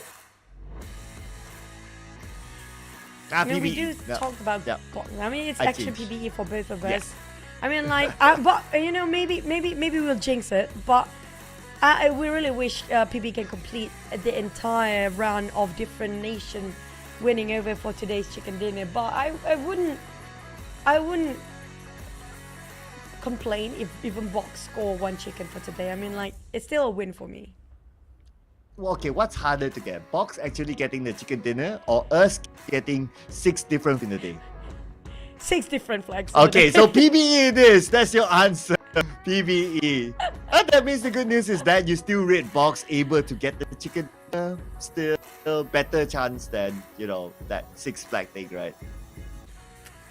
I don't know, man. I don't want to bet on it. I have a feeling that whatever we want it to happen, it will never happen because we're just having a very salty mouth coming out from the, you know, Malaysians, So, in the meantime, I really hope we got what we want, but at the same time, I don't want to get crushed by my hopes down there. But this is going to be a bit gloomy on the side of Team Secret. I mean, they are definitely hitting rock bottom, a wall, mental breakdown, whatever you want to call it, but they need to come back. At least show us some fight, you know, fight for your pride when it comes to getting into PMSL final week. And why you worry about your hopes being crushed? Because you already got your crush as your hope. Ow. What? How did you even... Wait, what? You got me all twisted, man. What? If you tell it the second time, then it's not as the first time, you know. But if I have to repeat it... now I have to repeat it. The second time is not as, you know, not as effective. It's like, okay. Now I have to think again, you know. I go listen to the replay later on the live stream. I heard what you said, but it's like so twisty. I'm like, that's a lot of. Wow, okay, that's very deep. Okay, I will try. Okay, so you said that you hope that your hopes don't get crushed by PBE or Box, either one, right? But why worry? Because you already have your crush hope. What? That's so many double meaning into that. I mean, like, which one is it? I don't want to get the wrong. What do you mean double meaning? It's quite straightforward. You have Mr. Manager. He's your hope. Big crush. So that's now what I said. It's hope. Yay. Double meaning. Oh my it's God. A different meaning of crush entirely. Now that's what I. Oh, that's so twisty, man. Hey, if you have to explain it, not okay. Then we move on now. It's fine. Okay, speaking of crush, right? Speaking of crush, I do want to know if you are a female. Okay, since we're looking at the players' cam right now, who will be your crush in this one? Only one player. Name only one player. Oh. Probably Stone. Stone. Oh, by the probably Stone. Hey, okay. no way. Yeah. Okay. I have a suggestion, right? So Stone, during the previous SEA Games, the SEA Games, he modeled for the national outfit. Yeah, and why they chose him because he's good looking. So I guess my answer is there. Funny enough, we actually do have the same opinion on what? That. I Oh, know, man. that's why I said no way, because for me, Stone looks like another pro player called Forsaken, if I'm not mistaken. Wow. I have some similarity to it. Yeah, I can't unsee. And there's also a dancer. There's another dancer that have the same gesture like he does. Like his appearance is very similar. And all 3 people are amazing people. I assume that everybody have sort of his charisma. They do have a very good personality as well. Okay. I hate to break it to you, Choo Choo. Stone has a girlfriend and he really likes this girl. Insider news. Anyway, let's get inside of the game.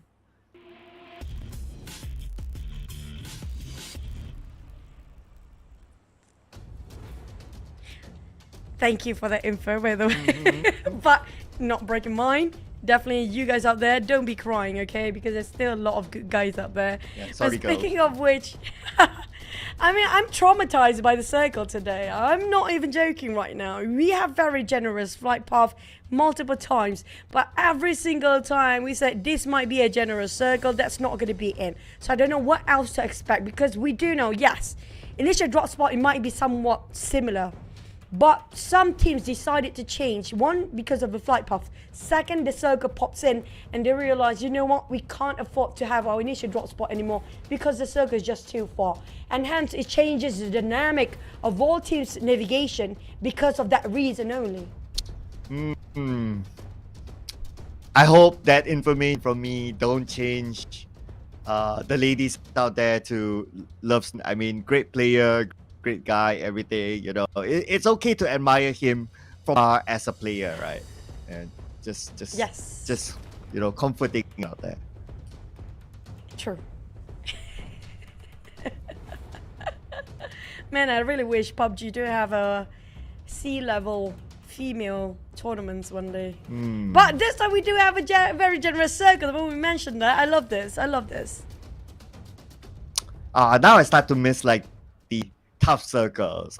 Oh man. Oh, we're gonna get a normal in the middle circle. End up getting a lost learner circle. Then, well, looks like we're gonna have a very different pace ending to the day.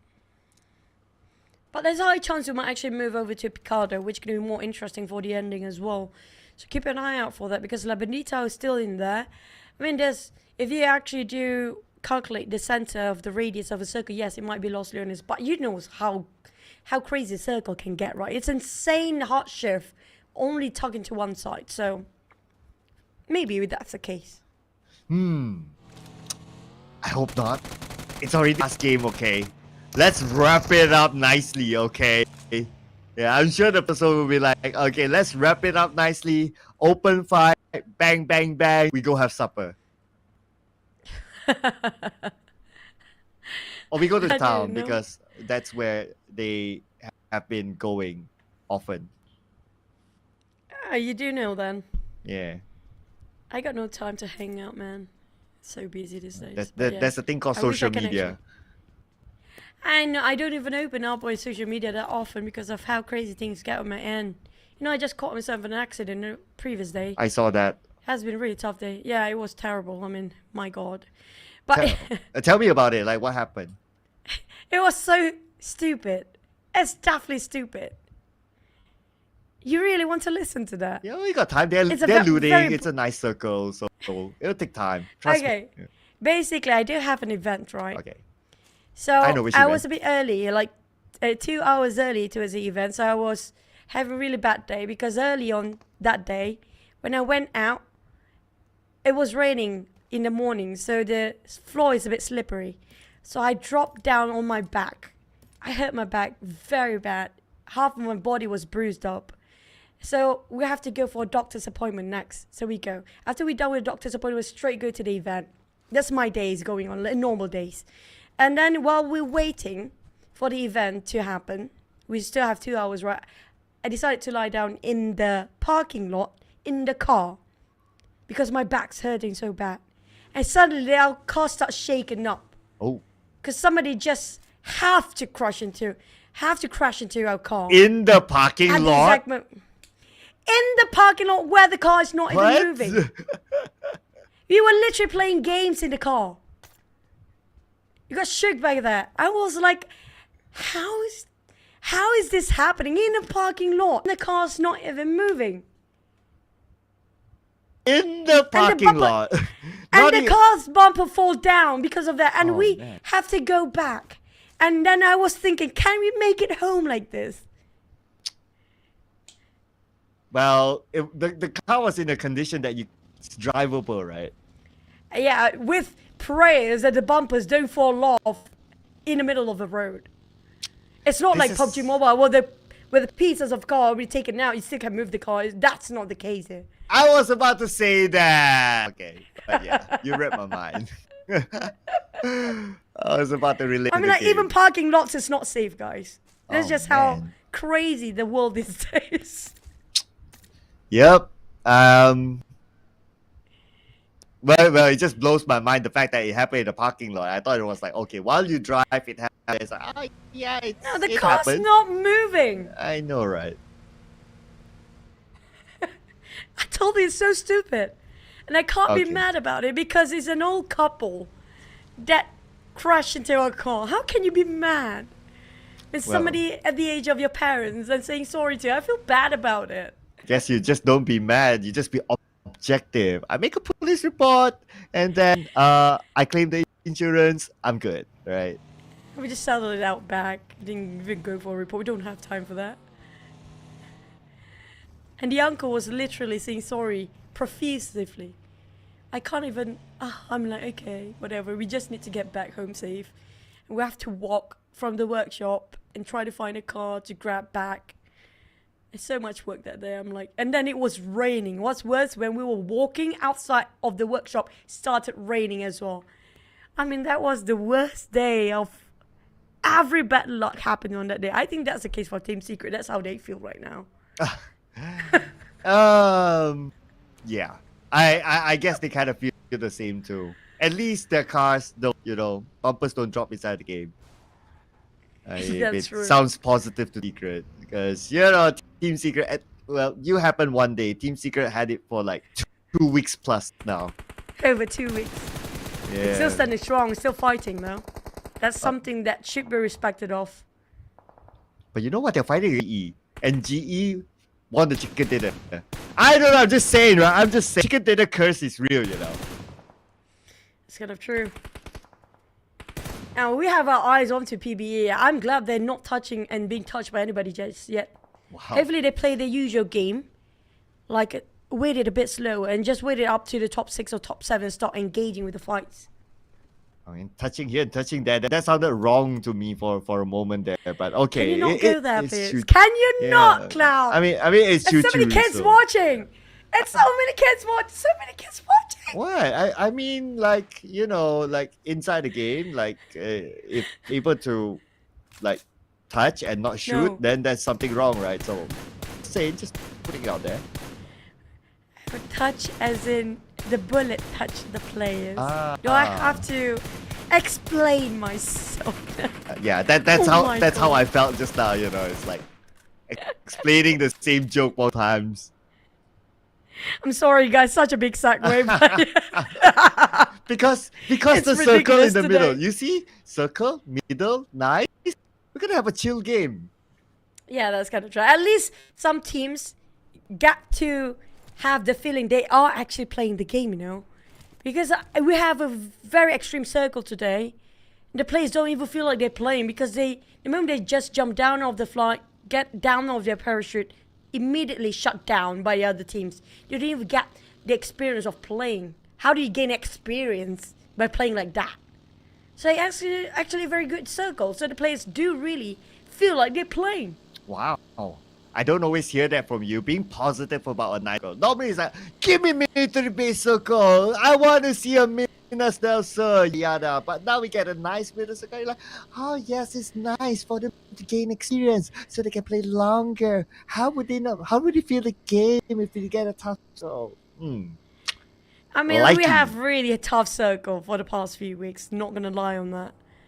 PMSL circle is just insane. But speaking of insane, MORPH coming with style.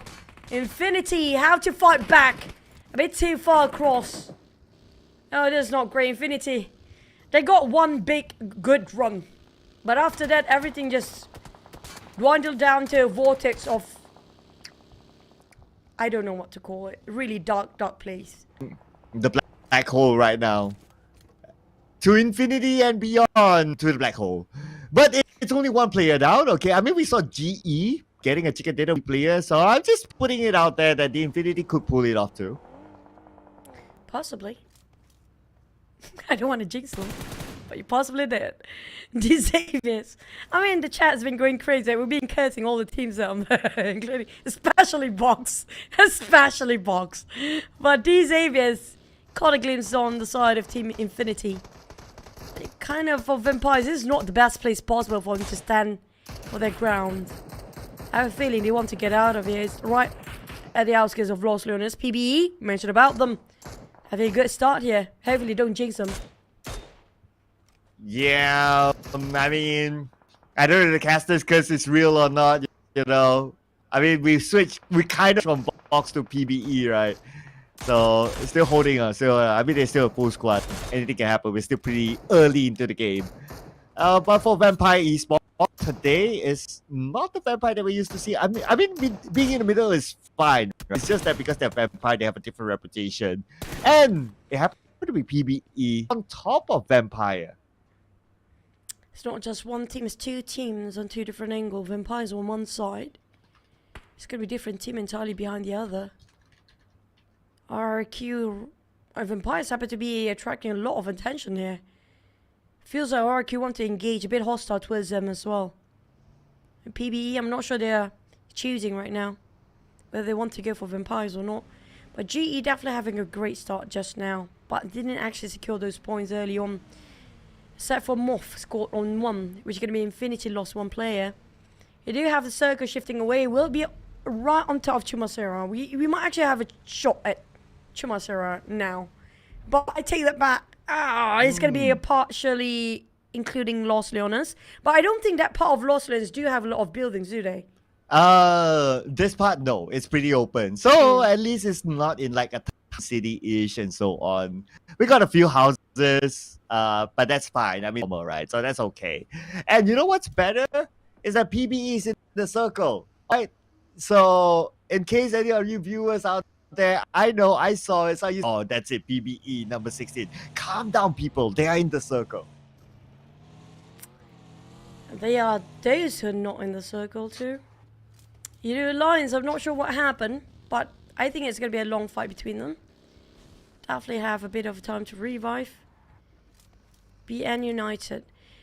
Now, BN United not quite yet reached their peak performance like how they did in week 1. But they definitely built up the momentum to it, that side. We can feel it. I don't know what's going to happen tomorrow. Hopefully, it'll be better than today. Because I love that side or that version of BN United. It was so aggressive, so explosive. And I miss those kind of fights coming up from BN United. And it kind of so different. If you compare it with them, with all the other tournaments before, I'm loving this. I wish I could say the same for either Box or PBE now. I don't know. I mean, yeah. I mean, yeah. Because they're the only one without a chicken dinner, right? So they're always on my mind. You know, you're always on my mind. You know, that song, like, I don't know Equals that. to Box. Yeah. Oh, I thought you said it to me. Okay.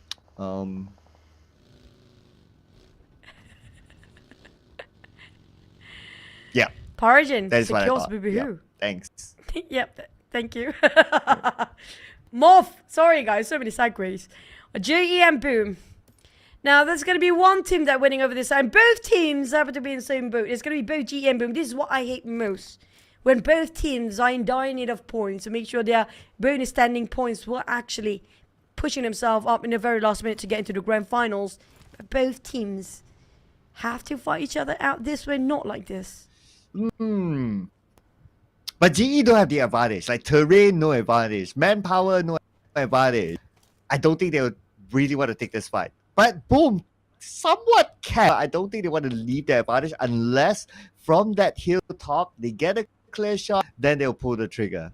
If not, might not being to force the fight yet. And like what you say, right? Both teams are really desperate for the points. Like, how much of a risk are they willing to take? Will be another question. Here comes the question of a circle next. 16 teams still intact, only 2 players out in the lobby. And it's right in the middle of nowhere, and on the outskirts of Los Leones, left side to it. And this, we do know this place is quite open. Scarce for compounds, not enough covers, but they are small shacks around. And when we talk about PERSIJA EVOS, they do know their standing point. Same goes for the RQ side. They'll take themselves in the middle of this circle itself. Can they hold the ground? So that's a bigger question, because you don't have much covers on this compound, on this vicinity right now. PvE mix spotted out SOAS. That's a very dangerous game. SOAS down to only 10% of HP left. Infinity taking on MORPH. What is happening to MORPH? Wow, MORPH GPS. Only down to 1 player left. Middle pack, not that bad, not gonna lie. But I know they had an explosive second week. But yeah, now it's just like, just okay for MORPH GPS. But okay, it's not that bad. I didn't say anything. Yoodo Alliance tapping out. Audrey. A bit of a long distance. Ball in prison. These guys keep tapping it out. PB didn't score anybody. I'm surprised because they do have those elevation. They do have a lot of information about all the teams, including Vampires we saw early on. But unfortunately, they can score any due to the structures in between them. BN United, very fan out amongst themselves. They're just so widespread with a lot of teams surrounding them as well. XERXIA and D-Xavier is playing the open field here. Having a bit of Mexican fight. Boom versus Box. Oh. A bit of trading. Boom is losing this one. Okay, I don't know how to feel excited or not. That Box is actually winning against Boom. Boom only has one active player. But okay, it's 1v1 now. Grammary against Namq. Yo, the nade bounced. It took out one, but Namq, the second nade land onto him, is forced to move.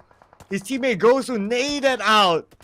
And 1v1, but GE! No! GE, the one to take out Boom!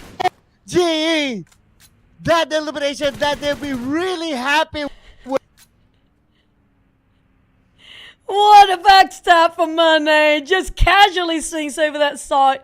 Taking out one of their closest competitors to get into the grand finals. That's gonna sting on the side of Boom right now. Box Namq, this is a dangerous vehicle. He needs to actually make a distance between the explosion of that vehicle. GE surrounding Namq. Who would have thought GE can put up such a well-disciplined trap amongst themselves? Oh man, this race, bottom four, getting super exciting now. We're exchanging between GE and Boom in like overall performance. But for Box, with only Namq, I'm not hopeful for him to score the chicken dinner for Box since we have 14 teams left. So all out PBE to get the chicken dinner, complete the flag. GEEK fan versus XERXIA. Look at how Shopper and Urzi already prepped up the nade. Singers for Audrey. Damru got hit at Kobe. Urzi scores it. And down the tree for the side of GEEK fan. It's going to be a bit of a slippery hill on them. But Audrey in a danger zone. They are definitely being cornered up. RNJ, ring around Rosie, a bit zigzagging with that UMP. Audrey, his bullet's running low. XERXIA is winning this one. And GEEK fam. Oh man, this is not great. They scored chicken today. Will this be it for the last map of the day?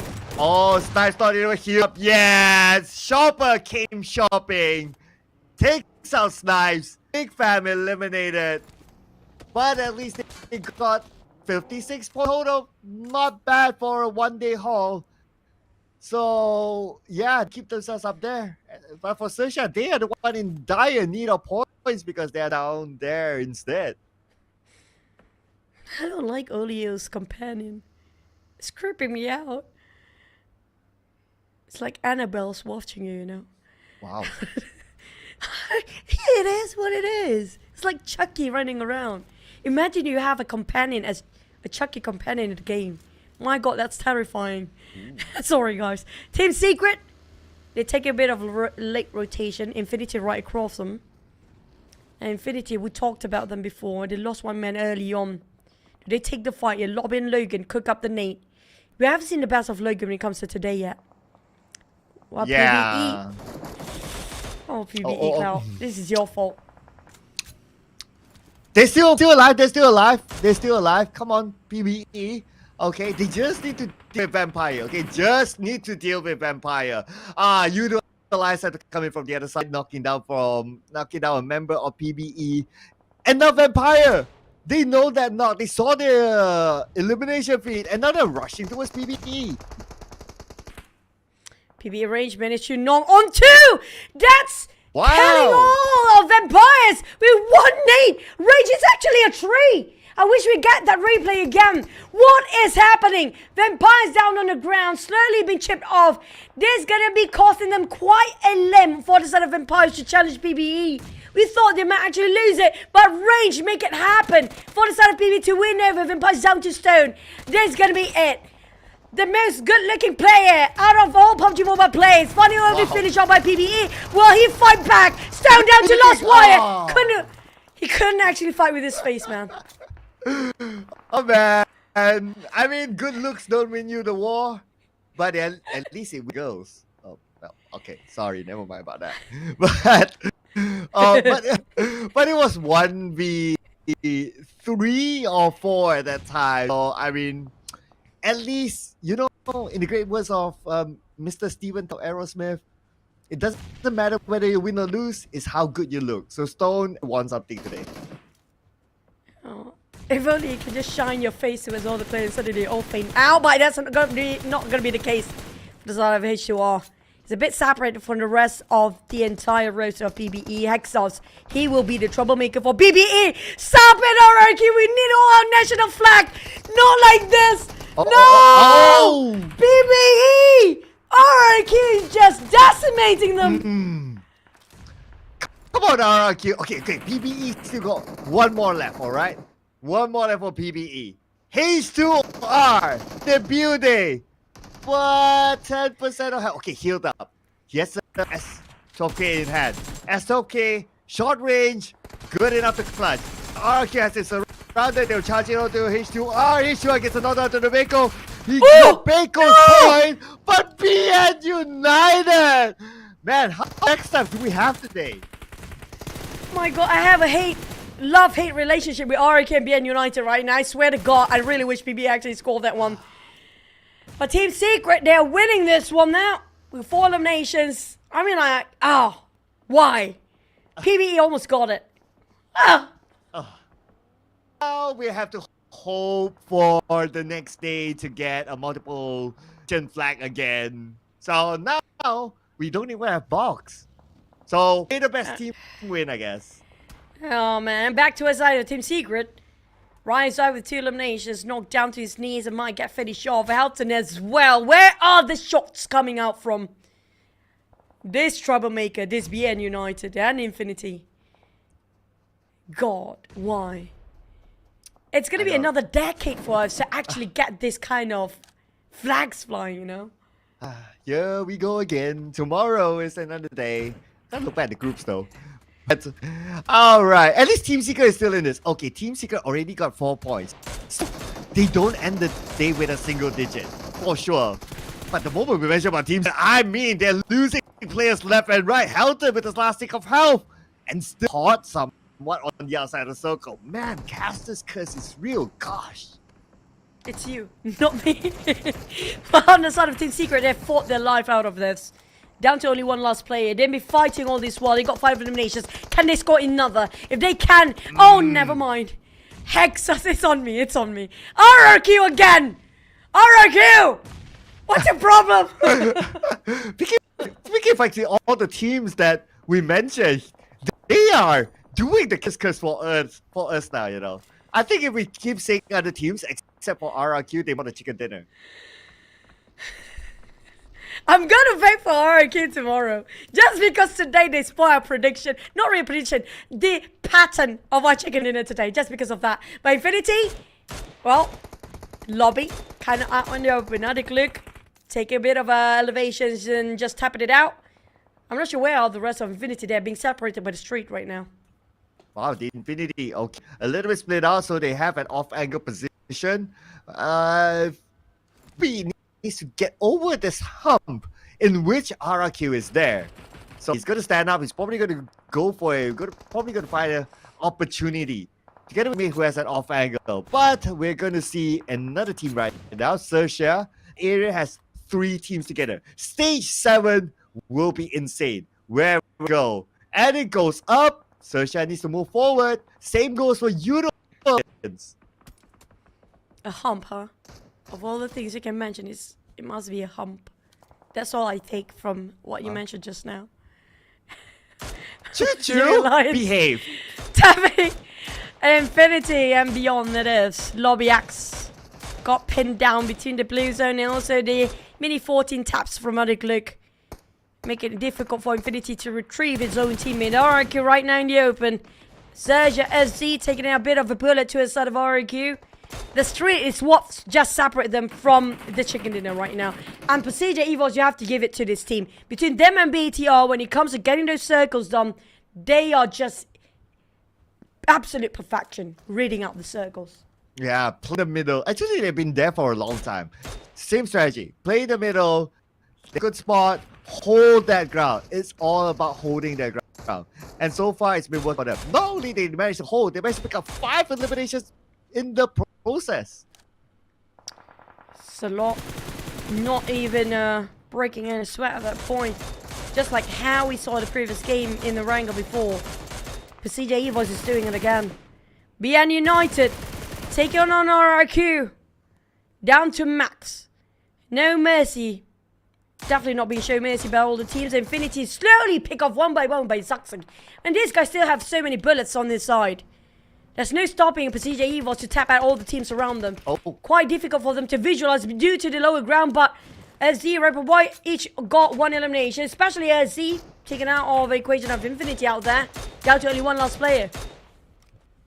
Oh, nice alertness from Rebel Boy. Gotta give it to him there to spot out that member of B United. If not, they might have been backstabbed. But now, you mentioned about long time no see. Logan happened to be the last man standing for the Infinity. So it depends how long he will last. He gets it knocked out. Beautifully done. Logan! Another backstab this time onto RRQ. I'm sorry, but thanks PERSIJA EVOS. I'm sorry, I stand biased this time. I don't care. They really make me so sad just now for RRQ. Even though I love RRQ as a team, but it was once in a lifetime opportunity for us to actually close the day with very colorful flags flying today. But on the side of PERSIJA EVOS, this is so solid when it comes to positioning. There's nobody can take them out of those compounds. And they got the circle, they got the compounds, they got the wall, they got the elevations, they got everything on their side.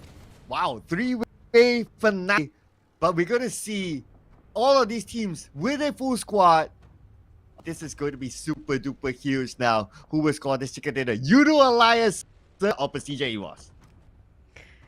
It's full squad 3 teams. XERXIA coming up from the left side. Yoodo Alliance on the right side. The one in the middle is going to be PERSIJA EVOS, but they do have those walls. RNJ tried to break the silence and the tension. Tapping out towards Yoodo Alliance, not connecting anyhow somewhat. Olio, I'm not sure what is his plans right now, but that's definitely not the spot that they want to place themselves in. But he's caught Zuxi out of the corner. And this is it, Yoodo Alliance saying it's a go time for them. Green light to push in, but a bit of accidents right across it. And XERXIA are actually winning this over. And the bad news for Yoodo Alliance is that XERXIA is on the other side, pointing their weapons onto them as well. But EVOS will be happy to pick up the points. If that will be eliminated by PERSIJA EVOS. Redface caught up by RNJ. He's prone right now, crawling to safety, but RNJ will not make it easy for him. Ripple Boy, he saw the shots come out towards his side. Those bullets flying just across his ears. Addict look, yeah, they kind of trap out. There's no way out for Yoodo Alliance other than just brute force themselves towards and charge in. And the moment they're just trying to go forward, it's going to be nothing to cover themselves. They don't have enough smokes anymore. Couple of hand grenades for Addict look, but what can he do with those grenades? There's no way to get an entry here. While XERXIA capitalized over this side of the circle, they do split into 1-2-1 formation. PERSIJA EVOS slowly losing men, but they can revive. You do have the building, but Erzi closing up for Yoodo Alliance. We're down to 2. What that nade? Okay, who got it? Okay, Olio taken by PERSIJA EVOS, but Earth's got Rebel Boy. They're sharing the points there. PERSIJA EVOS against XERXIA right now. Redface needs to 5, and they need to do it quick because XERXIA is getting close. Zuxi, keep the pressure on Erzi. There's going to be a couple of... That's the last robots he's going to toss over that side. But at least he scores on Erzi. Erzi, the flanker is down. It's down to the rest of XERXIA to close out the game here. But the Blue Zone, who will be shrinking down to the side of the Blue Zone first? It's all about the Blue Zone now. Last stage there is Megamind. Try to force a fight. Erzi bleeding out. PERSIJA EVOS clustered up in this building. Chopper start to toss a nade, hoping it will land onto somebody. If somebody being knocked down here, it's a go time for XERXIA. It's going to be green light for them. It looks like PERSIJA EVOS will be the ones forced out of the compound. XERXIA, which is to hold their ground. 1 man down. Make that 2. As RNJ on his knees. PERSIJA EVOS still in full, still healthy right now. 10 elimination points for PERSIJA EVOS. They can make it. They can take out the entire XERXIA squad. 2 more to go. Gonna be Chopper and Megamind to do. Make a mind down. It's gonna be Chopper last little of every remaining. PERSIJA EVOS made it happen. My God, what a solid call from the IGL to just read out the pattern of the circle. That was insane how PERSIJA EVOS knew exactly where to stand, secures the positioning, and secure a double-digit elimination from that angle. There was a clean, flawless run from the side of PERSIJA EVOS. And it was great that they got that one, at least so they got the off-angle knock that allowed them more space to come out of that building to take that head-on fight with XERXIA. If they didn't knock from the off-angle guy, then it would have been tough for PERSIJA EVOS because there were too many for them to cover. But that gave them the opening. PERSIJA EVOS did really well. They waited patiently. They waited for that knock. That is no signal. Misery! 7 eliminations. Only 2 damage points to 8,000. But it's okay. It's still 7 points in the bag. Didn't tally up with the elimination, but he plays it smart coming up from Misery. I agree. PERSIJA EVOS, they have to directly or indirectly tank the openings because of how they break the tension with Yoodo Alliance. Yoodo Alliance is the only one that can actually stop PERSIJA EVOS from getting out of the compound just now. And they got a quite clear view, by the way. But just now, it was an insane circle. I mean, like, yeah, it was a generous one. But at the same time, the circle ending was not particularly easy. And when it comes to damage, once you have to give it up to Misery, I think his nade's hitting quite a number. But that range from PBE nade, that was huge, by the way. Yeah, that one against Vampire Esports. I mean, that broke the heart of Vampire Esports just like that, just by that nade. That was insane. I wish we have a close-up replay. Hopefully we get that in the recap later on. But look at his stats. XERXIA dished out 740 damage but got 2 eliminations. So it just shows that he's been working a lot as well, team. And Misery took home a lot of elimination points. Almost half of the team eliminations in this round. I agree. And when it comes to travel distance, surprisingly, all 3 teams actually almost similar to each other. Compared to RRQ, we travel the furthest away because we do know they're dropping way a bit further than the rest of them. PERSIJA EVOS actually land themselves quite early in that compound, and they are not moving at all compared to all the others who came in a bit later. So I don't know how they actually formulate the pattern of a circle. PERSIJA EVOS and BTR. I mean, BTR not playing here today, but they definitely have a very good analyst and a very good coach to really read it out and share the information with the IGL to call the shots when it comes to reading out the circles. Yeah, the trend from middle of last week onwards still continuing. Play as close as possible to the middle of the circle. Defend that ground, you cool. And that's exactly what they did. Rinse and repeat formula. Of course, it's easier said than done, but that is still the formula that worked out for a lot of these teams at Chicken Dinner, including PERSIJA EVOS, and it's not the first time they played this strategy. Last week they saw strategy as well, and they still got the Chicken Dinner. So expect them to continue on because as of today, it still seems to be the case. I think we got just a glimpse of those the triple knock coming out from Race just now, but we didn't get a clear view out of it. But PERSIJA EVOS scored double-digit elimination. Same goes for the side of XERXIA. XERXIA is coming back after a quiet week too. They're coming back to take all those eliminations away.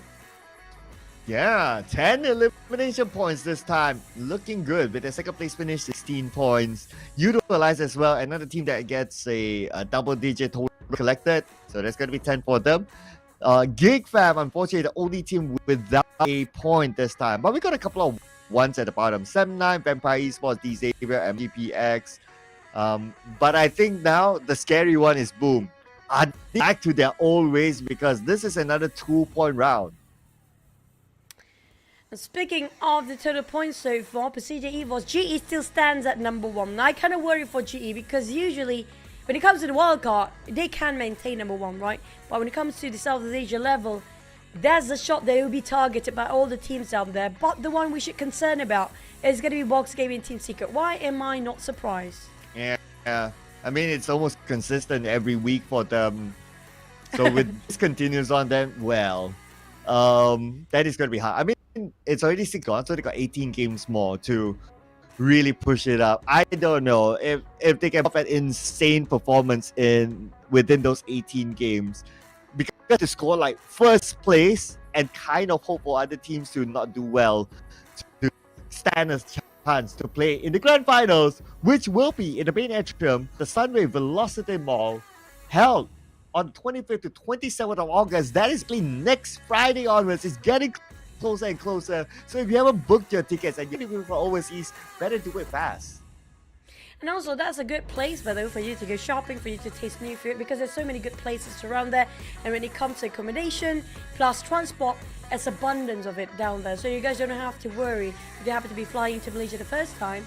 And if you kind of get lost, you can just text us with our IGs, our social media. We try to help you out, because I think both of us are living nearby, but sadly we will not be there. Yep.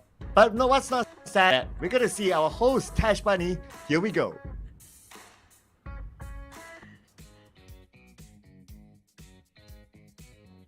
What an end to the day. A team where we didn't expect to be on top is coming online. But speaking of coming online, on stage with me, I have GE Mernat on stage with me. And, you know, he told me that he wasn't even nervous being here. So let's see how he feels after. So first of all, congratulations on that massive chicken dinner just now. You guys got like, what, 22 points, I believe, which was honestly a lot, because it was 10 points for chicken dinner plus 12 eliminations that pushed you guys all the way up to first place. Now, let's talk about the changes between this week and last week. What made your team perform so well today?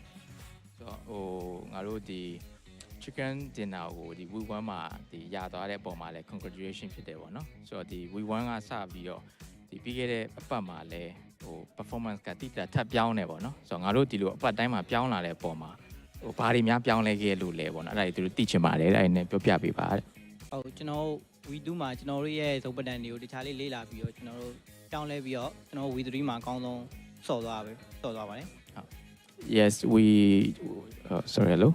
Okay. I can hear you. Okay.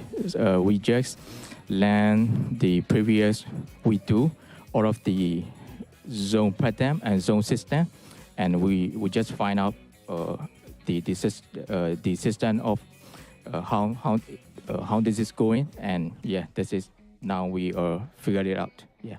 Figuring it out is one of the, I would say, the crucial, skills that you guys need in PUBG Mobile. Prediction is definitely key, and I think they read that game very, very well. So congrats once again. So let's talk about your league bonus ranking. So right now, you're on 13th points, alongside with Boom Esports, where they have an advantage over you guys with 1 chicken dinner. Now, when you guys talk about this week, it's just the last week to grand finals with, you know, you guys both trying to go for like 16th place.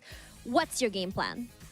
So ဟိုပါပေါ့အခုငါတို့ဒီ week နှစ်ခုပေါင်းမှာထွက်လာတဲ့ result ကဒီ Bomb Esports နဲ့အမှတ်တူနေတယ်ပေါ့နော်ဆိုတော့အခုလက်ရှိ Bomb ကလည်း chicken dinner ရထားတယ်ဆိုတော့အဲ့ဒီ chicken dinner ရတာငါတို့တို့ pressure ဖြစ်စီတာတဲ့ဆိုတော့အဲ့လို condition ကြားထဲမှာငါတို့ရဲ့ဒီတစ်ပတ်လုံးရဲ့ game plan ကပါလဲတဲ့ကျွန်တော်တို့ pressure တော့ရမ်းမဖြစ်ပါဘူးpressure တော့ရမ်းမဖြစ်ပါဘူးကျွန်တော်တို့V2 V1 မှာအကောင်းဆုံးလေ့လာထားရဲဆိုတော့ကျွန်တော်တို့ဘွန်းတက်တော့အမှန်အများဆုံးရနိုင်မယ်လို့ကျွန်တော်ယုံကြည်ပါတယ် yeah we don't get any pressure right now, and yeah, we just try the best all we can get the max. Yeah. So like, I think because I know I talked about this in the previous interview with Boom Esports, they are a team that tends to come back very, very strong. Are you guys worried about that by any chance? Yeah. So ဘောကအခုအရန် comeback ဖြစ်လာတယ်ပေါ့နော်အဲ့အတွက်ကိုရောစိတ်ပူစရာဖြစ်လာတဲ့မဖြစ်ပါဘူးကျွန်တော်ကလည်းအကောင်းဆုံးရှင်ပြိုင်နေတဲ့အတွက်ကျွန်တော်ကသူတို့တက်ကြော်စီရပါမယ် Yeah, not absolutely. As you guys see, how we are performing right now. So yeah, this is the game. So let's see. Yeah. Confidence is definitely a key for them. Now, final question. Well, it's 2 more questions for you guys. What do you guys think your team needs to overcome right now? So ငါတို့ဒီရတွေကြော်ဖြတ်ဖို့အတွက်ဘာလိုအပ်လဲတဲ့ငါတို့အတွက်ပေါ့နော်တရားရေးကြော်ဖြတ်ဖို့လိုတယ်ကျွန်တော်တို့အများကြီးစူးစမ်းခဲ့ရတယ်တင်းငိမ့်ထဲမှာလည်းတင်းဝါကိုကောင်းဆုံးလုပ်ပြီးတော့ကျွန်တော်တို့ကောင်းဆုံးပြင်ဆင်ပြီးတော့ ตกได้หลุดใช่ไหม Yes, we try too much for so long, and we are building our team. We build our team right now to be better the day before. So yeah. Right, so you guys had your talks, figured out what's going on, and this is what you guys got today. First place on day number 1. And before we go, this is going to be really interesting, but do you guys have anything you guys want to say to Boom Esports since you guys are both running in for that 16th spot? ပြောချင်တယ်တဲ့ဒီငါတို့ channel ရက်တွေ Good luck, all the best Boom Esports. Good luck, all the best. Aw, he spoke English just so he could talk to Boom Esports, and this is going to be very exciting as we try and see which team will be the final teams to make it to the grand finals next week. So be sure to tune in for the rest of this week if you want to know who will be moving forward and who will be going home. So we're going to toss it back to our casters to end the night. We'll see you guys tomorrow. Bye!